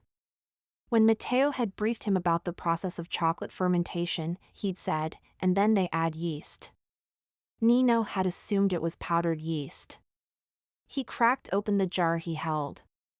The lid released with a pop. It smelled nothing like the rich, delicate chocolate Aubrey had provided for the chocolate tasting. Was she deceiving him? Feelings tried to surface: anger, indignation, jealousy for what she had.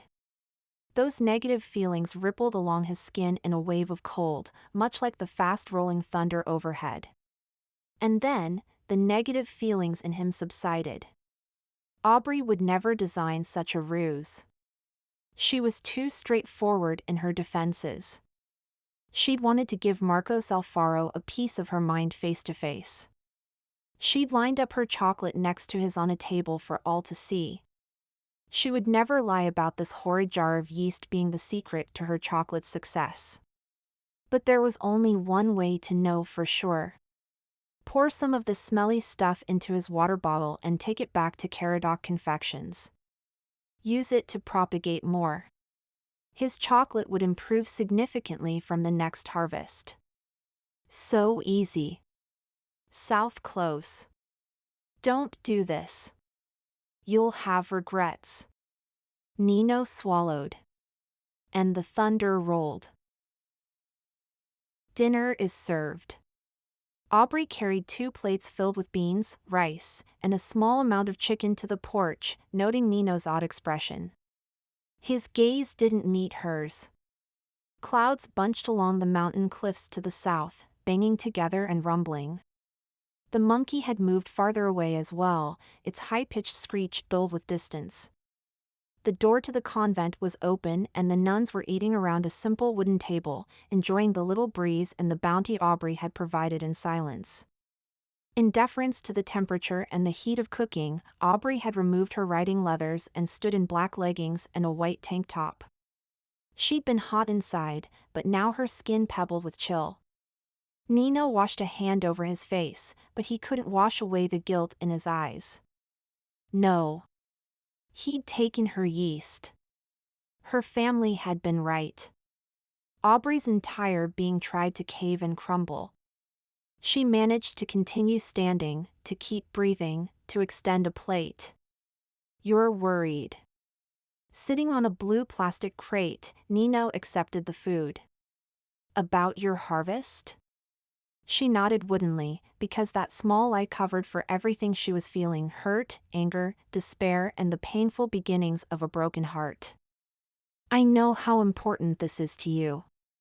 He nodded toward the crate next to him. Come. Sit. It's bad luck to eat alone. Bad luck, she muttered, still standing. That's my middle name. At least, since she'd arrived in Ecuador and met Marcos Alfaro.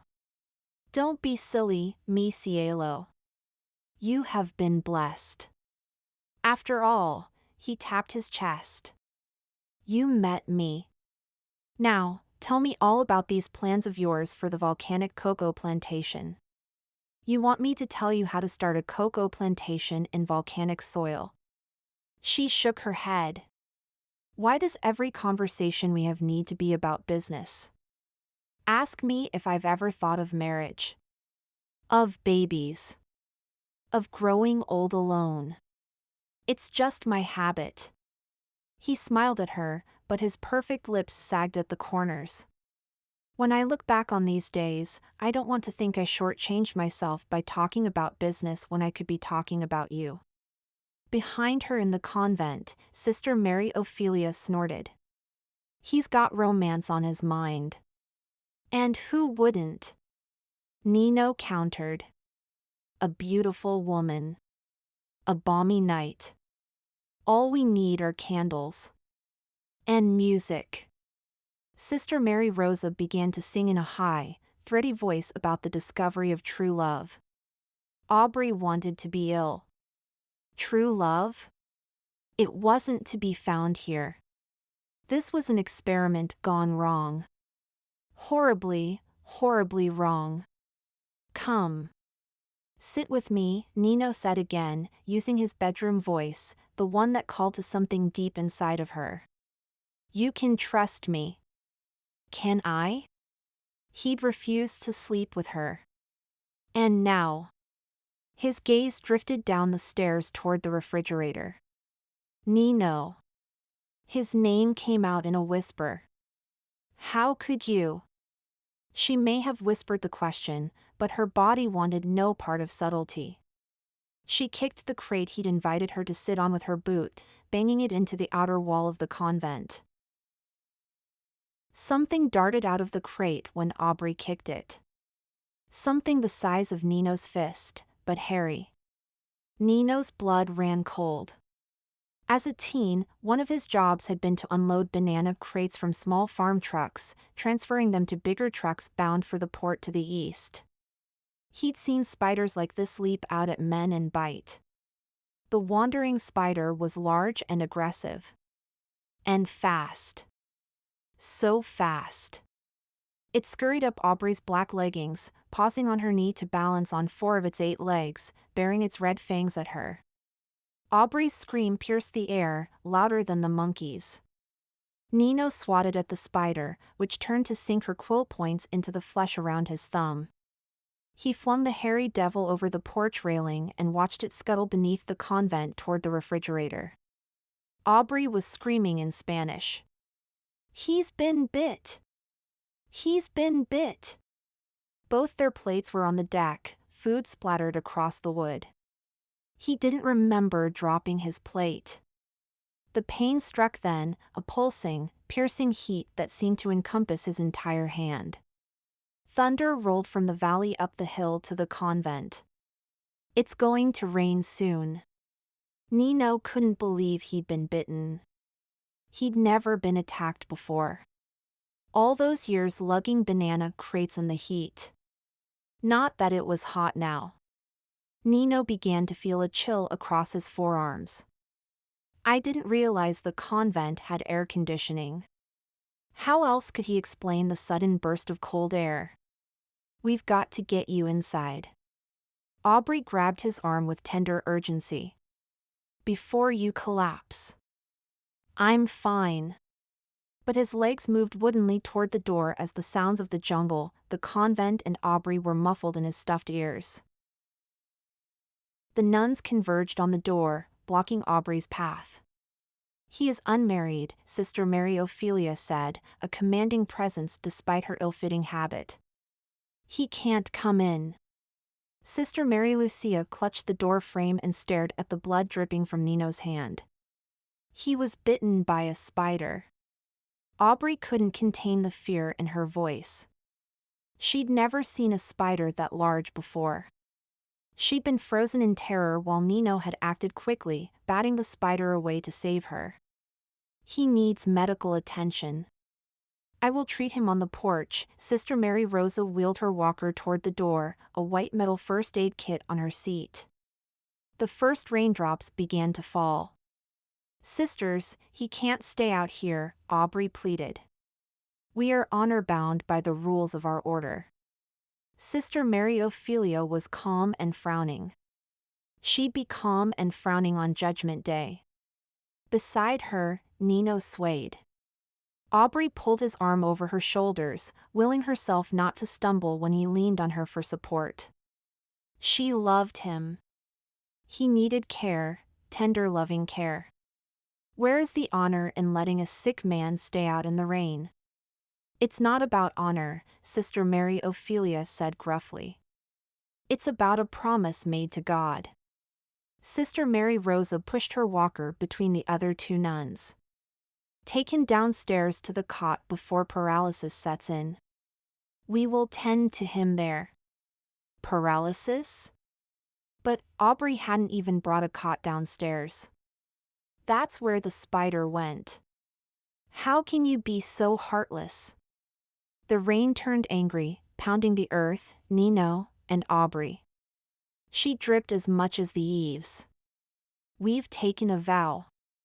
Sister Mary Lucia looked at Aubrey with empathy. You can take a vow and bring him in. No, Nino murmured, dropping to his knees in slow motion, his face a sickly green. Aubrey stumbled to her knees next to him. You'll let him in if I become a nun? No, Sister Mary Rosa reached across the threshold to place her palm on Aubrey's forehead. A vow to take this man as yours. You need. I what? I can't marry him? I won't marry him. He doesn't love me. But he'll die if I don't do something.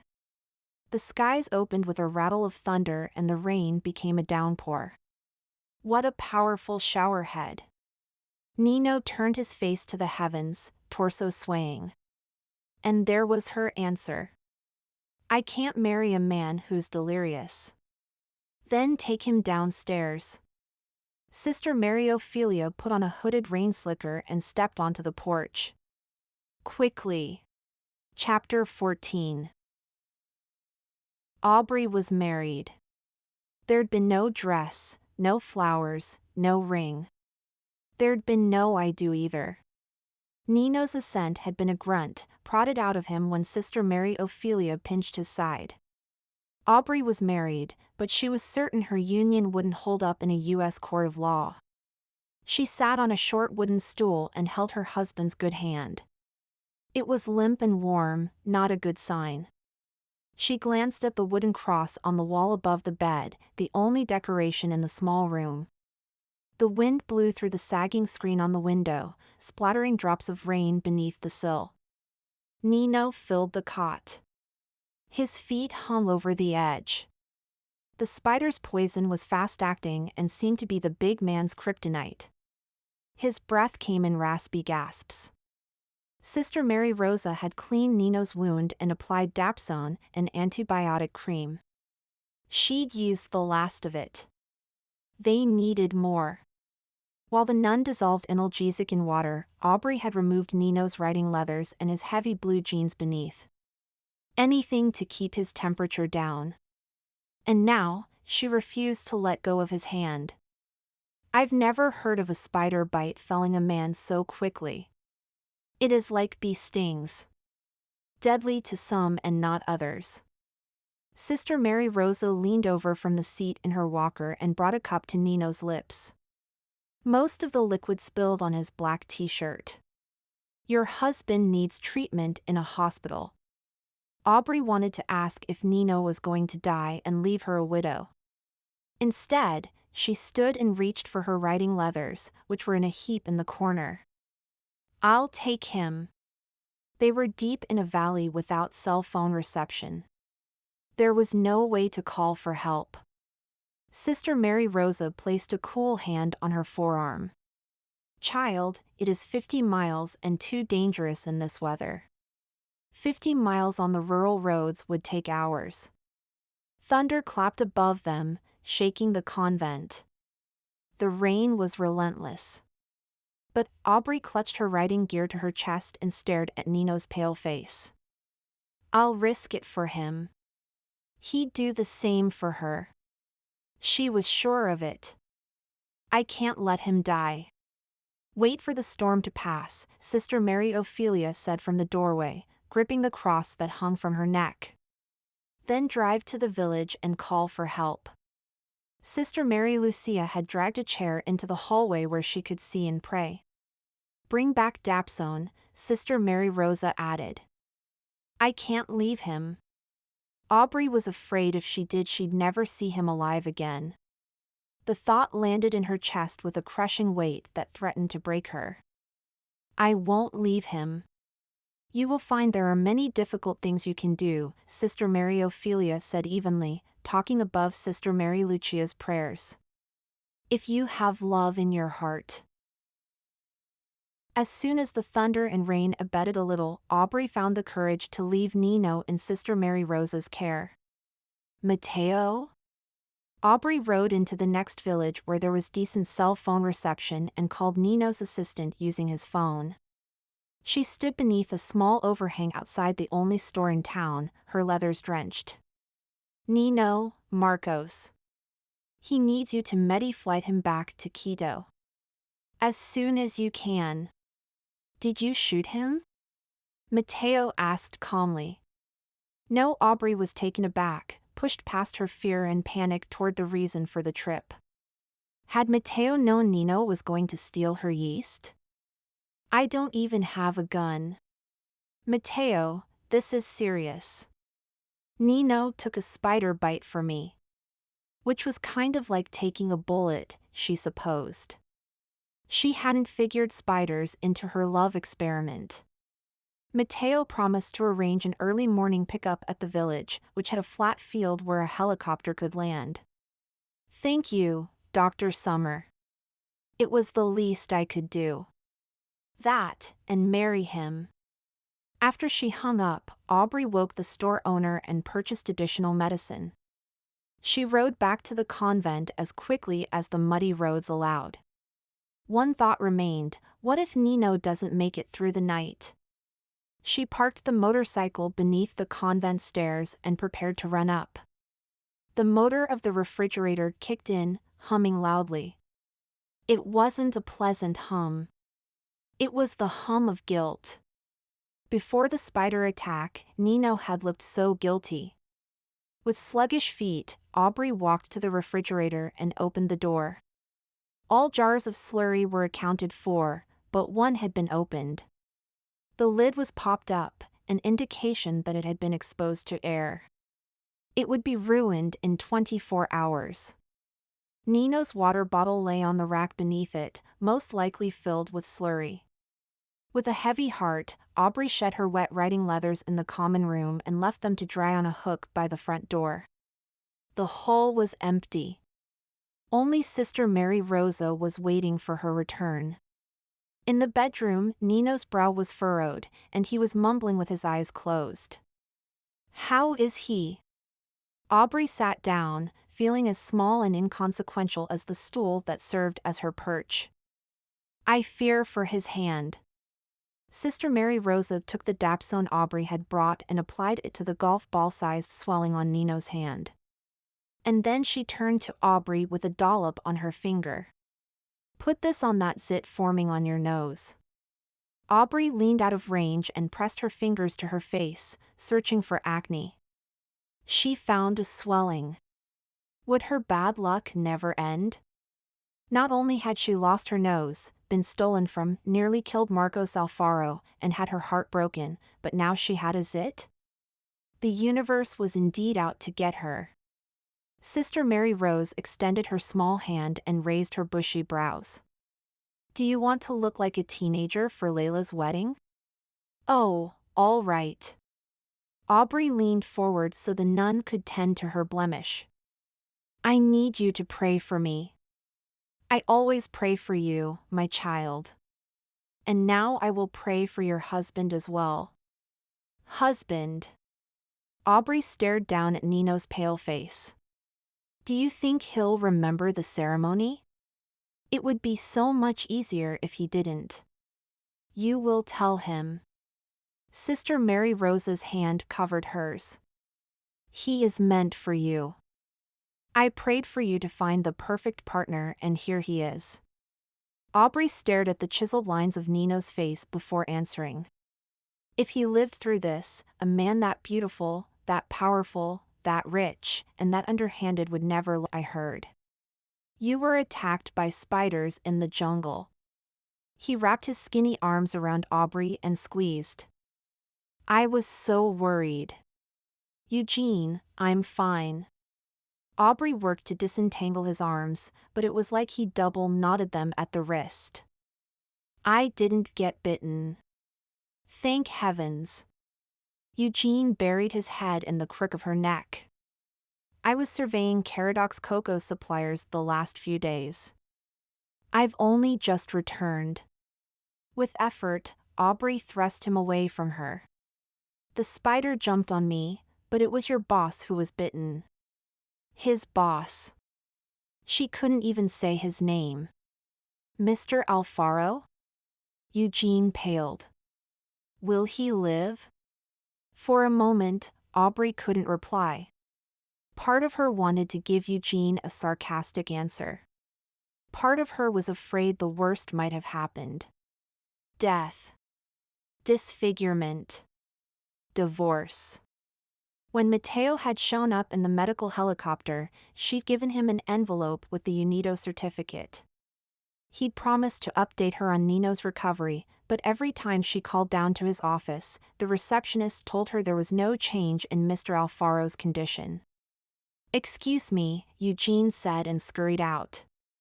"What's wrong with the nose?" Grandma Dotty came to stand beside Aubrey. She'd had the salon tint her short hair a lilac color that complemented the bright purple of her fringed flapper dress. "He can't decide who he loves more, me or Nino." Aubrey smoothed the red silk of her bridesmaid's dress and forced herself to smile. "Where's Alicio?" Layla's grandfather. "At the cake table." Grandma Dotty sighed. "I had to let him down easy. I've decided I prefer to be single." "What?" Aubrey would have fallen out of her heels if her grandmother hadn't steadied her. "What about your cold feet?" "I still have your socks." Dotty nestled her head against Aubrey's arm. "Besides, if I married again, I'd have to split time between my family and his. And I much prefer my family. I mean, just look at Maggie out there. She looks happy." Maggie was dancing to a fast beat with a handsome man while holding a champagne flute. She had the glazed-over, blissful look of a woman who drank too much. Violet was raiding the dessert table. And Lily was having a serious discussion with Alicio. None of them looked ready to leave. "I think I'm ready to call it a night," Aubrey said, one bridesmaid to an old maid. "How about you?" Grandma Dotty yawned. "Yep. Can we say our goodbyes to Layla in the morning? She looks like she doesn't want to be interrupted." Layla and Diego were dancing to a slow song only they could hear. "There's a brunch in the morning. We'll be able to say goodbye to everyone before we get on the plane." "Even Nino?"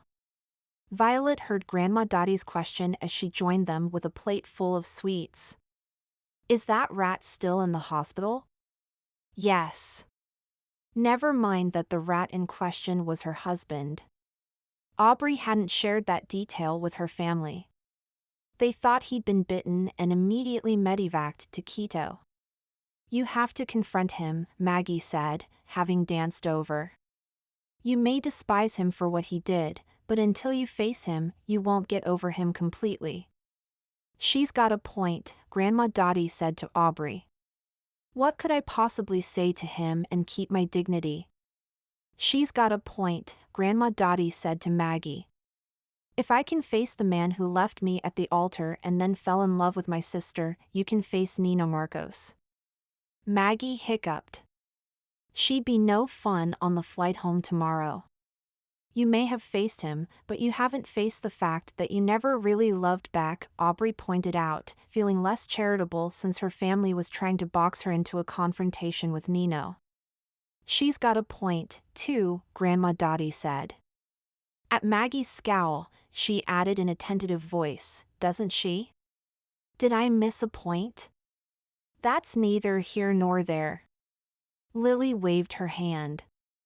"I'm telling Cletus we're not leaving until you have your say." Cletus was the family's private pilot. Aubrey frowned. "She's gotta." "Don't say it." Aubrey cut her grandmother off and marched out of the ballroom. "I'm going to look like hell in the morning." "How do you know?" Grandma Dotty trotted beside her. "Because I'm going to toss and turn all night trying to figure out what to say to him." "You've got a point," Grandma Dotty said enthusiastically. "I'd loan you my night cream, but it only helps with age spots, not stress circles." Chapter 16. Nino's mother and abuela sat on either side of Nino's hospital bed, holding his hands and praying in Spanish. If Nino hadn't known better, he'd have thought he was dying. As it was, he was wiped out from battling the infection from the spider bite and the lingering impact of strong medicine. He was on forced bed rest. He'd asked for his phone several times, but no one seemed to know where it was. The old Nino, the man who'd never met Dr. Aubrey Summer, would have ranted until a new phone was brought to him.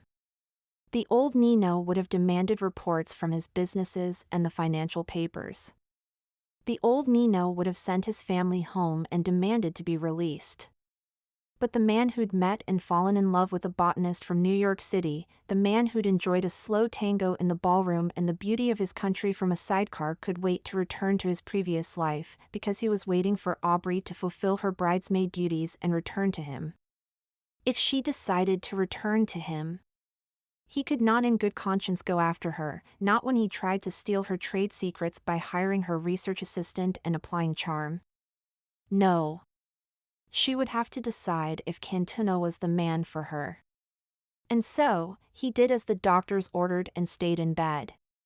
But he watched, and he waited, and he listened to his family's prayers. That's when he began to see him.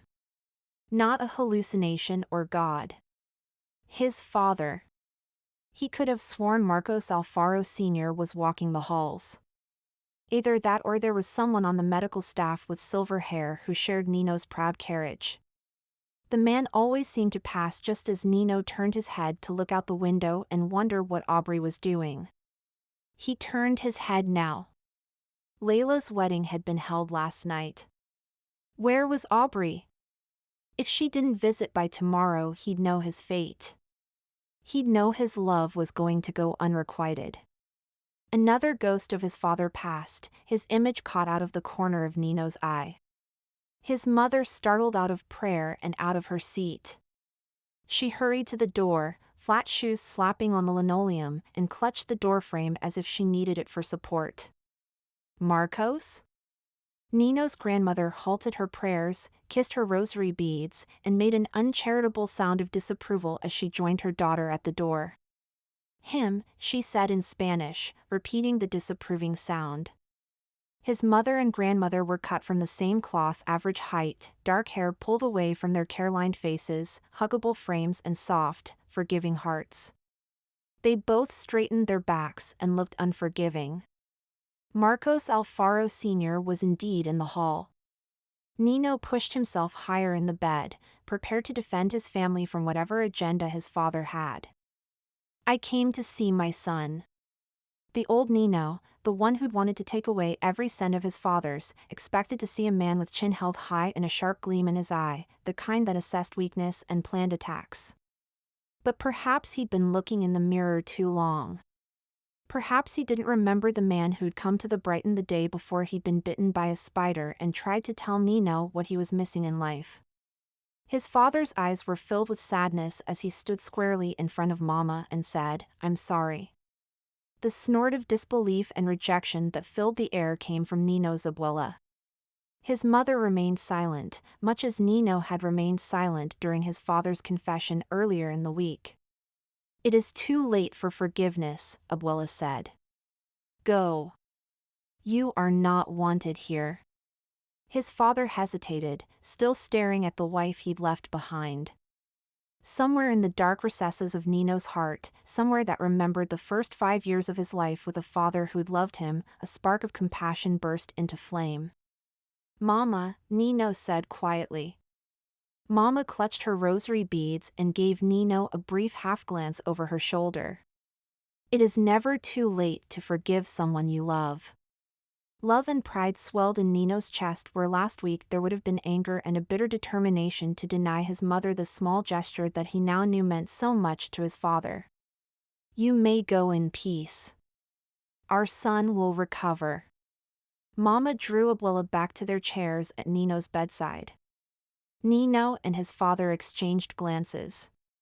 It would have been easy for the older man to take the money from Caradoc Confections and never look back, but he hadn't. He tracked Nino down to give fatherly advice.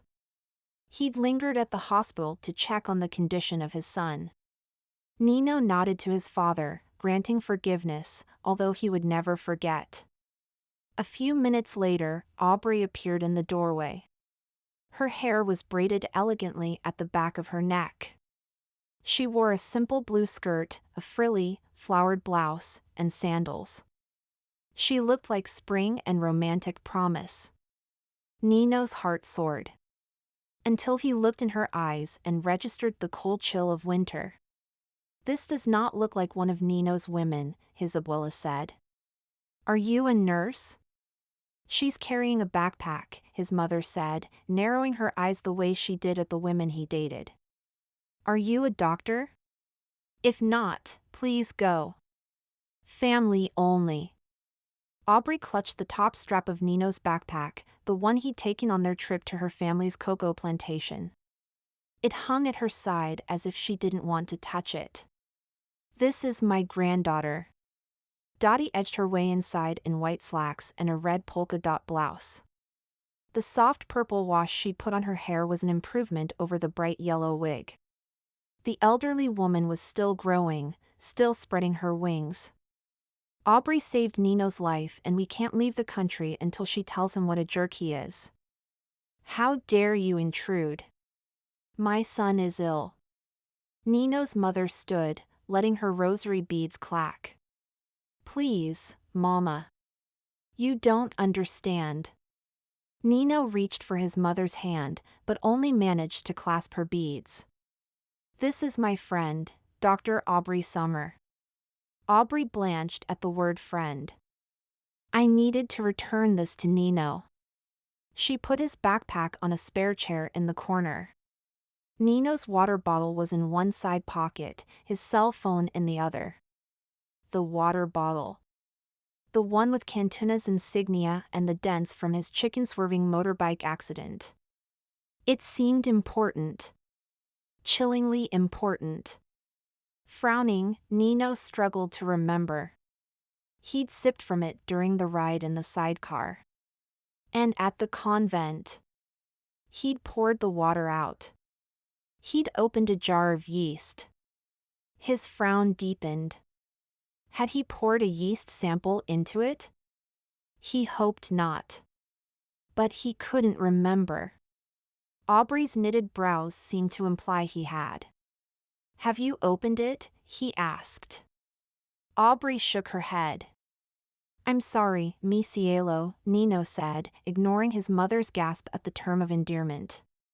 It's too late for apologies. Aubrey's hand lingered on the water bottle's lid before she snatched her hand back. It's never too late for apologies and forgiveness. His words strained a throat raw from a breathing tube. That bottle, it's not what you think. He hoped. How could he remember that he loved Aubrey and not if he betrayed her? Her spine straightened and some of the determined Aubrey returned with a flash of milk chocolate eyes. You tried to steal from me. From me, too, Dotty piped up. How dare you speak to my son this way? His mother clasped his hand and held it to her breast. He nearly died in. Your son is a liar and a cheat, Aubrey said in a soft voice, as if reluctant to cast stones. Cantuna. She didn't say it in a flattering way. Nino nodded. It was the least he could do when Aubrey was right. Abuela got to her feet and shook her fist, whiskered chin thrust out. We'll take this outside to the hall. In the midst of his life disintegrating in front of him, Nino had to admire his grandmother's fighting spirit. We can take them, Bree, Dotty said, eyes wild. I've got a black belt in Taekwondo and you passed that self-defense course when you were 12. There will be no fighting, Aubrey said in English before repeating it in Spanish. That's encouraging to hear. Mateo hovered in the doorway, holding some paperwork. Nino's family erupted in accusations in Spanish, appealing to Mateo, who indicated they should sit. We have much to discuss. Aubrey paled. I need to go. Stay, Mateo commanded. Please, Nino added. Whatever it was Mateo had to discuss, Nino hoped it was important enough that Aubrey would forgive him, if not now, then years from now. I don't take orders from anyone in this room. Aubrey turned toward the door, grabbing onto her grandmother who still had a fighter's gleam in her eye. You'll want to hear this, Mateo warned. Aubrey pivoted in the doorway, head high, shoulders back. Anything you want to say can be said to my lawyer. When Mateo opened his mouth, she cut him off with a slash of her hand. If any words are to be said now, I'll say them. She pinned Nino with a look that was cold and hard. Nino's heart sank. Whatever he'd done on her family's cocoa plantation, it had cost him this woman's regard and any chance they had at love. From the outset, I have been manipulated. Nino lied to me about who he was. He deceived me with kisses and caresses. Her words fell between them like hail on a winter's day, cold and hard. He had no regard for my reputation, my career, or my heart. Nino fisted the hospital sheet in his hands, letting her have her say, letting his family hear what he'd done and what he'd become. You don't deserve me, Aubrey finished, her voice cracking. Agreed, Mateo said without any hint of loyalty. But that doesn't change the fact that I'm leaving the country. Aubrey stared at Nino, eyes sparkling with unshed tears. If any more words need to be said, say them to my lawyer. She hauled her grandmother out the door. She's suing me? Nino reached for the papers Mateo held. On what grounds? He'd settle out of court. He'd be fair and generous, compensating her for whatever he'd done, whatever he couldn't remember. His mother and grandmother babbled about the nerve Aubrey and her grandmother had.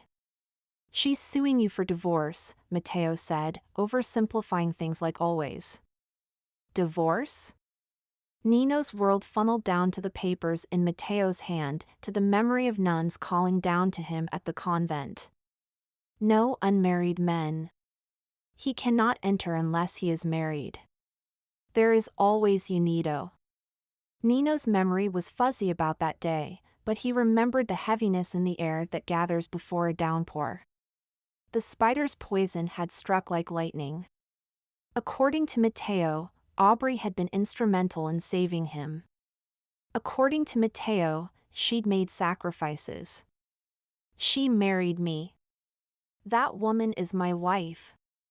Nino tossed off the bedsheet and swung his feet over the side of the mattress, nearly falling to the ground. Where are my clothes? He was going after her. Snippets of images flashed in his mind's eye.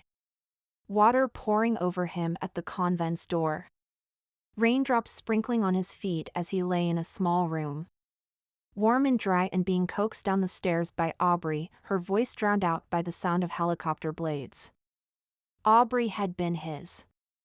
She'd been his for days and he hadn't known. There was no way she was getting away from him through divorce. Nino's knees buckled as his feet hit the floor. Where are my clothes? The New York City ballroom was packed. Nino pushed his way through the crush in a black tuxedo, searching for a classy, conservative brunette with a heart as big as the sea. It had been 2 weeks since he'd seen Aubrey last. 2 weeks spent wrangling with lawyers and trying to be patient. The wait was over. Ladies and gentlemen, a moment of your time before the dancing begins. A man stood on stage speaking into a microphone. We're here tonight to raise money for a canine rescue shelter. We're here tonight because of a woman who has opened her heart to those in need with 4 legs, those who do not have a voice of their own. I'd like to introduce you to the chairwoman of the Summer Animal Rescue, my daughter, Aubrey Summer. There was robust applause, more than the polite kind. Aubrey was clearly a favorite here. And there she was. His wife.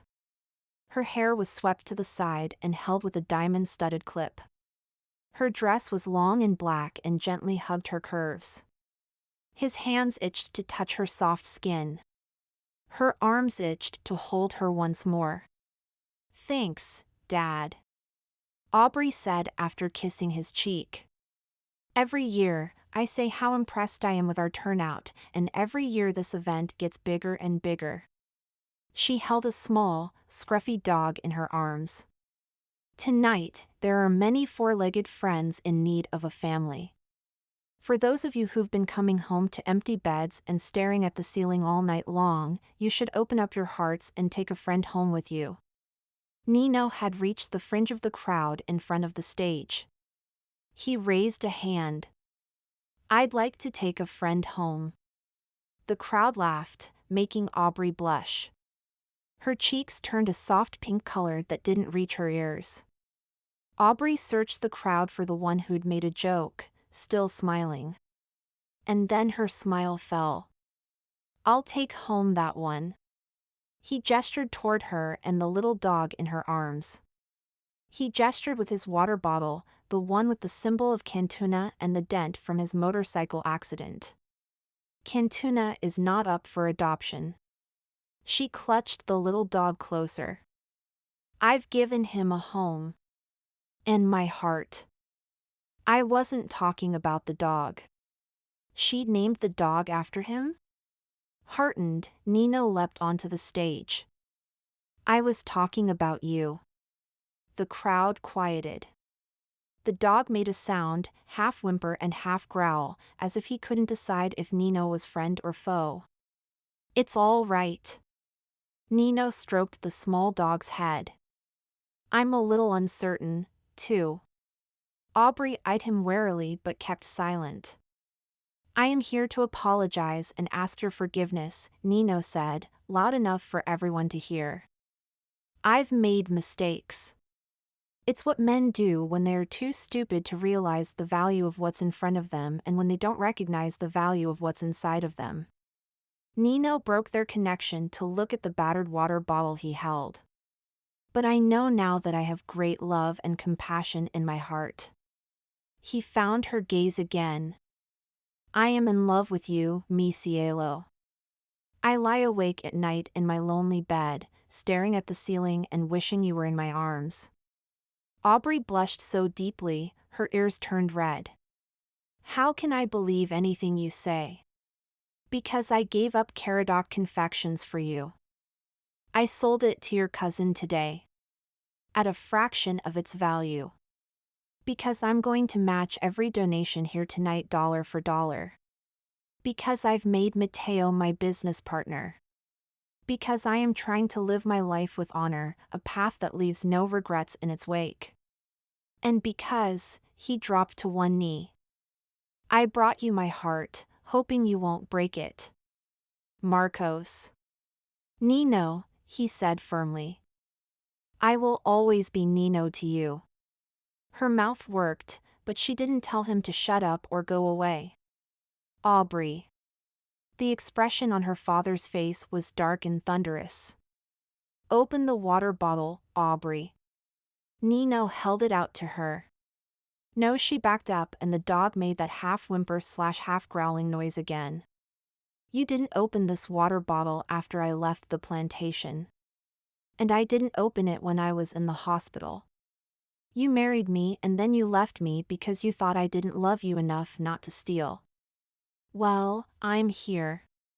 Let's see if I plan to put my desire for success and revenge ahead of you. If there's slurry in that water bottle, if there was ever any smelly yeast in that water bottle, you'll leave." Her chin went up and the dog, sensing her upset, reached up to lick her chin. He hadn't opened the bottle. He'd been unable to, just as she'd been unable to. "I counter your offer." After all, Nino was a hard negotiator. "If there is no slurry in the bottle, we will stay married." "You married this man?" her father demanded in a loud voice, looking at Nino the way a king looks at a man who wasn't a prince. When I was in Ecuador." She waved aside her father's concern that she'd married the wrong man with a wave of her manicured hand. "It was only way to save his life, so I could kill him later." "You should be proud of your daughter, Mr. Summer," Nino said without taking his eyes off Aubrey. "She is a conscientious, honorable woman. A woman I am proud to have as my wife." Aubrey's eyes narrowed. "Open the bottle, Marcos." Nino didn't. He had more to say. "When I held you in my arms in Ecuador, the world didn't seem as if it was against me. And you made me see what a waste my life was, living for revenge that would never come, no matter how much money I made." I was weak. I was selfish. I was wrong. But you healed me, grafting a piece of your heart to mine. Say you'll love me forever, mi cielo. Say you'll never let me go. She was silent. The crowd was not. Show her the ring, someone cried. Give her a kiss, shouted another. Nino held out the water bottle again. Aubrey set the dog down. It was on a slender black leather leash, but it wasn't going anywhere. It loved her, just as Nino did. He wasn't going anywhere either. She took the water bottle from him, opened it, and looked inside. She sniffed the contents tentatively. There was never any slurry inside, Aubrey. You couldn't wash out a smell like that. Her gaze did not soften. But you considered taking it. You opened the jar. There was no use lying. I did. And he'd regretted doing so ever since. Her gaze softened. But you didn't. I couldn't steal your work or Dottie's family legacy. Nino reached inside his jacket pocket and pulled out a blue velvet ring box and opened it. Please do the honor of marrying me again, when I'm conscious this time. I love you, mi cielo. I think I have since the moment you told me your grandmother couldn't have canalazzo. How small is that ring? Said an onlooker. It was, after all, New York. This ring was my abuela's, Nino said. She and my grandfather had a long and happy marriage, based on love, respect, and trust. It was a common law ceremony. What we call unido in my country. Aubrey didn't move. The dog walked over to sniff Nino, wagging its tail when he scratched behind his soft ears. Nino removed the ring from its box and held it out to her. Trust is the most important part of a relationship because love is a risk. You don't know if it's going to fade away or grow every day. Take a chance on me, mi cielo. All Aubrey had to do was take the ring and his love. Dotty appeared beside Nino. She drew him to his feet and cleared her throat. You've had your heartbreak, Bree. It's time. There were tears in Aubrey's eyes, but she still hadn't moved. I didn't think you'd come. Mi cielo, I will always follow where you lead. Nino slid the ring on her finger. I love you to the ends of the earth and back. And I will love you through sickness and health. Even if you go bankrupt and lose that fancy hotel of yours? And your other businesses? Even if someone cheats you out of everything? Aubrey was only half joking. There was doubt in her eyes. He pressed a gentle kiss to her lips. How could I be poor with the richest thing in my life? Love. He drew her close to the delight of their audience. Your love is worth more to me than all the money in the world. I love you, Nino. She framed his face with her palms. And yes, I'll marry you a second time. A last time, he murmured as he drew her close for a kiss. Epilogue. Lily Summer leaned against the back wall at Aubrey's rescue fundraiser and sighed, both happy for Aubrey and envious of her finding true love. As a junior state congresswoman, dating was awkward. She couldn't really get to know anyone. If things didn't work out, what if they kissed and blabbed? A waiter stopped in front of her. Ma'am? Ma'am? No one should be allowed to call a 32-year-old woman ma'am.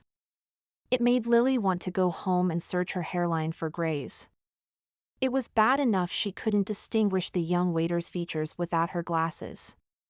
Geez. Ma'am? The man at the bar asked me to give you this. The waiter handed Lily a business card. In the darkened section of the ballroom and without her glasses, there was no way Lily could read what was on that card. She accepted it and thanked the teeny bopper anyway, shoving it into her clutch with her cell phone. It was probably from one of her constituents. Someone who needed a new sidewalk in front of their brownstone or wanted to complain about the high rate they paid for garbage. Just in case the man at the bar was someone who could advance her career or find her true love, Lily waved in the general direction of the bartender. And then she stifled a yawn. Just a few more minutes, and then she'd congratulate Aubrey and make her way home. Lily. A man appeared next to her. He was tall, dark-haired, and smelled like a sunny day at the Hamptons. She almost reached inside her clutch for her glasses so she could see what he looked like. Thanks for agreeing to this. He slid his arm around her waist and guided her toward the door.